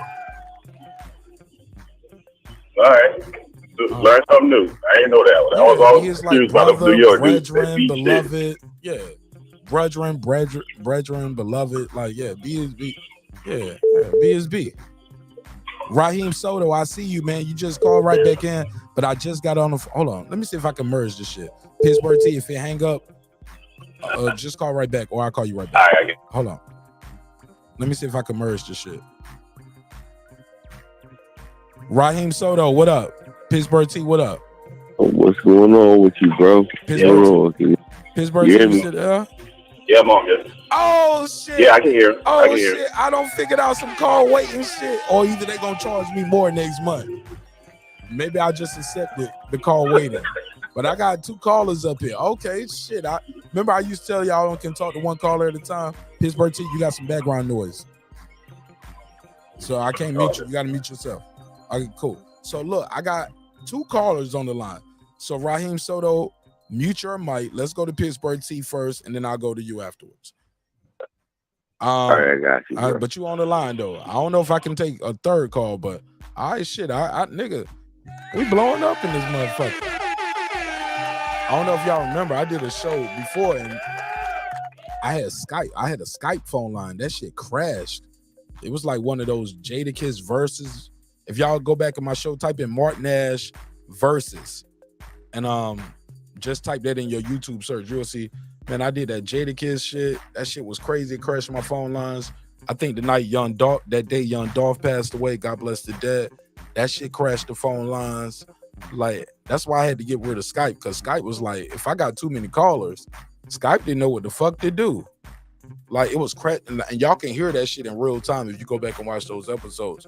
It was like people be calling, and I would switch to the next call, but then it'll be 2 people on the line, then somebody else trying to get in, it'll hang up on this person. Like that shit was crazy. That shit was crazy. All right, let's go to Pittsburgh T. Pittsburgh T, give me your take on the content. As far as my Bud Crawford analyst, because I got 2 other topics I got to get to tonight. Well, I mean, as far as that fight and the things that are being said afterwards, I'm disappointed, man. I'm disappointed in my people, but I'm not surprised because we see this all the time. And I'm gonna put a spin on it, Mark. I'm gonna go some other place with. I think it's easy for black people to give other races credit, but when it's another brother, we just won't let the shit go. We will not let it go. We gotta hold on to shit and just keep making up all kind of ridiculous shit, and we minimize the opposition. We just seen in basketball, Nokolis, whatever the dude's name is, can't even say it, Djokovic, get the MVP, and you see people say, "Well, you gotta give credit, man. He good, man. That boy good." But now it's come to Bud, like, nah, fuck that nigga. We see that all the time, and it's a stark comparison all the time. When people love to just hold on to narratives when it's other races. I think it's like a mental condition. Geographical too, though, because like what team does he play on? What conference is he on? Is he still West Coast? Is he what team is that? Man, we see LeBron play on both coasts, and they hate on his ass both coasts. Nah, LeBron get a lot of love. He get hate. He get a lot of hate, bro. But he get a whole lot of love, though. He wouldn't be where he at. That dude gets crazy hate. Yo, he get stupid hate from stupid people, but LeBron get a lot of love globally. Oh yeah, He's a global icon. Yeah. What? Hey, and then I got to send you some dub too, Mark, because look, man, as far as that song and what you doing with the song, even emerging, bro. Like, look, all of this stuff that's going on, people don't even realize. Like, this stuff is like this is one of the few sports where fans get a lot of insight, a lot of even your donors, the content and the information that they're contributing to us. As far as fans, all the information that's being given to us about the business, from that sense. Hey, look, you like for the people. Look, I'm gonna say this. I not to cut you off. Matter of fact, I ain't gonna cut you off. I'm gonna let you finish. Cause I got somebody on hold. I'm gonna write it down so I don't forget. Go ahead. Yeah, I just think like a lot of this stuff, boxing is a sport that people just don't appreciate. And the other part that I have a problem with is, listen, man, this fight, man, people are egging up for this fight. Some people for years. Some people are saying it's back as 5 years. I don't know. But I know it only did 700,000 pay-per-views. And we had the St. Ryan fight, and that was in a couple months, and that did over $1 million. That's ridiculous, man. It's just utterly ridiculous, the support that this sport doesn't have from the people who talk about it, who are always trying to argue down casuals, and they don't fucking buy the fight. Like, that shit needs to stop, man. These dudes got to stop that shit. Like, that's just ridiculous, man. That's beyond the pale of whatever fighter you wanted to win. You're not even helping your own fucking fighter, the one that you making all this noise and doing all this weird stuff for. I rest my case there, Mark. All right. And I'll just say this, man, and I'll keep it short. I got love for the Philippine culture from what I've seen on American soil and on TV, right? I haven't been there. But what I have learned from my trip in Vegas, and this a big shout out to my boy Doc J, you give him San Paulo. Like, I'm going to the Philippines, yo. I'm gonna be broadcasting live from the Philippines. Some of y'all gonna watch, some of y'all ain't gonna watch, some of y'all gonna be thumb downing because they gonna be like, who the fuck do he think he is? And some of y'all gonna be like, man, that's our guy. That's our guy. That's our boy. You know what I'm saying? Like, we've been with him from the beginning. You get what I'm saying? And when y'all see I'm in the Philippines filming this documentary, because that's what I'm going for. Just giving y'all a heads up. And no cap, this is all facts. I'm going to the Philippines. I'm gonna probably be there for about 30 days. And that's what I'm gonna be doing. I'm gonna be there filming the documentary, bro. And it's gonna be epic, bro. It's gonna be big. I don't know how big it's gonna be for everybody else, but it's gonna be big for me. my life, my family. It's gonna be big for our community, but I'm gonna be there filming like what's going on there as far as the life of the American boxer, and I got the guy for the guy and what we're doing with the storyline, and I got the guy for the guy when I'm doing what I'm doing there and how I'm gonna do it. I don't want to say too much because I don't want to ruin it for everybody and tell too much, but this shit is dope. And I'm proud to be a part of it. And I got good people over there who gonna support me on this journey. And it's gonna happen sooner than later. This ain't no pipe dream, like nigga. Like this ain't no shit that I'm just telling y'all because it sound cool. The money is there. You know what I'm saying? Already. For what I'm trying to do. I just gotta book the flight. But I'm gonna book the flight, I'm booking far enough, and I'm tied in with the right people. And this shit is gonna be beautiful, man. And it's gonna change this community, one video at a time. But I never did a documentary before. Like this is like this shit just happened over the Spence. It started with the and I gotta go to Raheem Soto, but this shit started when I went to the Frank Martin fight. And I'm missing a name here, but that's just just me keeping things on the low, not saying all the names involved. But of course, Rachel and Nonito are gonna be part of it. You get what I'm saying? That's no secret. You get what I'm saying? That's not a secret. They got to be a part of it. They got to be a part of it. But I'm going to the Philippines, dog. I'm going to the Philippines, man. As you should, man. I'm going, bro. I gotta go. I'm going to Omega Boxing Gym. We're gonna talk to the people. We're gonna watch the fighters train. Bro. But the storyline, bro, and the way I'm gonna put this shit together is gonna be crazy. But nigga, I'm about to win a Grammy off this shit or Oscar or some shit. This shit gonna be beautiful, bro. I got big dreams, but I dream big. I dream big, bro, and I dream in color. I dream in color, bro. I don't dream in black and white. Let's go to Raheem Soto from Philly. Welcome home. Welcome home. Welcome home. How you feel, bro? My nigga, like, listen, bro. The all this shit is fraudulent. Like, I realize it. Like, I told you I box. Like, you know what I'm saying? So, all the Hank and Ryan Garcia, it's fraudulent, bro. So what I do is I train. So I stopped boxing and I just started training people, right? So I'm training people, but it's in the downtown area of my city, right? Can you hear me? Yes, sir. We can hear you. I'm just being quiet, so I ain't cutting you off because I cut everybody off. Oh no, so it's people that don't even like, it's bums. It's all types of people. Nobody never said nothing about no Ryan and Hank, bro. Like so it gotta be fraudulent because it's bums. It's like niggas that don't have no TVs to like, oh, what's up with Crawford? And it's just, what you think about that fight? I got gloves on my back every day. So I'm thinking like this shit got to be fraudulent because nobody said nothing about tanking, right?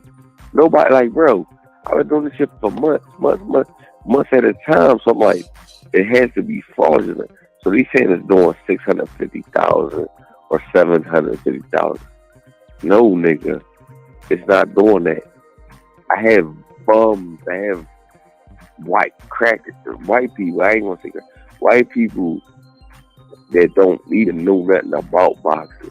It's talking about Crawford and Spence. So it's all about, like, y'all trying to say is more than what it is. You know what I'm saying? So it's like, nobody never asked me about taking, right?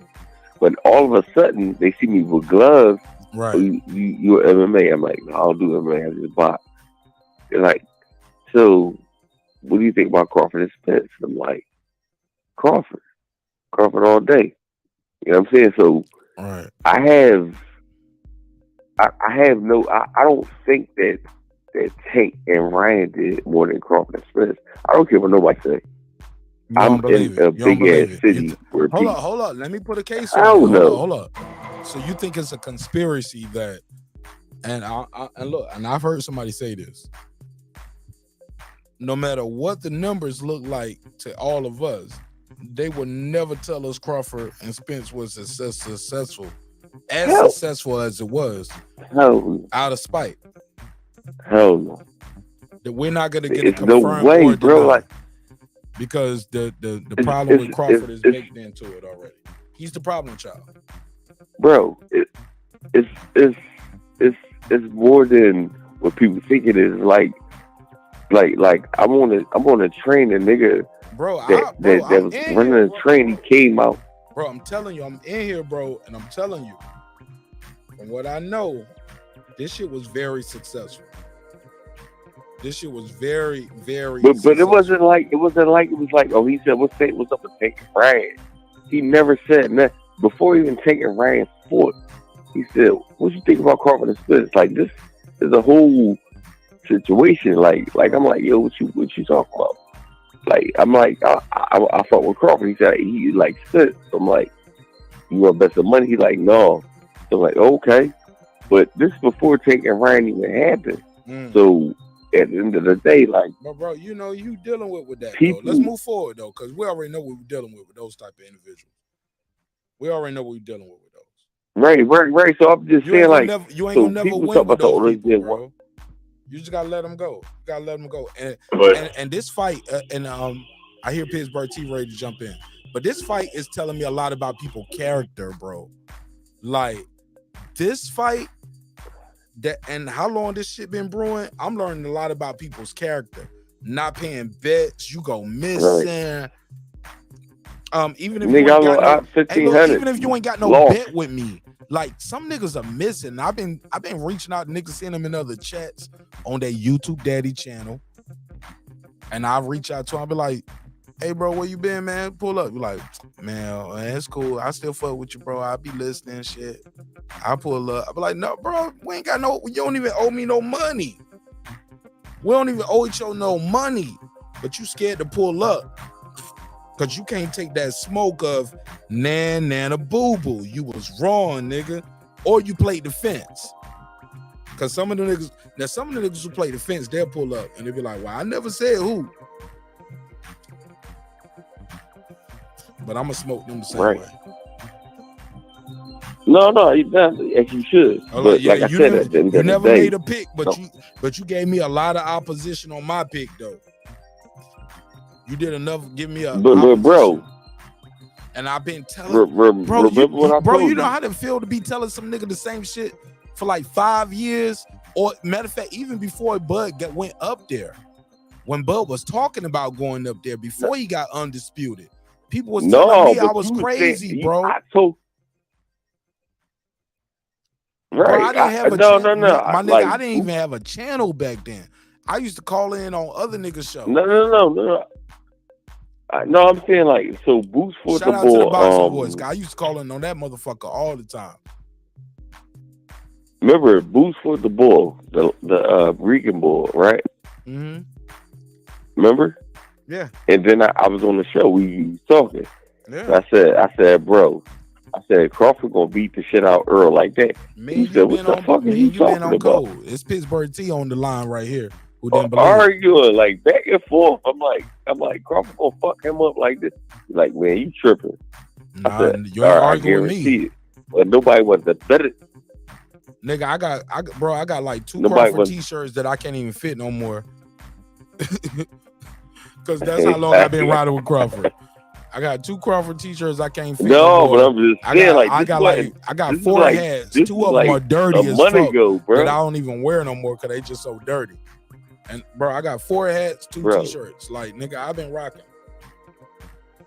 I've been telling. Hey, bro, but that's why the same shit is double. I remember niggas clown me when I went to Vegas like last year or 2 years ago, and I was in, or they'll see me at fights, and I'll be wearing the Bud Crawford hat, bro.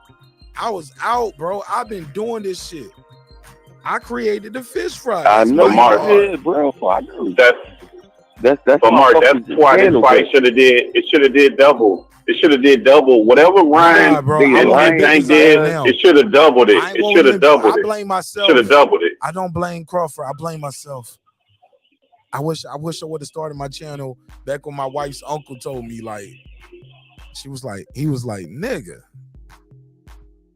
you need your own show. I watch YouTube niggas all the time, man. Like, you better than them. And I'm just watching you. He was like, I'm just watching you in real life. That nigga told me, he said, I'm just watching you in real life, how you talk to my mom, my wife, my sister, my niece, because this is my wife's uncle. He's like, nigga, you know how to work a room, you charismatic, you cool. Now, this ain't me tooting my own horn. This is really what this nigga told me. And he was like, you need your show. You need to start doing this shit. And I was like, yeah, whatever. Then the pandemic happened. And I started doing this. I shut the studio down. Bro. I started doing that shit. And I never forget, shout out to my Uncle D, man. Uncle Destry. That nigga told me he saw it before. Shout out to Uncle D, bro. Look, listen, bro. Listen. Me, Cam is from the Apostles. Cam, and is another nigga named Cam is a member to the channel. This is my guy. Yeah, that's my nigga. Like Cam, cool nigga. Like me, Cam is a nigga named Errol. We ain't gotta say everybody's name, but just tell me the story though. We ain't gotta say no more story. All right, but Cam is enough because he's a member. You shut down.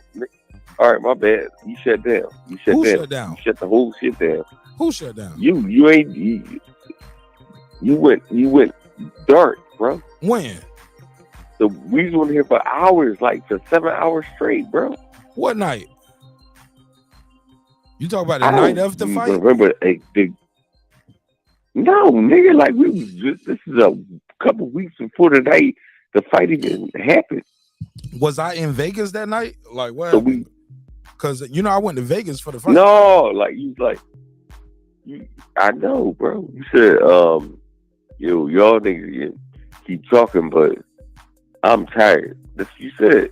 So we just kept talking for we went from 12 to 7 in the morning, right? I left y'all in charge. So, go ahead. So what happened? You left us in charge, right? Right. So Cam, he's from from Omaha. Yeah. And there was another thing. I don't know where he's from. Man, get to the story. This is the longest story ever. So people dropping off the panel. Talking all this fighting shit I'm eyeball niggas up and all this. Like he's so crazy. I'm like, man, you little 5'5" nigga. Like what? Cam was talking about fighting. What we? No, he was just talking about fighting. Period. Bro, I'm losing. You know what I'm saying? So nigga, you losing me, and the audience is dropping. You gotta get to the meat and potatoes. What happened in the story? Because obviously I fell asleep that night. All right, so you went to sleep, right?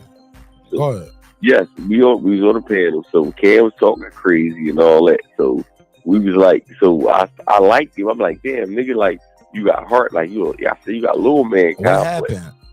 You know what I'm saying? So nothing happened. We blazed the whole joint until everybody went to sleep.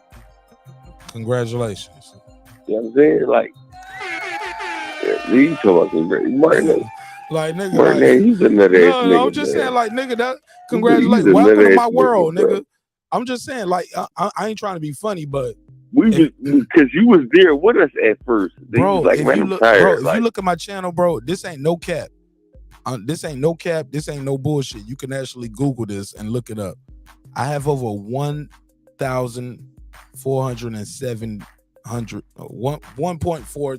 videos, bro. That means I've done this shit over 1,000 times. I don't did this shit over almost 2,000 times. You get what I'm saying? Bro. That's why I'm good at what I do. I've been doing this shit. Disrespect your channel, bro. No, you ain't disrespecting me at all. I'm just saying you telling me about it, but I'm like, I thought you was about to get to a climax of what happened. Like I thought you was about to tell me something happened that night and tell me a good story, but you just like, man, we was up here talking all night. That was fun. The end. Yeah, that's it. We kept the channel alive. That's it, nigga. That's it. We was talking. That's it. Then, I do that. I've done that 2,000 times.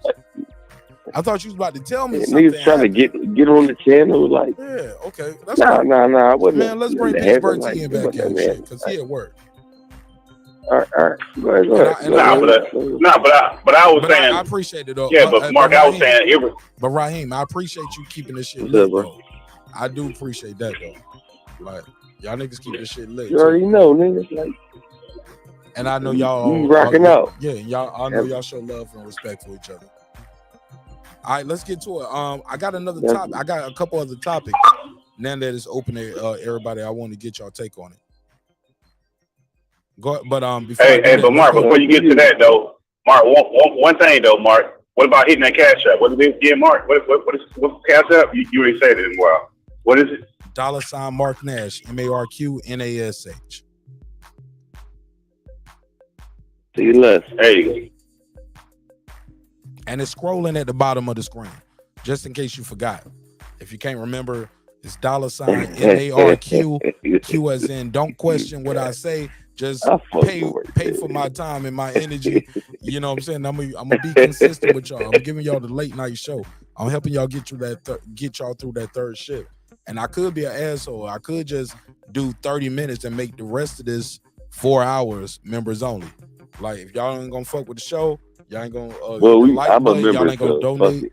Yeah, I just start making. I go back to my old ways, and I make all this shit members only. Y'all just missed this shit. But that's how we built the members only. All this shit was members only. But I'm trying to be nice to y'all, giving y'all the preview. But I promise, now that my boy won, and I've been talking my shit, only reason I'm not doing these members only, cause I want to do a nan a boo boo to all your hating ass motherfuckers, and you gonna love it. Run and tell your YouTube daddy. Yeah, man, I love that shit. I love that shit. Cause I see these niggas out, some of them, but most of these niggas don't even go to the fights. Dog, the big dogs, I see all of them at all the fights, and we take pictures together. We'll have lunch together. We've been in the hotel suites with Hall of Fame fighters, had a drink, a refreshing beverage. It's all love. It's the minions. It's the minions. It's the underlings and the trolls that I got a problem with. But the YouTube daddy ain't my problem. That's why I say run and tell your YouTube daddy. Bro. He's my peer. You not. Nigga, I done sat with the best of them. No pictures. No, it is what it is. It is what it is. I sat with them like I was a part of the situation. Yeah. No pictures. I was gonna fuck about a picture. Some people move I was like gonna fuck about no autographs. Yeah, some people move like that. And that's cool so like I said, I never thought I would meet Mike Tyson, bro. I met Mike Tyson. There's one thing to meet Mike Like, Tyson. I met Mike Tyson 3 times in one weekend. Right. Meeting him, nigga, I know who you are, bro. Having a picture. Like, nigga, I was trying to get the autograph. I was trying to get that nigga sign some shit. And that nigga was but bro, I know who you are. Like, I'm just a simple fighter from Philly, bro. Fair enough. I don't want I just met Mike Tyson, bro. Right. Like, I met Floyd. Floyd was like an asshole, kind of, but I met Mike Tyson. Pittsburgh T, I'm about to send you the link for this nigga getting long one. Respect. All right. I'm gonna send you the link. Pull up, Pittsburgh T. All right. I'm gonna do a members only panel. Raheem, you're a member too. Raheem, I'm doing members only. Yeah. Raheem, I'm doing members only panel. Just click the link. I need my phone. I need to do something real quick. I'm looking at the clock, and I got to do something real quick. And I need my phone or either my laptop or my desktop. So y'all just, I'm gonna do a members only panel. Y'all click the link. Y'all can just chop it up. Cool. Cause I can't have both of y'all on the line. I can't even take no calls no more. Shit, both of y'all niggas ain't the fuck. No, that's it, nigga. Just click the link. Just click the link. Shit, that nigga, that wasn't no option. That's a directive. Respectfully, I need y'all click the link. Y'all can talk on the panel. I need the phone. I got to do something with the phone. I got some bread to make. I got a business to run too, nigga. Like this ain't all I do. I need to use this phone. Go ahead, Pittsburgh T. I'll be right back, yo. I need to call somebody real quick and see what's going on with this deal. I'll be right back. Yeah, but I mean that fight and even the aftermath to that fight, man. Listen, man, that just showed more about people's character, not the fighters. And people started bringing the promotional companies in, bringing all these crazy excuses in. That dude lost, the better man won, and that's the end of it. And the beautiful thing about this fight is the fighters themselves, the way they conduct themselves. That's just a beautiful thing, the way these guys acted after the fight. And even after everything is settled, days later, time done passed, you ain't see no different action going on out of either one of them guys' direct camps. All this stuff is that Mark's been talking about and highlight. All that stuff is goofy stuff on the internet. And it shouldn't be that serious for us as fans. We should be able to, to get the nanny boo-boos and somebody talking trash to you about you picking the wrong fight. Because I had Spence win. He lost. And that's just the end of it. He lost. He put up his best, but it wasn't good enough. It wasn't even close to being good enough. That don't make Derek James a bad coach, trainer, because he got him to that point. That don't make PBC a bad promotional point because they got him to that point. He just wasn't good enough to be that man. And that should be just the end of it. Have you ever fought before, bro? No. No. So like I fought the Irish tournament, right? And I was whooping ass, but I lost. It is what it is. You lose. Sometimes you win. Most of the time you win because of your skill, but I lost in the Irish tournament. You know what I'm saying? Like, it's not no big deal. It's just a loss. I'm not going to sit there and say, oh, well, I'll fuck him up.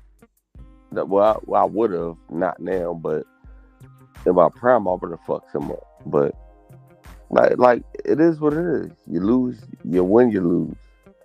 Just fight, get your money, and keep it moving. Yeah, you lost to the better guy. That's it. He was even better than me. He was even better, bro. On that day, no, but on that day, in that moment, he was better. Like, and that's the other thing. It's just his day. That was just his moment. That's just what it was. No, he just hit me with an uppercut and sent me senseless, and that was that. Bro. Yeah, but I mean, he got you with something. I mean, no matter what, he had what it took on that day, that moment to win the fight. I mean, we see that all the time. Just because somebody win, they win. But the way that this guy won, he did it in a dominant fashion, leave no doubt about it. Right, so I think some of the stuff they do is weird. No. But like I said, it's an ass whooping going on, and then he hit me with an uppercut, and then I'm stunned, and then I said I can't get back to my regular shit, and he did give him the fight. I thought I won the fight, but I got my ass handed to me because he hit me with the uppercut, and that was that. Yeah. I mean, that's part of any competitive sport. That's part of all sports. And then the other part of it too is like, listen, man, we be making these proclamations about things that we don't know nothing about. Like, we don't know what their game plan for training was.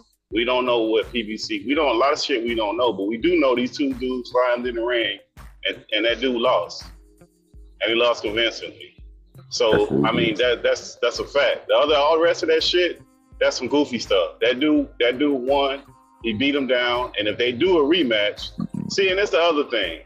Like, look, they've been clamoring for this fight for years, and for that thing not to do double the amount of pay-per-view sales that Ryan and Tank did, that's ridiculous. That's ridiculous, especially for all the spirits out here that's complaining. Numbers either, bro. Say it again. Ryan and Tank not gonna do the same numbers. Like, no, but I'm saying if they put that fight together in a couple months and it did that many pay-per-views, and people been waiting for this fight for years, why didn't it do double the amount of pay-per-view sales? Think about this, bro. Just think about it. All right, you think that Ryan and Tank did more than Crawford and Spence? Like, really think about it. Just yeah, it did. Here. No. Don't go off what they saying, right? Like, because I streamed Ryan and Tank. I bought Spence and Errol. You know what I'm saying? So I know 1,000 niggas in Philly that bought Spence and Errol. Spence and Crawford. Nobody's buying no Ryan and Tank. Nobody gives a fuck about that. You know what I'm saying? So I don't even believe that it exceeded what they saying it did. It's just cat. I know I like niggas. Like I said, I have bet a bunch of niggas. But when it comes to Tank and Ryan, we streamed it. Like we didn't buy that. But everybody bought the Crawford and Spence. So that's a lot, bro. Like I said, at the end of the day, two niggas, right? You're gonna say with two niggas. Yeah, but bro, it's casuals. You need the casuals though. You need to listen. In order for you to have them kind of numbers, you need the casual fans. You bro, need people who don't watch boxing to buy it to get them crazy numbers, bro. That's what you need. I'm gonna tell you some crazy shit. My sister, right? She don't know nothing about no boxing. She bought it on the strength of me. Like, I like Terence Crawford. So she she's casual. She don't know nothing about boxing. My mom. Bro, you're not. These guys, listen, going into this fight. Think about but them guys not the same. They not the same. They didn't have. Listen, before this fight, neither one of these guys had that kind of star status, bro. Like that's not even close, bro. What star? Star meaning like somebody knows them outside of their sport. But that's what I mean when I mean star. Was, bro. They knew who Ryan was, and they do know who Tank is. That's not true. Oh, y'all niggas is crazy. Before that fight, so before that fight, you think either one of those guys had a bigger star than Tank? No, I think they didn't. Together, they made a bigger fight than Tank and Ryan Garcia. Bro. But individually, neither one of those guys are bigger than those fighters individually. Not at all. But so that's why the fight did more. But if you got these guys who are on the internet saying they're not. But I mean, but how will we disprove that? Okay, let's say it's a lie. How we gonna disprove? All right. So what you gotta do is go to different channels, bro. Like I said, I fuck with my man Mark Nash, bro. I fuck with him. That's my nigga. But go to town. Go to people that really get into the boxing shit and see what they think, and you gonna see. Bro, that's just an opinion, bro. Like, listen. I ain't going by none of that stuff, bro, that these dudes be running around here saying without no actual concrete proof, without no paper, without no numbers and nothing that's being reported. I mean, somebody can say all kinds of stuff and they can undercut the numbers just as much as they can overcut the numbers. So we got to go with what's given to us. And we know that people are on record with channels saying that they're not going to buy the fight because they made them wait so long. I heard that plenty. That's plenty out here. But think about this though, bro. You think that you think that Tank and Ryan was like, oh, we waiting for this, and then when Errol and Crawford fought, they said, all right, we're gonna do half the numbers of Ryan and Tank. Think about it, bro. Like, it's logic, bro. Logic never fails. The logic never fails you. So when you think about, like, I don't know if you're religious or whatever, like, think about logic. Logic never fails. So the logic. Yeah, but you didn't have no people saying that they weren't going to buy the Tank and Ryan fight. You didn't hear people saying, I'm going to stream it. You didn't hear that. You heard that this fight. No, bro. I never said that they said that. I'm saying logic. So you believe in Jesus Christ. You believe in Allah, right? Muslim versus Christian. Nah, I don't believe in none of that. I mean, that's your thing. Then go ahead. Yeah. Me either though. I don't believe in it at all. But like, so you sitting there saying Muslim versus Christian, right? But then you got some fucking Hebrew Israelites versus some fucking what's them white boys that be coming to your crib? I don't remember their names, but just think about it, bro. Like, it's all manufactured to make people think that it's real. It's smoke and mirrors, bro. It's never real. Ryan and guarantee Ryan and Tank did not do better than Errol and Crawford. Guarantee. But based on what though? What are we basing that on? I'm basing it on the simple fact that everybody was talking about Errol and Crawford. Nobody was talking about Ryan and fucking. I mean, there's a couple of people talking about it, but nobody's talking about Ryan and fucking Tank, bro. Everybody, nigga, bum, little, bro. Hold on. But everybody, when you say everybody, you talking about the people that you know, or what do you mean? No, I'm just saying like white people, niggas, Puerto Ricans. You know what I'm saying? Like everybody, I'm like, damn, like everybody talking about Yeah, this but fight. talking Like, about it and buying the fight is two different things, though. Bro. okay, That's that's fine. That's fine. But dudes talking about the fight and them actually buying the fight, that's two completely different things. Because we okay, seen but after the Haney fought Lomachenko, everybody was talking about that fight, and the pay-per-view sales was so low. But all these niggas is running around talking about the fight. They don't buy fights like that. Bro, it wasn't that. Like people was that shit. They said it sold 350,000. Like that's that. Whatever. I'm talking about.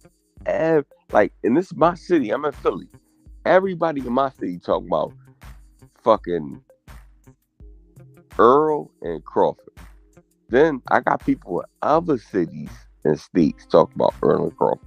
So nobody was talking about no Tank and Ryan.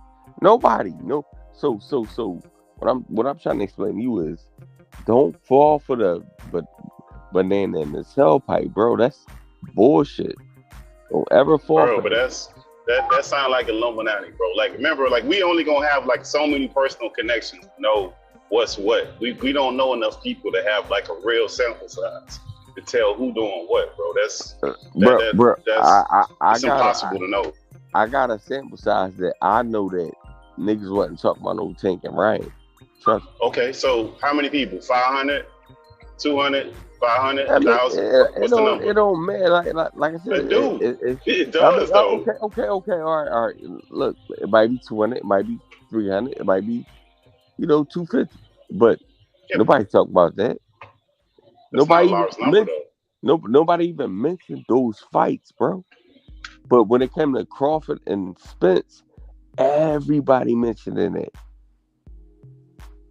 You know what I'm saying? Everybody mentioned it. Not like those 250 that didn't mention Ryan and Tank. Everybody mentioned it, Spence and Crawford. So it's all cap. But it can't be all cap, and it shouldn't matter because this fight should have sold at an epic rate. This fight should have sold double. Whatever Ryan and Tank did, this fight should have sold way more. It shouldn't even be close. You don't That's what I'm know. telling you. It's regardless of the fact. All right, let me ask you something. Like, so two niggas, right? Mm-hmm. And this not on the racist shit. Like, two niggas, right? We you know what we do. We do our thing. Two niggas is the most competitive shit, like of all time. Two niggas, like two black people, are always gonna do more than a Mexican and a nigga, especially if they on top. I don't give a fuck how good a Mexican is. United States, we're gonna do more than a Mexican and a nigga, right? Bro, no, It's entertainment, bro. You got to be able to entertain and get people interested. Like, no, it's entertainment. Like, look, all that press run that Terence Crawford did before, where he's doing all those interviews and all that stuff that he was doing. So now, any fight that he has, he's going to do better numbers because people know his story. They have a connection with him. They didn't have that previous to this fight. So yeah, I mean, the competitive nature of the fight has nothing to do with selling pay-per-views. One thing is it ain't gonna push. It's not gonna push pay-per-view sales. Bro, remember what's your name? What's your name? I need to know your name because you're gonna see. You're gonna see. What's your name again? Bro. Yo, hello? You back down. I don't know your name, okay? So you'll see what it really comes down to. Like I said, at the end of the day, all that's like I said, yo, bro. How we gonna prove what you're saying, though, bro? Let me ask you a question. How are we gonna prove it? Everything matters. So when we say, oh, Ryan and Tank did more than, and then 5 years later they be like, oh, Ryan and Tank ain't do. They did like half what Terence Crawford and Errol did. You know what I'm saying? So it's all about you do it for the now, bro. You don't do it for the future to see what's going on, right? So I don't believe that Ryan and Tank did more than Errol and Crawford. I know a million niggas in Philly that bought that fight. Niggas wasn't streaming that fight. Niggas streamed the Ryan and Tank fight because it was trash. Wrong with it. Okay. I just don't see how we gonna prove what you're saying, bro. No. Respectfully. We're gonna. What's your name, bro? What's your name? Wait, say it again. Pittsburgh T. What's up? Your name what?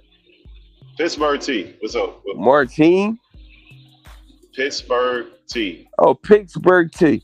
So Yes, Pittsburgh sir. T. Yes, sir. So what happens is now my name I got my real name up here, but my name Heem Dollar, right? So Pittsburgh T. What we gonna do is after everything go down, right? We gonna see who sold more, and you gonna see how much money everybody else made. It don't matter. Like I don't give a fuck, but I guarantee Ryan to take Pittsburgh T. We getting off track. I mean, come on, bro. Like we getting off track, bro. Bro, you got to get that focus on me. Like we spent a lot of breaks just trying to get what you trying to ask what a nigga from. Like, and even then, it has nothing to do with nothing. Like, let's get back focused, bro. With all due respect. Even the chat saying, let's move on. Go ahead, Pittsburgh T. Take the lead, bro. Yeah, and then the other thing about this fight, look, the other thing I don't like about this fight, look, Terence Crawford, phenomenal performance, right? I was wrong, Mark. But when people say that Errol was a bum and he basic and all that, you're diminishing the accomplishment. He's basic. He ain't never fought nobody. That kind of stuff. You diminishing your own fighter's accomplishment. Like this is the No. The interview I just played, Bud said he was basic. Bud said we knew once we took the jab away, he would be basic. Well, so yeah, they but practice. that's him taking So they something away, practice. though, Mark. No. But no. So look. But Bud said same thing we've been saying. Once you seen one of Errol Spence fights, you seen all his fights. He was like, we studied them. No, that's what he said, bro. I just did an interview breakdown for 2 hours. He said no, that's not what Mark, you misunderstand. Maybe I'm saying it wrong. What I'm saying is that Bud is the fighter. He took something away to make him basic, right? When fans are saying that Errol's is basic, Bud is saying that through film study and what he knows. Bro, we ain't saying we can beat Errol's. Hold up, bro. But we ain't saying we can beat Errol Spence. No, bro, that's not what I'm saying. What I'm saying is when people say that, no, that's not. No, they're saying no. What I'm saying is that people are diminishing the man like he's just a basic fighter. Like Bud could just get in there and just whoop him up. Like he's not in there strategically going in there taking something away from this man. That's what I'm saying. No, Bud said we knew once we took away from the jab from Errol Spence, he will be basic. He's used to being the bully. He literally said once we he used to being the bully, punching people in the face. Once we punch him in his face, who got the skill, who got the power enough to step to him, bro? I just did a breakdown of this. That's what the first 2 hours of the show about. That's what Buzz did. Oh, I heard it, and he said once he took the jab away. That's the key to what I'm saying. He had to take something. That guy has the ability to take something away that nobody else could take away. Nobody could do it. All the other fighters that Errol fought, nobody could take that away to accomplish that. That's what I'm saying. But look, once the blueprint has been laid, a lot of people can build their building. Can we agree to that?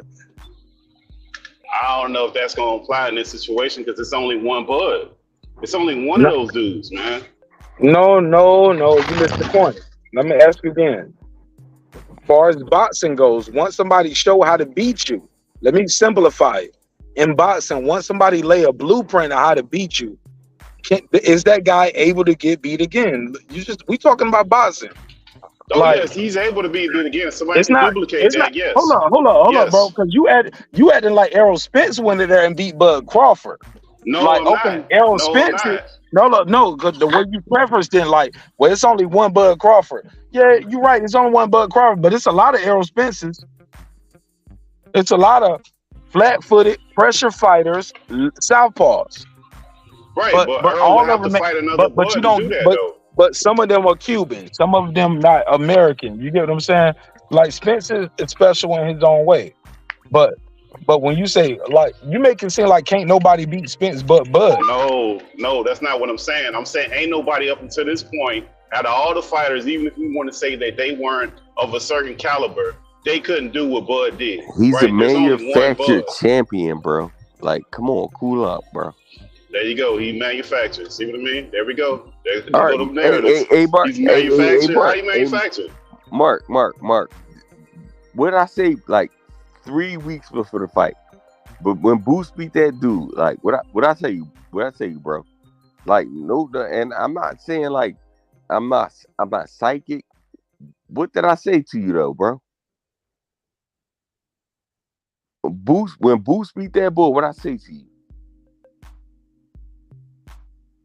I mean, what you saying? Go ahead, get to your point. No. Bro. I told Mark. I said, listen. I said, Boost beat this flat for the fighter. I said, Crawford is gonna do the same shit to Errol. And Mark started stabbing on me like, nigga, what the fuck, nigga? That's not Errol like that. I said, watch and see. I told him this before the fight. This 3 weeks before, or 2 weeks. I don't know, 3 weeks. I said, listen, you're not gonna beat you're like I box, bro. So you're not gonna beat me if you're flat-footed and I can move. You're not gonna beat me. Right. Okay. So who could duplicate? But who? Okay. So who could duplicate what Bud did in his division? Who could duplicate that? A lot of people can. Like who? So all right. Let me ask you something. So you think that if he move up to 154 and don't take the Bud fight, that he wouldn't fight Lubin? Take the jab away and fuck him up. But he's fighting at 147. Who in 147 could duplicate what Bud just did? He's not going to fight at 147. He said he's moving up to 154, bro. He's not never going to fight at 147 again. He said that? He never fighting at 154? Look Earl said at that? Okay.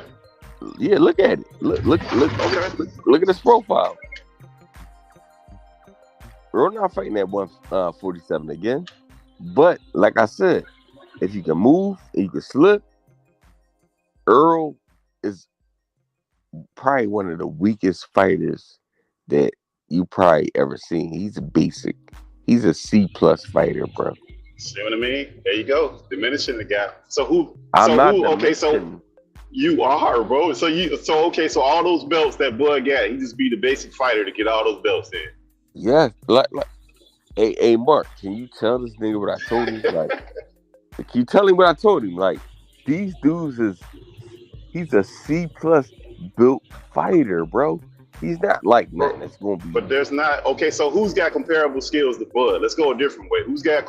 Who is on Bud's level in 147 or 154? Who's on Bud's level? So nobody's gonna fight Bud on his level at that time. Okay, but so that's what I'm saying. Like we can't put this guy way up here and then say that this guy that he just beat the hell out of is just a basic fighter. No. How about he made him look basic, bro? No. What he did, nobody else is gonna be able to do that. Bro, but see, this is where you're going wrong at. Bud beat the hell out of you, right? Right. Then you got other people that's not going to beat the hell out of you. They're going to just beat him. You know what I'm saying? They're not. You got people like I said, Lubin. I think Errol's best fight would be against Fondor. You know what I'm saying? That would be his best fight. Two niggas that standing against each other. But I told Mark this shit like a month ago, maybe. But I think that if Fondor, he's not going to get caught with that them slow punches. Like he's going to move. He's going to get up out of there and throw some shit at him. So I think that Errol has to fight that tall, lanky motherfucker, like Charlo was saying. Like he'll fuck him up probably. Yeah, but if he that basic, it'd be a whole bunch of dudes that could just knock him over like damn punch. Of course. Yeah, if he that basic, no matter. Listen, if he that basic to what you saying, and he a manufactured champion, then it should be a whole bunch of dudes that's just lined up to knock his ass over. No, he can fight. That's what I'm saying. No, he definitely can fight, bro. Like I never take nothing away from him. He can fight. You know what I'm saying? Like I'm not saying he is a bum. He can fight. But it's styles. He can fight. I never said he couldn't fight. But like I said, at the end of the day, he has to be able to deal with movement. If he can't deal with movement, his ass is cooked. Well, and then the other part of that too, that rapper that Mark was saying, that he was saying he wanted him to lose so he could see his friends flip on him. Like some of these people, man, some of the stuff they say is like it's real head scratchy. It don't make a lot of sense for some of the stuff people say, man. And everybody want to be the predictor of predictors. Like it just, and then the people who got it wrong, like listen, man, we look at sports all day, irregardless of what it is. It could be boxing, it could be whatever. People get shit wrong.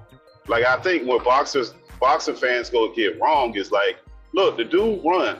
Talk all your trash you want to talk. Talk as much trash as you want to talk to the person who picked the other guy. I think when people get it wrong is when they just say that people don't know nothing and you shouldn't be watching boxing. I'm not saying you. I'm just saying I've heard people. That's another narrative that's out there that's been people have been saying that kind of weird stuff. And that's part of the problem that people have is like that they think people need to know everything about boxing. And that's goofy stuff, man. Like that's not what you should be doing. That's not even helping the sport that you help, that you care about. I think people, they don't promote their own, they make this environment almost fucking toxic. And it's frustrating for some people. They just say, fuck it, I ain't even gonna deal with this shit. They go on to something else. Because people, you got sports 24 hours a day now.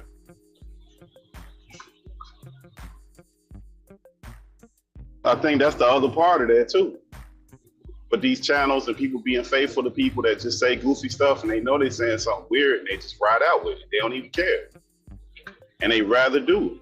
And they just don't care. They're just gonna jump straight off the cliff, head first, nose first, and not care the consequences and the ramifications of it. They don't care. They just don't want to be wrong.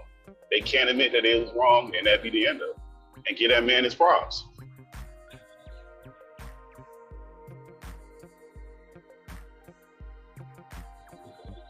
We lost Robin.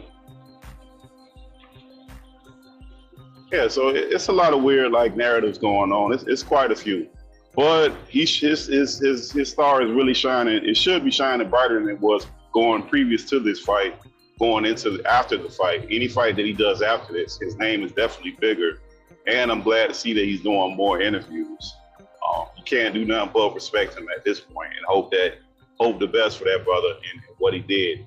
And even that he's a family man and you don't really see him getting in no trouble outside of the ring, which shouldn't matter anyways, but you really don't see Bud doing anything but living that life.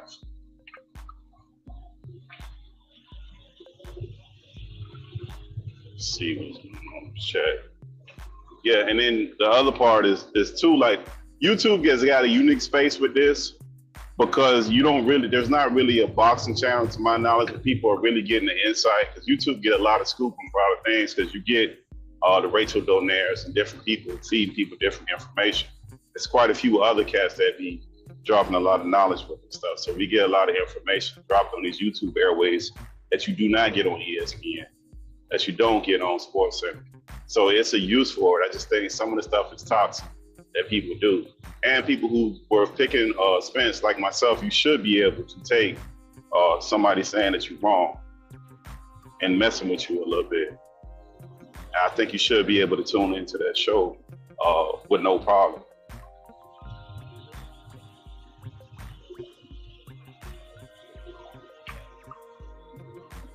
Let's see. And Mark, you still here? Mark, peaced out. Let's see what we got in the chat. Rodman not here. There's some like Jessica said she was a fan since when Bud had hair. Yeah, Bud got some long time fans. Both of these fighters had long time fans. Glad for both of them. Glad we got the fight out of the way. I'm gonna go ahead and close out what I'm saying. Nobody else up here. Mark, appreciate your show. To everybody watching that could be possibly watching or watching the replay, go ahead, hit that Cash App, support the show. It's at the bottom. I can't even see it. Hit Mark's Cash App, go ahead, support the show. Everybody have a fantastic morning. Peace out.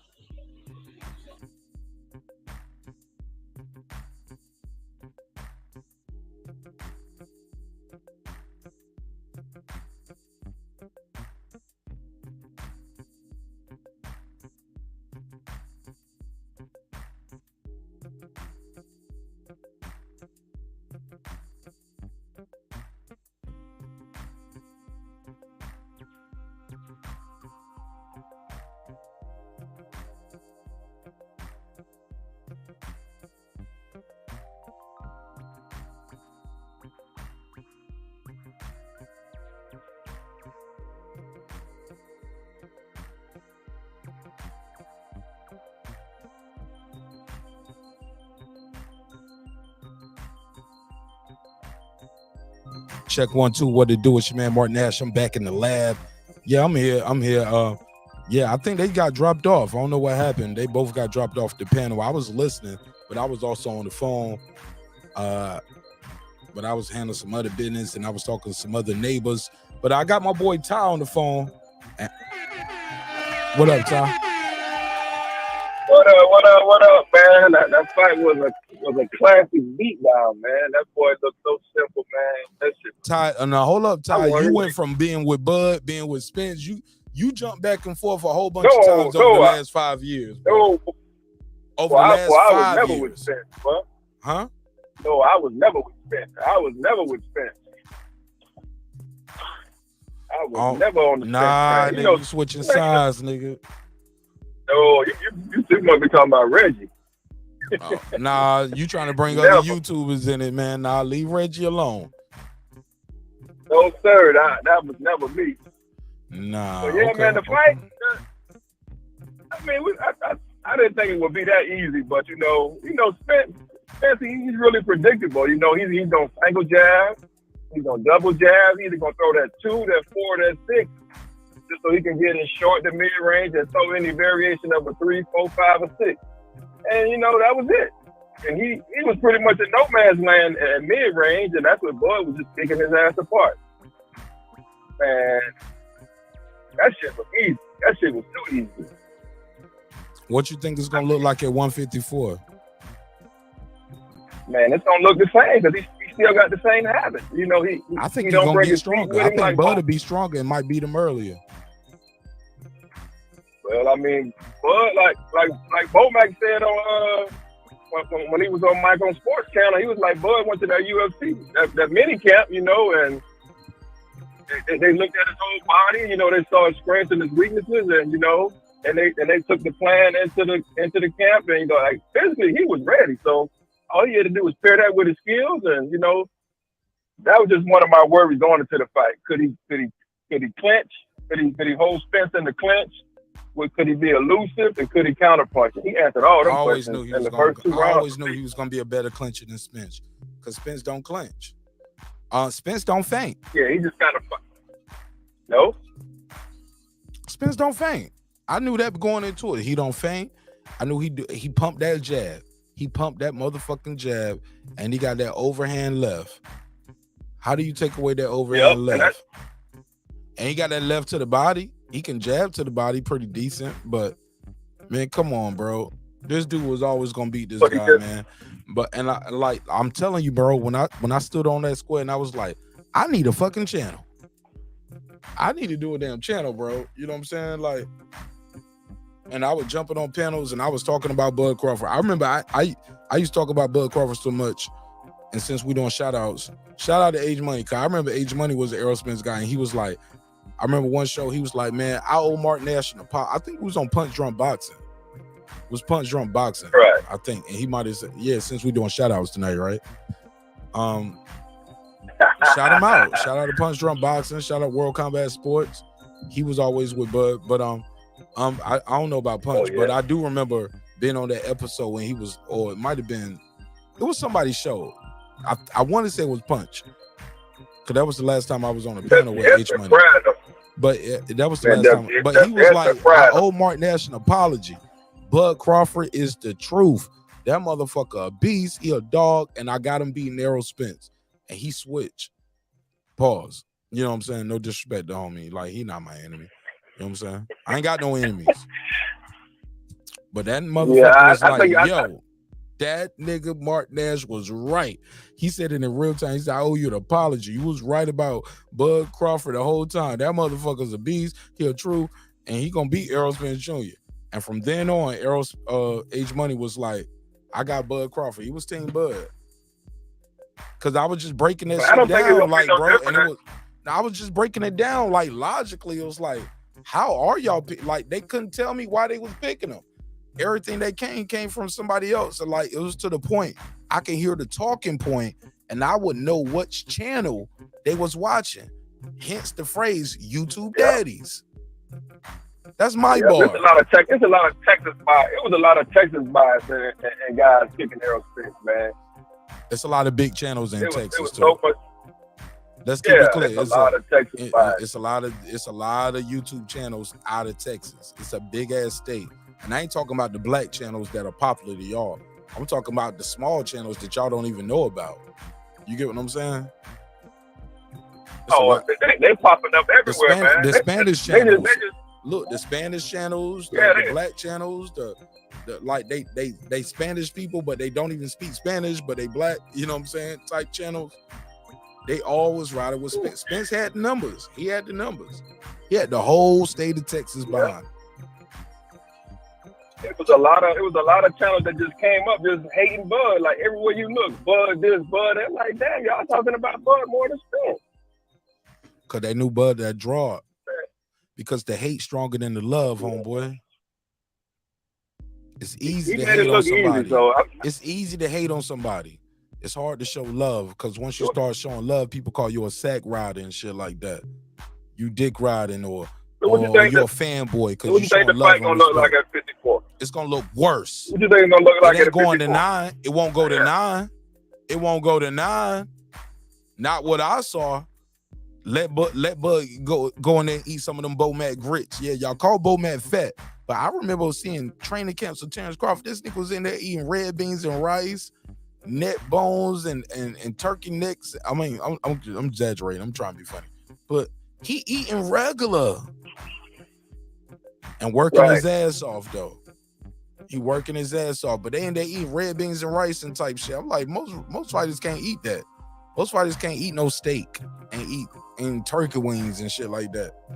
Like, they eating no meat. They eating veggie burgers. They eating veggie. Hey, look, hey, look, they eating tomato and cucumber sandwiches, but the bread is lettuce. Tomato and cucumber wrapped in lettuce. It's yummy to my tummy. It's so good. Smiling on the 24/7. Yeah, man, I'm just working hard. Let me. I'm gonna put hold on. Let me put a face on this camera. I'm gonna put a face on the screen. What the niggas look like. This is how they look like eating them onion, cucumber, tomato sandwiches wrapped in lettuce. Oh, it's so good. Shit is perfect. Yep, this is my new nutrition. So what you think what you think the game plan gonna be in the rematch for Spence? Think he just gonna try to step to Bud, or he gonna play a little bit? Bro. I think he gonna duck, bro. I'm predicting it early. He gonna duck it. Yeah. He gonna duck it. And if he take the fight, I'll be shocked. I'll be amazed, and I'll be like, that nigga really is his own boss right now, and it's a money grab. It's a retirement. He's securing his 100 acres and the private school for his children. He's securing his children's future, and he risking himself. And I'm gonna salute him, and I'm gonna say, man, that's a motherfucking dog right there. That's a motherfucking warrior, because he ain't gotta take that ass whooping again. But he gonna get it worse at 154. It's gonna be worse. I don't think Charlo. I don't think Charlo worse at 154. Yeah, I don't think Charlo coming back to 54 for Bud, man. I just don't think he is. Win, lose, or draw? Win, lose, or draw. I don't think PBC want him to have that legacy, like on the back to that fight. Me neither. But I believe Bud has got business with him. They got business with Bud. They know what's expected. Like I think they treated him good from all accounts. I'm hearing behind the scenes. They did treat him good, and they respected him and treated him like a champion throughout this whole process. So he will probably do another deal with them, from what I'm hearing from the sources. You know what I'm saying? Put a case on it. But it's still early. All the checks ain't, I don't know if all the checks clear yet. You get what I'm saying? But so far, so good. They doing good business by him. But you know, you still got to go through a process with your accountants, auditing and books. It's a process. This whole business is a process. The fight, he won the fight. Did all the checks clear? Did he get all the money from the merch yet? The alcohol stand, the food stand? Like, all that money ain't came in yet. All the money ain't came in yet. You feel me? Got his front end. Maybe Al won't Bud to take out the trash, take out the rest of the PVC trash. You know, just finish Errol off, finish Charlo off, and let him retire. Maybe it'll work out like that. Whatever happened before, I'm sure they got a better relationship now. I'm sure that conversation is different. Hey, young man, how you doing today? It used to be, I'm good, Mr. It was like, it used to be, I'm good, Mr. Heyman. And it was like, I'm good, Al. You can call him Al now. What the hell, Spence talking about you ain't got to thank me for making the fight. Like, nigga, this was your only option. Nigga, you ain't like you wanted to fight Keith or Boo. He didn't want to fight him, and this is definitely a bigger paycheck for him. Yeah, he ain't want to risk, you know what I'm saying, losing the Thurman or Boo. So you might as well get your 2 Bud checks. You couldn't get that. Canelo didn't want to fight. Canelo declined your offer, so this was the biggest, the best check you could get. Like, that's not acting like you really wanted this fight. You pursued it. You know, you was backed into a corner. Nah, you know? let them tell it Bud was backed into a corner, which is weird because they the same people that said the YouTube daddies are the same people that said Bud trying to go to Golden Boy and fight Alexis Rocha and Virgil Ortiz. So that means he had options, right? He had just fought David Avanesian. Y'all kept saying he's trying to take the easy route. He ducking Errol Spence. Shit don't sound the same. Bud stopped all that shit. They did Spence a disservice. What should have happened? Spence should have been back in the ring in the last quarter of last year. He don't like training camps. He don't like tune-ups because he don't like training camp. That's what niggas don't understand. People keep looking at it as like he's some beast where he's like, man, I ain't doing no tune-ups. No, he don't want to do no training camp and make that weight for a fight that ain't worth millions of dollars, bro. Like big fights, big money. He ain't trying to do no tune-up because he don't want to do the training camp. Hey, speaking of tune-up, his ass gonna be a tune-up. Saying it. Hold up, that ain't Martin Nash saying it. That's Errol Spence saying, I don't like training unless I had a fight. That's right. He said that, bro.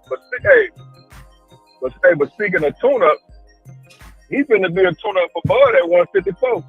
He's gonna be a tune-up for Bud. On God, he about to be. You never heard of it. Oh, you heard of it, nigga. And I want to see it too. He gonna beat the shit out this. He gonna beat him worse, bro. I think he's gonna stop him in 6 or 7. That eighth round taking off and that 9th round stoppage gonna happen like 2 rounds early. Like that fill-out round is gonna be that jab popping that you saw in the 2nd round, midway through the 2nd and the 3rd round going crazy. That shit gonna start in the 1st. Cause I got you. You ain't even healed up all the way good from what I did to you. Your nose you still got scar tissue on your nose and your eye and your lip. Oh yeah. I'm about to beat you up. Yep. I'm about to bust you up even more. You ain't healed up all the way. He gonna step to it. Just like you said on the Porterway podcast. Now that one gonna look like Hagler and Hearns. Cause Spence know his only bet is to go in there and swing some haymakers and knock this nigga out. Now that shit might look like Hagler and Hearns, where shit might go in 3. That shit might be over in 3 or 4 rounds. My over and under is gonna be 7 though, cause that's when Crawford did his most work. I'm going under 7. Yeah. Yep. And all the icing this is just icing on the cake. Like Bud already beat you. Already done been 2-time undisputed. Like he really might go in there and fight loose, and well, he ain't gonna be undisciplined, but he gonna really be in there. He gonna beat him up. He gonna beat him up. He gonna beat him up, and he gonna be stronger. And he already know I can beat you. I can hurt you. You didn't hurt me at all. I hurt you really bad a lot of times in that fight, and that was me struggling to make weight. We both struggled to make weight, according to Bud. According to Spence, they both struggled to make weight. But think about, like, when I look back at Spence's career, like he just fought a lot of naturally smaller dudes. Like if you look at Danny, Ugas, Algieri, Lamont Peterson, all the guys that gave him credit. Mikey Garcia. His most decorated guy on his record was Mikey Garcia prior to Bud. And that was a smaller weight guy. Right. All of them and now he fought a real dog. His first real challenge, he lost. Yeah. And the thing, you going to 154 with Spence never fought no undefeated champion before, right? At welterweight. The first guy he fought, he had to take their shit.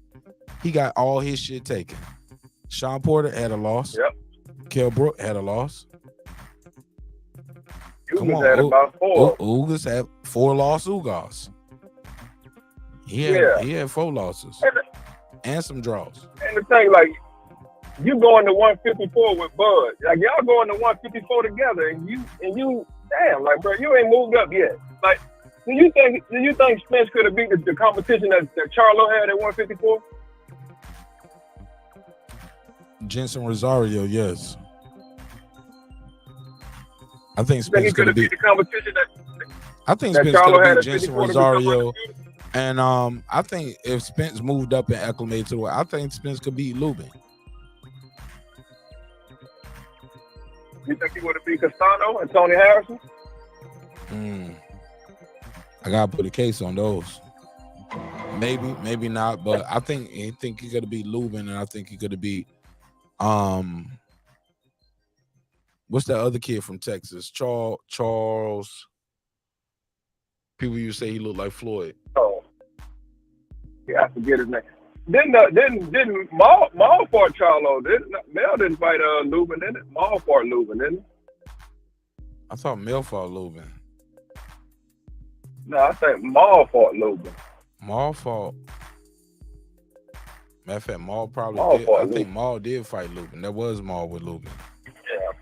Yeah, Maul fought Lubin. Man, they were so close and they was just doing so much, man. Man, I love their story, man. I would love to.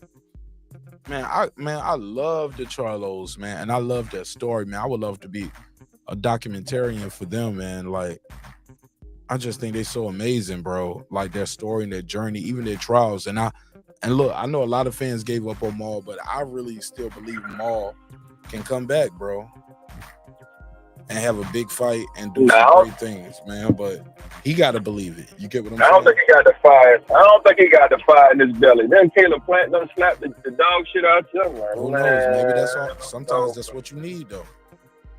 You need that. You think that's gonna reignite the fire in his belly? I don't know. But I don't know, but I would hope so. Well, according to I heard Ronnie Shields say that Canelo gonna fight him in next May.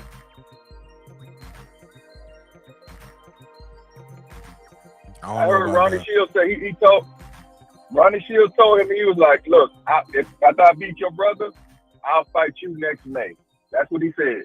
It sounds good. I ain't gonna call the channel he was on. That's what he said. Canelo said that. He said Canelo told Maul that. After I beat your brother, I'll fight you next May. Now, who want to see that, though? But that means Maul is going to be out of the year almost 3 years. Like, well, he needs a tune-up in between, you know what I'm saying? Who's going to be the tune-up? And bro, he has nothing on the schedule, bro. And when I saw him in Vegas, his left jaw, the left side of his jaw was swollen. I thought he said I thought I saw him on the interview. He said he coming back in October. I heard he said he coming back in October. Bro. I don't know about that. Maybe that's part of Caleb Plant putting that speech out there. Caleb Plant why did Caleb Plant go out there like that? Because somebody told me Maul filed charges. Because you fucked up my money. You fucked up my job. But I'm telling you, Caleb Plant slapped. You ain't heard that story going around that Maul filed charges on Caleb Plant? No, I ain't heard that part. I ain't heard that case part. on it. Oh yeah, that's a rumor going around. Maul put a case on Caleb Plant. I don't know if it's true or not, but I heard that shit floating around. If I'm wrong, hit me with a cease and desist, and I won't say it no more. And I'll take the video down. How about that? But until the meantime, that's what I heard. And that was part of Caleb Plant doing his IG live. He trying to sway public perception and put that shit out there, get ahead of it, because he fucked Maul jaw up. And if you look at Maul, Maul's left side of his jaw is the part that's Caleb Plant slapped him on the left side, but the right side is the part it's the part that's swollen. He slapped him on the right side. He slapped him with his left hand.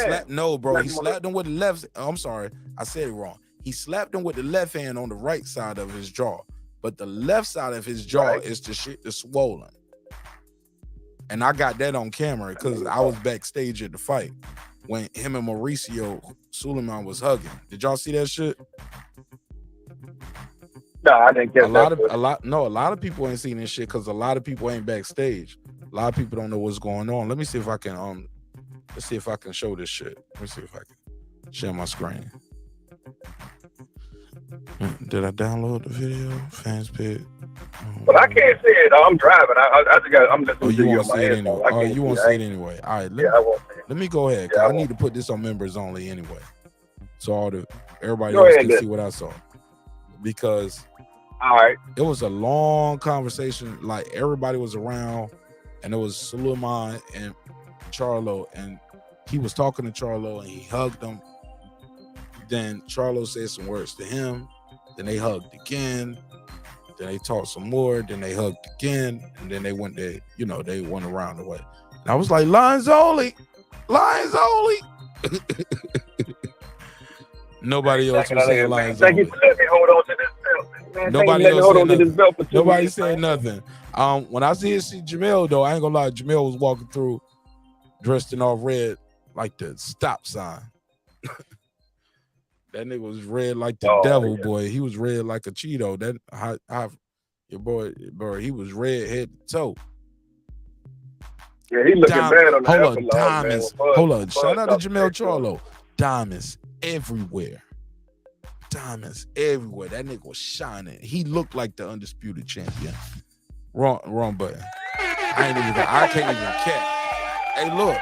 And he was surrounded by like bad bitches, and a couple niggas that look like security. That nigga walked in, looked like his album was dropping next week. I ain't lying. Jamel Charlo looked like he got a new album dropping. That nigga had diamonds on his wrist, ears, neck, surrounded by a bunch of bad bitches, a couple security guards.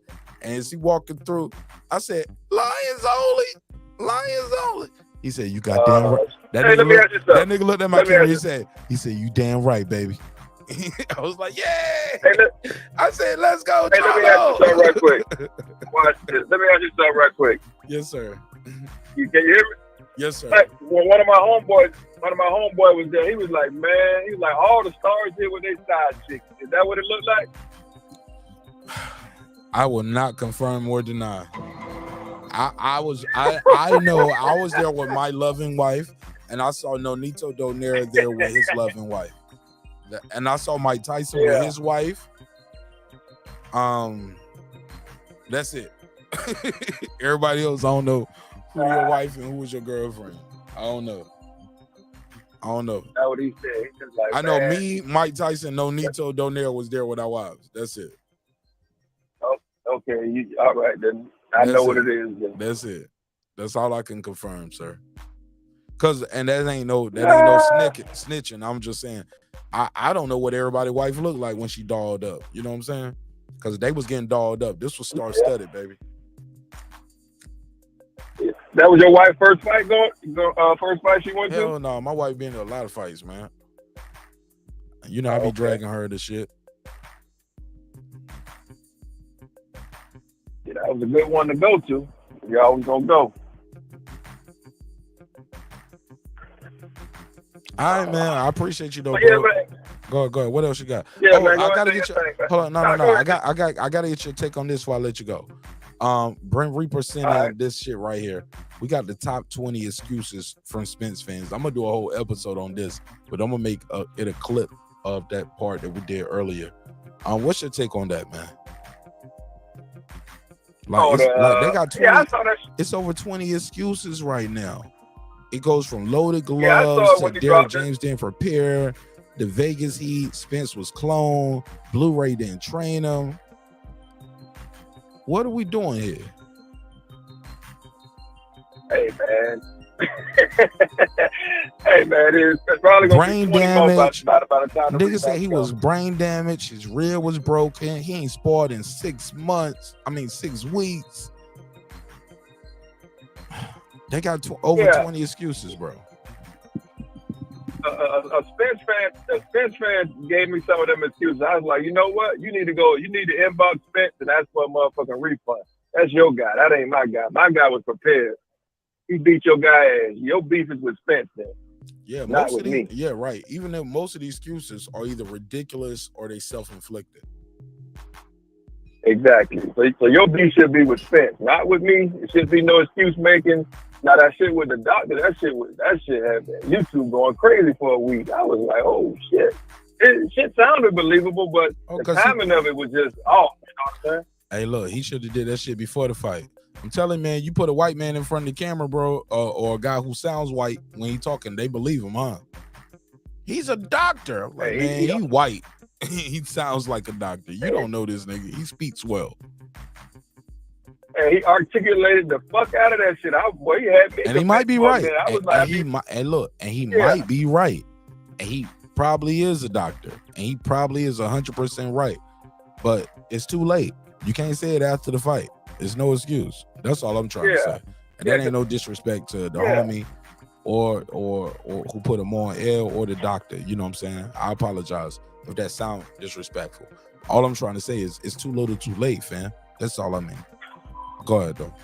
Yeah, but those are things. No, we were always we were saying about Spence. Oh man, he he don't look the same. Blase. It was you, Errol sexuals. Oh no, he back. He better than ever. He the PBC version of Wolverine X-Man. He unbreakable. He breaking all right, cool. Now when his ass gets knocked out, yeah, he's super nigga. Now when his ass gets knocked out, oh man, what you said was true, man. We ain't trying to hear that shit now, man. Get the hell on. Yeah, yeah, bro. It is what it is, man. And it's gonna be what it's gonna be. But I hate I didn't get to all these other topics. I'm gonna try to run through them. I'm looking at the clock right now. Let me try to. I don't know if I'm gonna be able to do it. I probably should have just made this. I forgot Bud Crawford is the hot topic. I didn't even get through all 3 of my Bud Crawford interviews. Actually, it's 4 of them. Bud Crawford, the hot topic, man. He the hot topic, bro. I'm trying to squeeze in other topics with it. But Bud Crawford is the hot topic. He the shit, bro. Pound for pound, #1 in the world.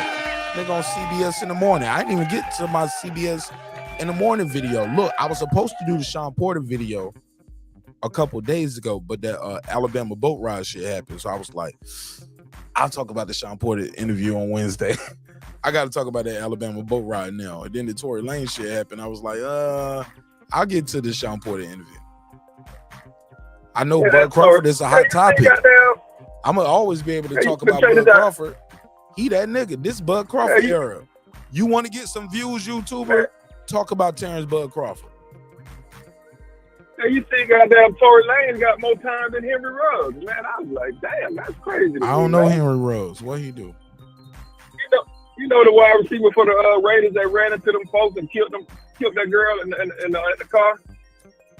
Remember, he was drunk like about 2 years ago, and he was driving down the Vegas Strip, and he hit that girl in the back. Hold up, Tory got 10 years. How much time he get? Henry Ruggs got like, they say he got 3 to 10 years. So he might do 5 and get out.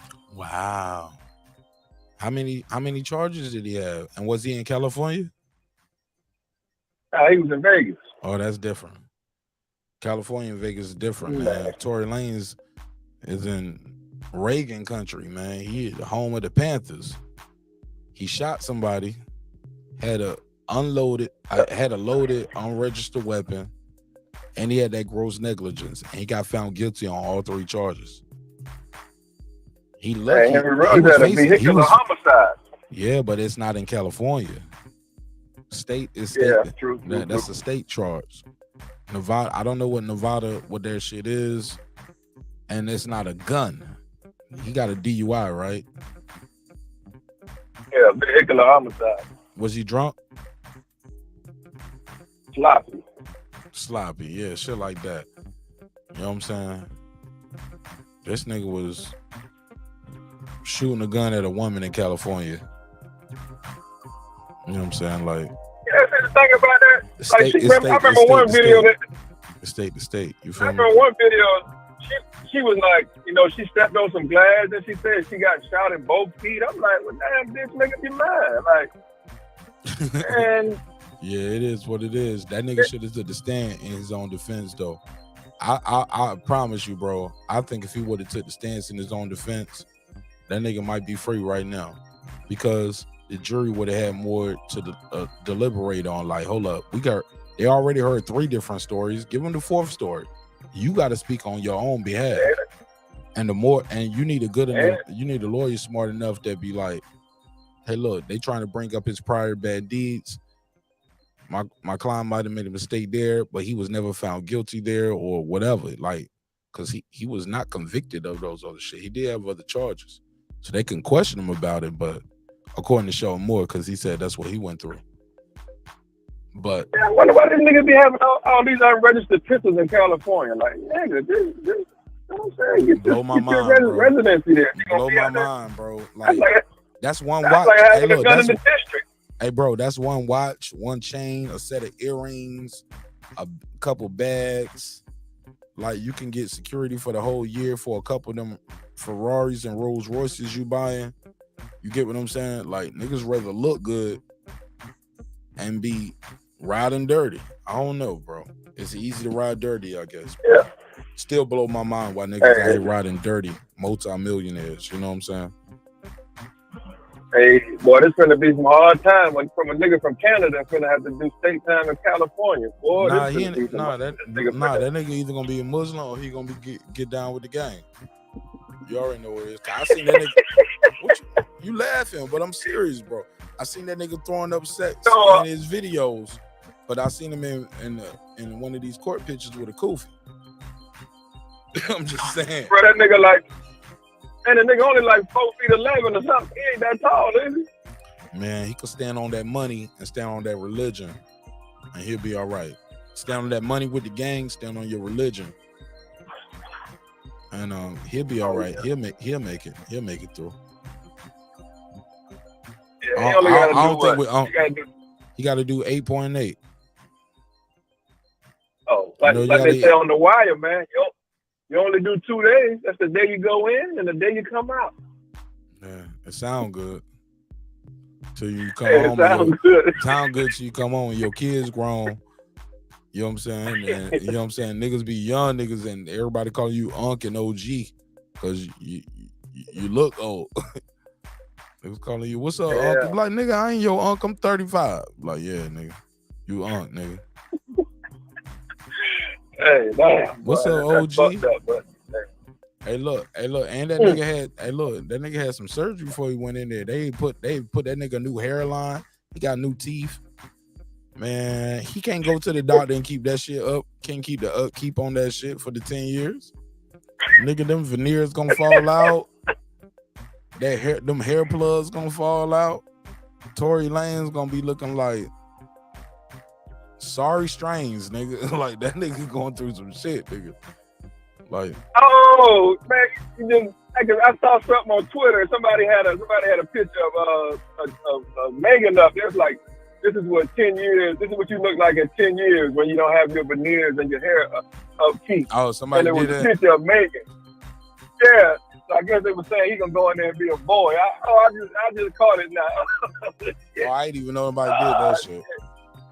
I just know that Yeah, nigga somebody had some just teeth. put- That nigga just got new teeth and got new hair plugs, and that shit requires upkeep for the first few years, and he ain't gonna be able to do the upkeep. Some people's like, well, he can still drop music from jail. Music from jail is trash, nigga. It's recorded terribly. Bad engineering. Bad mixing and mastering. It sounds like jail music. You hear niggas in the background. I come through your door saying I love you. Shut down cell 24. Like that shit get, yeah, whatever though. Whatever. Put a case on me. All right, man. Let me go and shut this shit down, man. I got some shit to do. All right, bro. Peace. All right, peace. Let me do this cash apps, man. I got a couple cash apps came through while I was on the phone.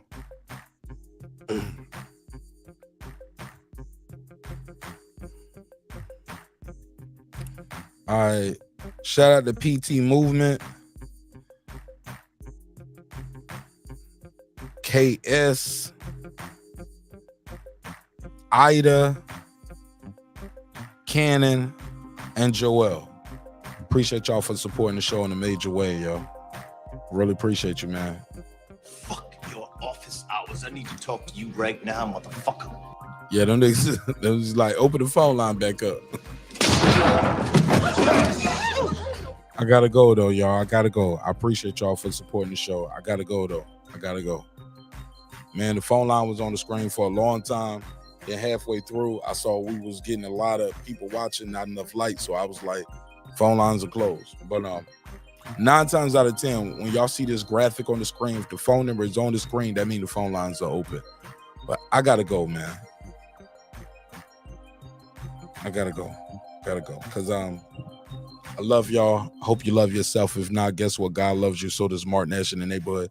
I got some shit I gotta drop for the members, man. I got members on the content. What up?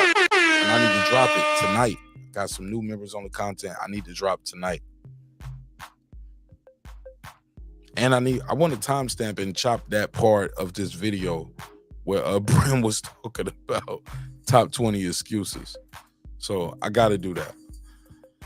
With that said, let's close this out with a neighbors only roll call, man. Because without the neighbors, and I'll get to these other topics on members only tomorrow. I promise. I'll get to these other topics on members only tomorrow. Sorry, I couldn't make it through. Sorry. I do my best. Hopefully you guys were entertained. You had a good time. Hopefully you guys had a good time. Because I ain't gonna lie, I have a good time every time. I have a good time every time, man. And yeah, man, I appreciate the opportunity to entertain you all this evening. So with that said, let's close this shit out in a major way. Pardon me.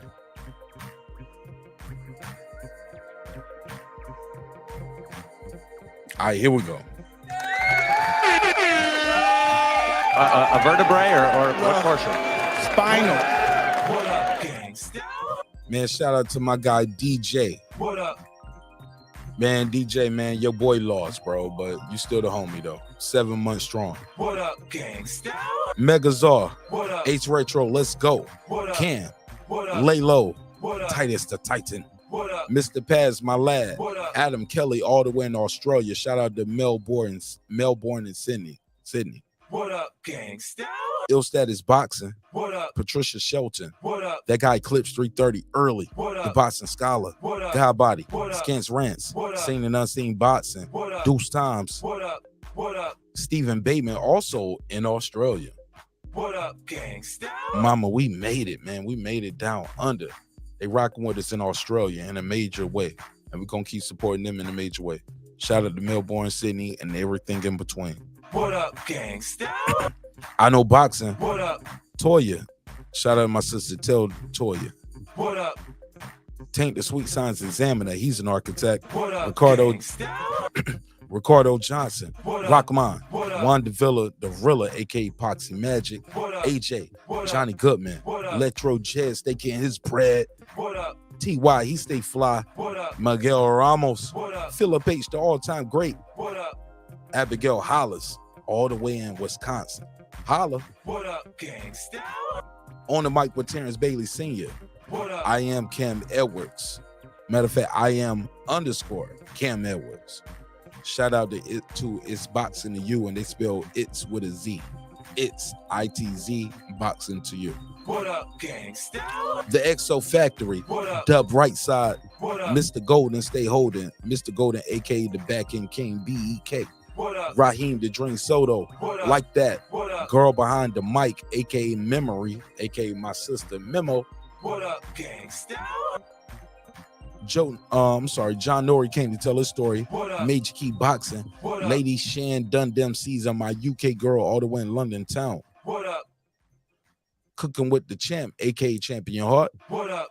On the floor with Shelton Moore. What up? SLG. What up? Sam F. What up? Pound for Pound Sports Entertainment. That's my guy F. Merritt. What up, gangsta? Kendall Celestine. What up? Kendall, I want to say more than Kendall. Kendall, I got to get it right. Is it Celestine or Celestine? Let me know, Kendall. D-Lo 44 Boxing. Carmen Serene with the Serene Saturdays. Nick Rich in this bitch. My sister Nikki in Central Florida. What up, gangsta? Aaron Parker, the Big Talker. What up? Taylor Bell with TapTech. UnlockSim.com. Unlock your next device today. What up, gangsta? Transcendent Sports Channel, my Filipino brother from another, all the way in Canada. What up? Shout out to Canada. What up? Fistiana Fights, she just might. What up? Jacob Sims, that's him. What up? Haplo, let's go. What up? MFB. What up? My sister Miss Queen, son kissed, and yes, she was kissed by the sun. Mwah. What up? What up, gangsta? Shout out to Beyond the Ring with Nonito and Rachel Donaire. That's 9-time champion Nonito on his way to the Hall of Fame. We're going to rock with him every step of the way. Thank you so much for what you guys do behind the scenes, in front of the scenes to support this show. What up, gangsta? I don't take it for granted, and I don't take it lightly. Thank you so much. What up, gangsta? True Media Today, USA Boxing. That's Coach Malachi Williams. What up? Puto. What up? Food Revolution, a.k.a. Foodie with the Beauty. Foodie, I had to go back and listen to that show the other night. Foodie. What the hell is going on? You're a wild motherfucker, girl. Food crazy as hell. What up? Love her though. I love her to death. That girl crazy as hell, man. I love it. What up, gangsta? Shout out to KP from KC5. What up? Matt Wade got a dope single out called Papa Daddy. Y'all check him out. What up? Beyond Buff Media. What up? Pittsburgh T. What up? SF City Slicker. What up? It's Mex. What up? Rider of the Storm. What up? Here to There. What up? Meta Yoel. What up? Cliff Bailey. What up? Con Shawnery. What up? Lisa Bell, she never fails. What up, gangsta? HOD. What up? Cooking with Sir Senior. What up? Brandon Washington. What up? D Bevel the Champ. What And up? of course the big fish himself, my good brother Darren Lincoln. What up, gangsta? Darren Lincoln, I'm gonna leave you alone, bro. I'm gonna give you back your name, the big fish. You still the big fish, bro. Darren Lincoln actually copped one of my version of the Terence Crawford. So, you know, I did my own tribute to Terence Crawford with the merch, and he copped one of the shirts. So I'm gonna leave him alone. But he gotta wear it on the show. And he gotta get on cam and say, Mark, you was right, I was wrong, Bud beat EJ. And you told me for years. But he gotta say it while wearing that Terence Crawford shirt. And I might make that the same day as Puro got to shave his beard off. Yeah. Might do that same day. Might have to do that the same day. Make that a whole Terence Crawford appreciation. Matter of fact, I might cash in on that this weekend. Because they having Bud Crawford parade this weekend. So if I don't do it this weekend, I might do it on Monday. Make everybody cash in their bets to me. Cause I need Shawn T to pull up, man. I need some of these YouTube daddies to come up too, man. Cause there's a lot of y'all YouTube daddies that was telling me I was crazy for years. Yeah, we might have to have a whole day of it. I'm gonna reach out to some of them behind the scenes. Be like, hey, man, I'm doing a whole episode about you was right, I was wrong. Are you gonna pull up? Some of the niggas gonna say no, but some of them be like, yeah, man, I'm cool, man. I'll pull up. We'll see. But fuck it. Y'all know who they are. And some of them I don't fuck with anyway, because some of the narratives they pushing are totally disrespectful. Sour grapes. You got lost, bro. You built your channel up off a narrative that you got from your YouTube daddy. And your boy end up looking like cold grits, lumped up oatmeal. And the guy I picked, my guy,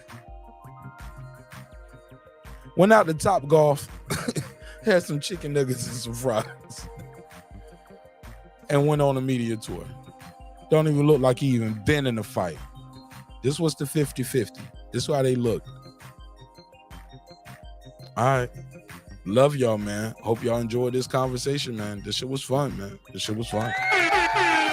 But all good things must come to an end, even this show. So thank you for your time. Thank you for your energy. If y'all did not see my interview I did with Mike, I'm sorry, not Mike Williams Jr., Brian Norman Jr. If you did not see my interview I did with Brian Norman Jr., and he was responding to Quentin Randall's call out. Quentin Randall, if you don't know, was a sparring partner for Errol Spence leading up to this fight. I interviewed him, and he said, I wanted to sign the Top Rank, but they only had 2 names I wanted, and they told me I couldn't get them. And one of those names was Brian Norman Jr. I bumped into Brian Norman Sr. at the fight in Vegas backstage, and he was like, nigga, who? Quentin Randall, never heard of it. I was like, nah, he want to fight y'all. It never heard of it. He was like, I don't know him. It never heard He of said it. he talked to Brad twice. It never heard of it. He was like, all right, send me the video. I sent him the video same day him and Brian Norman Jr. pulled up on the show. So I'm gonna drop the link out there for their response to Quentin Randall. They'll talk about their their beef with, well, it ain't no beef with Quentin Randall, but they do got some beef with Tank Davis.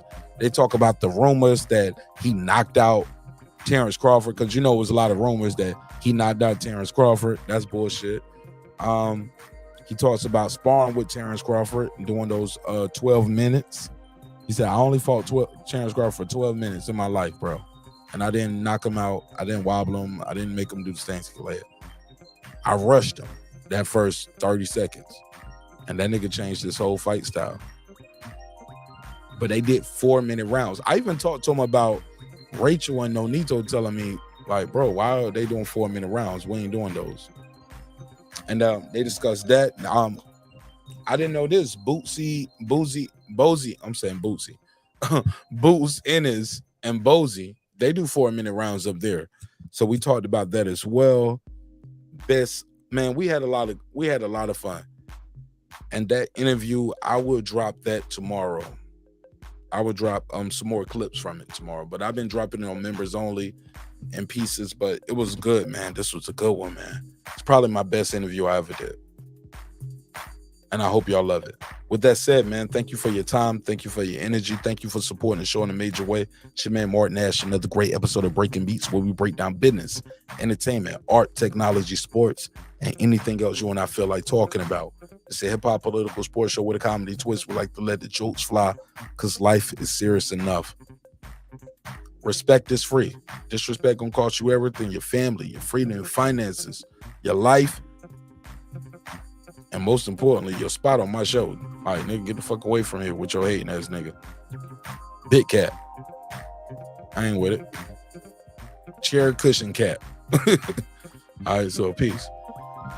So yeah, make sure you if you want to support the show, the Cash App is scrolling at the bottom of the screen. You can always do that. You can do a super thanks, super chat. I'll highlight and pin those as well, and I'll give you guys a shout out on the community tab and plug your channels. If you are a content creator and you are a member to the neighborhood, tag me in your link, and I will definitely share your link as well.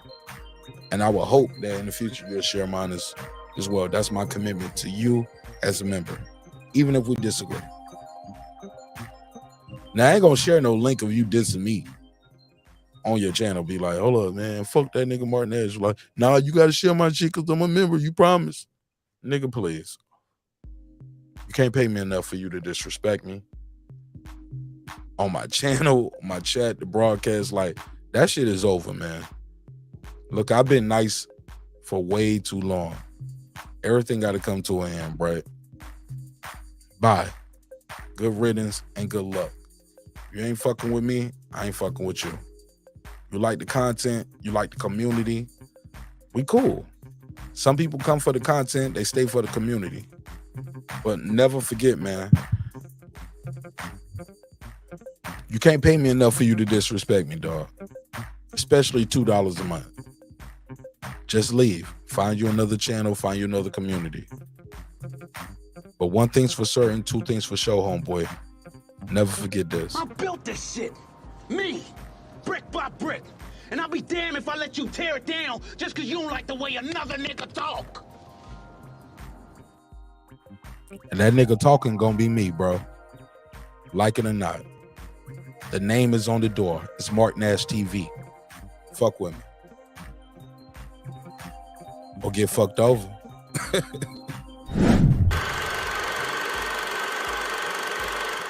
This that squad sound.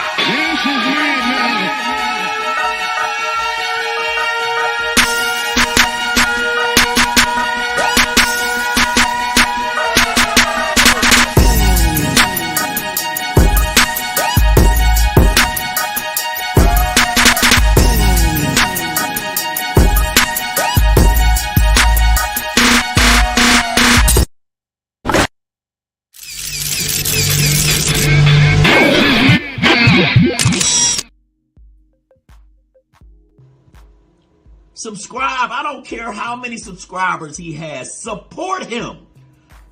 So he made all this possible. He made this possible. Nah, man. Dr. Mark, God made this possible, and so did viewers like you. I see y'all on the next one. Man, I gotta update that intro, man, because we got a lot of new stars and celebs that I had a chance encounter while I was out there in Vegas over the last 2 weeks, because I went out there twice in 1 month, and that shit definitely hit the pocket. So I appreciate everybody sending the 1s and 2s, but if y'all can send the 3s and the 5s, I appreciate that as well. Thank you so much. The Cash App is scrolling at the bottom of the screen. I'll see y'all on the next one. Peace.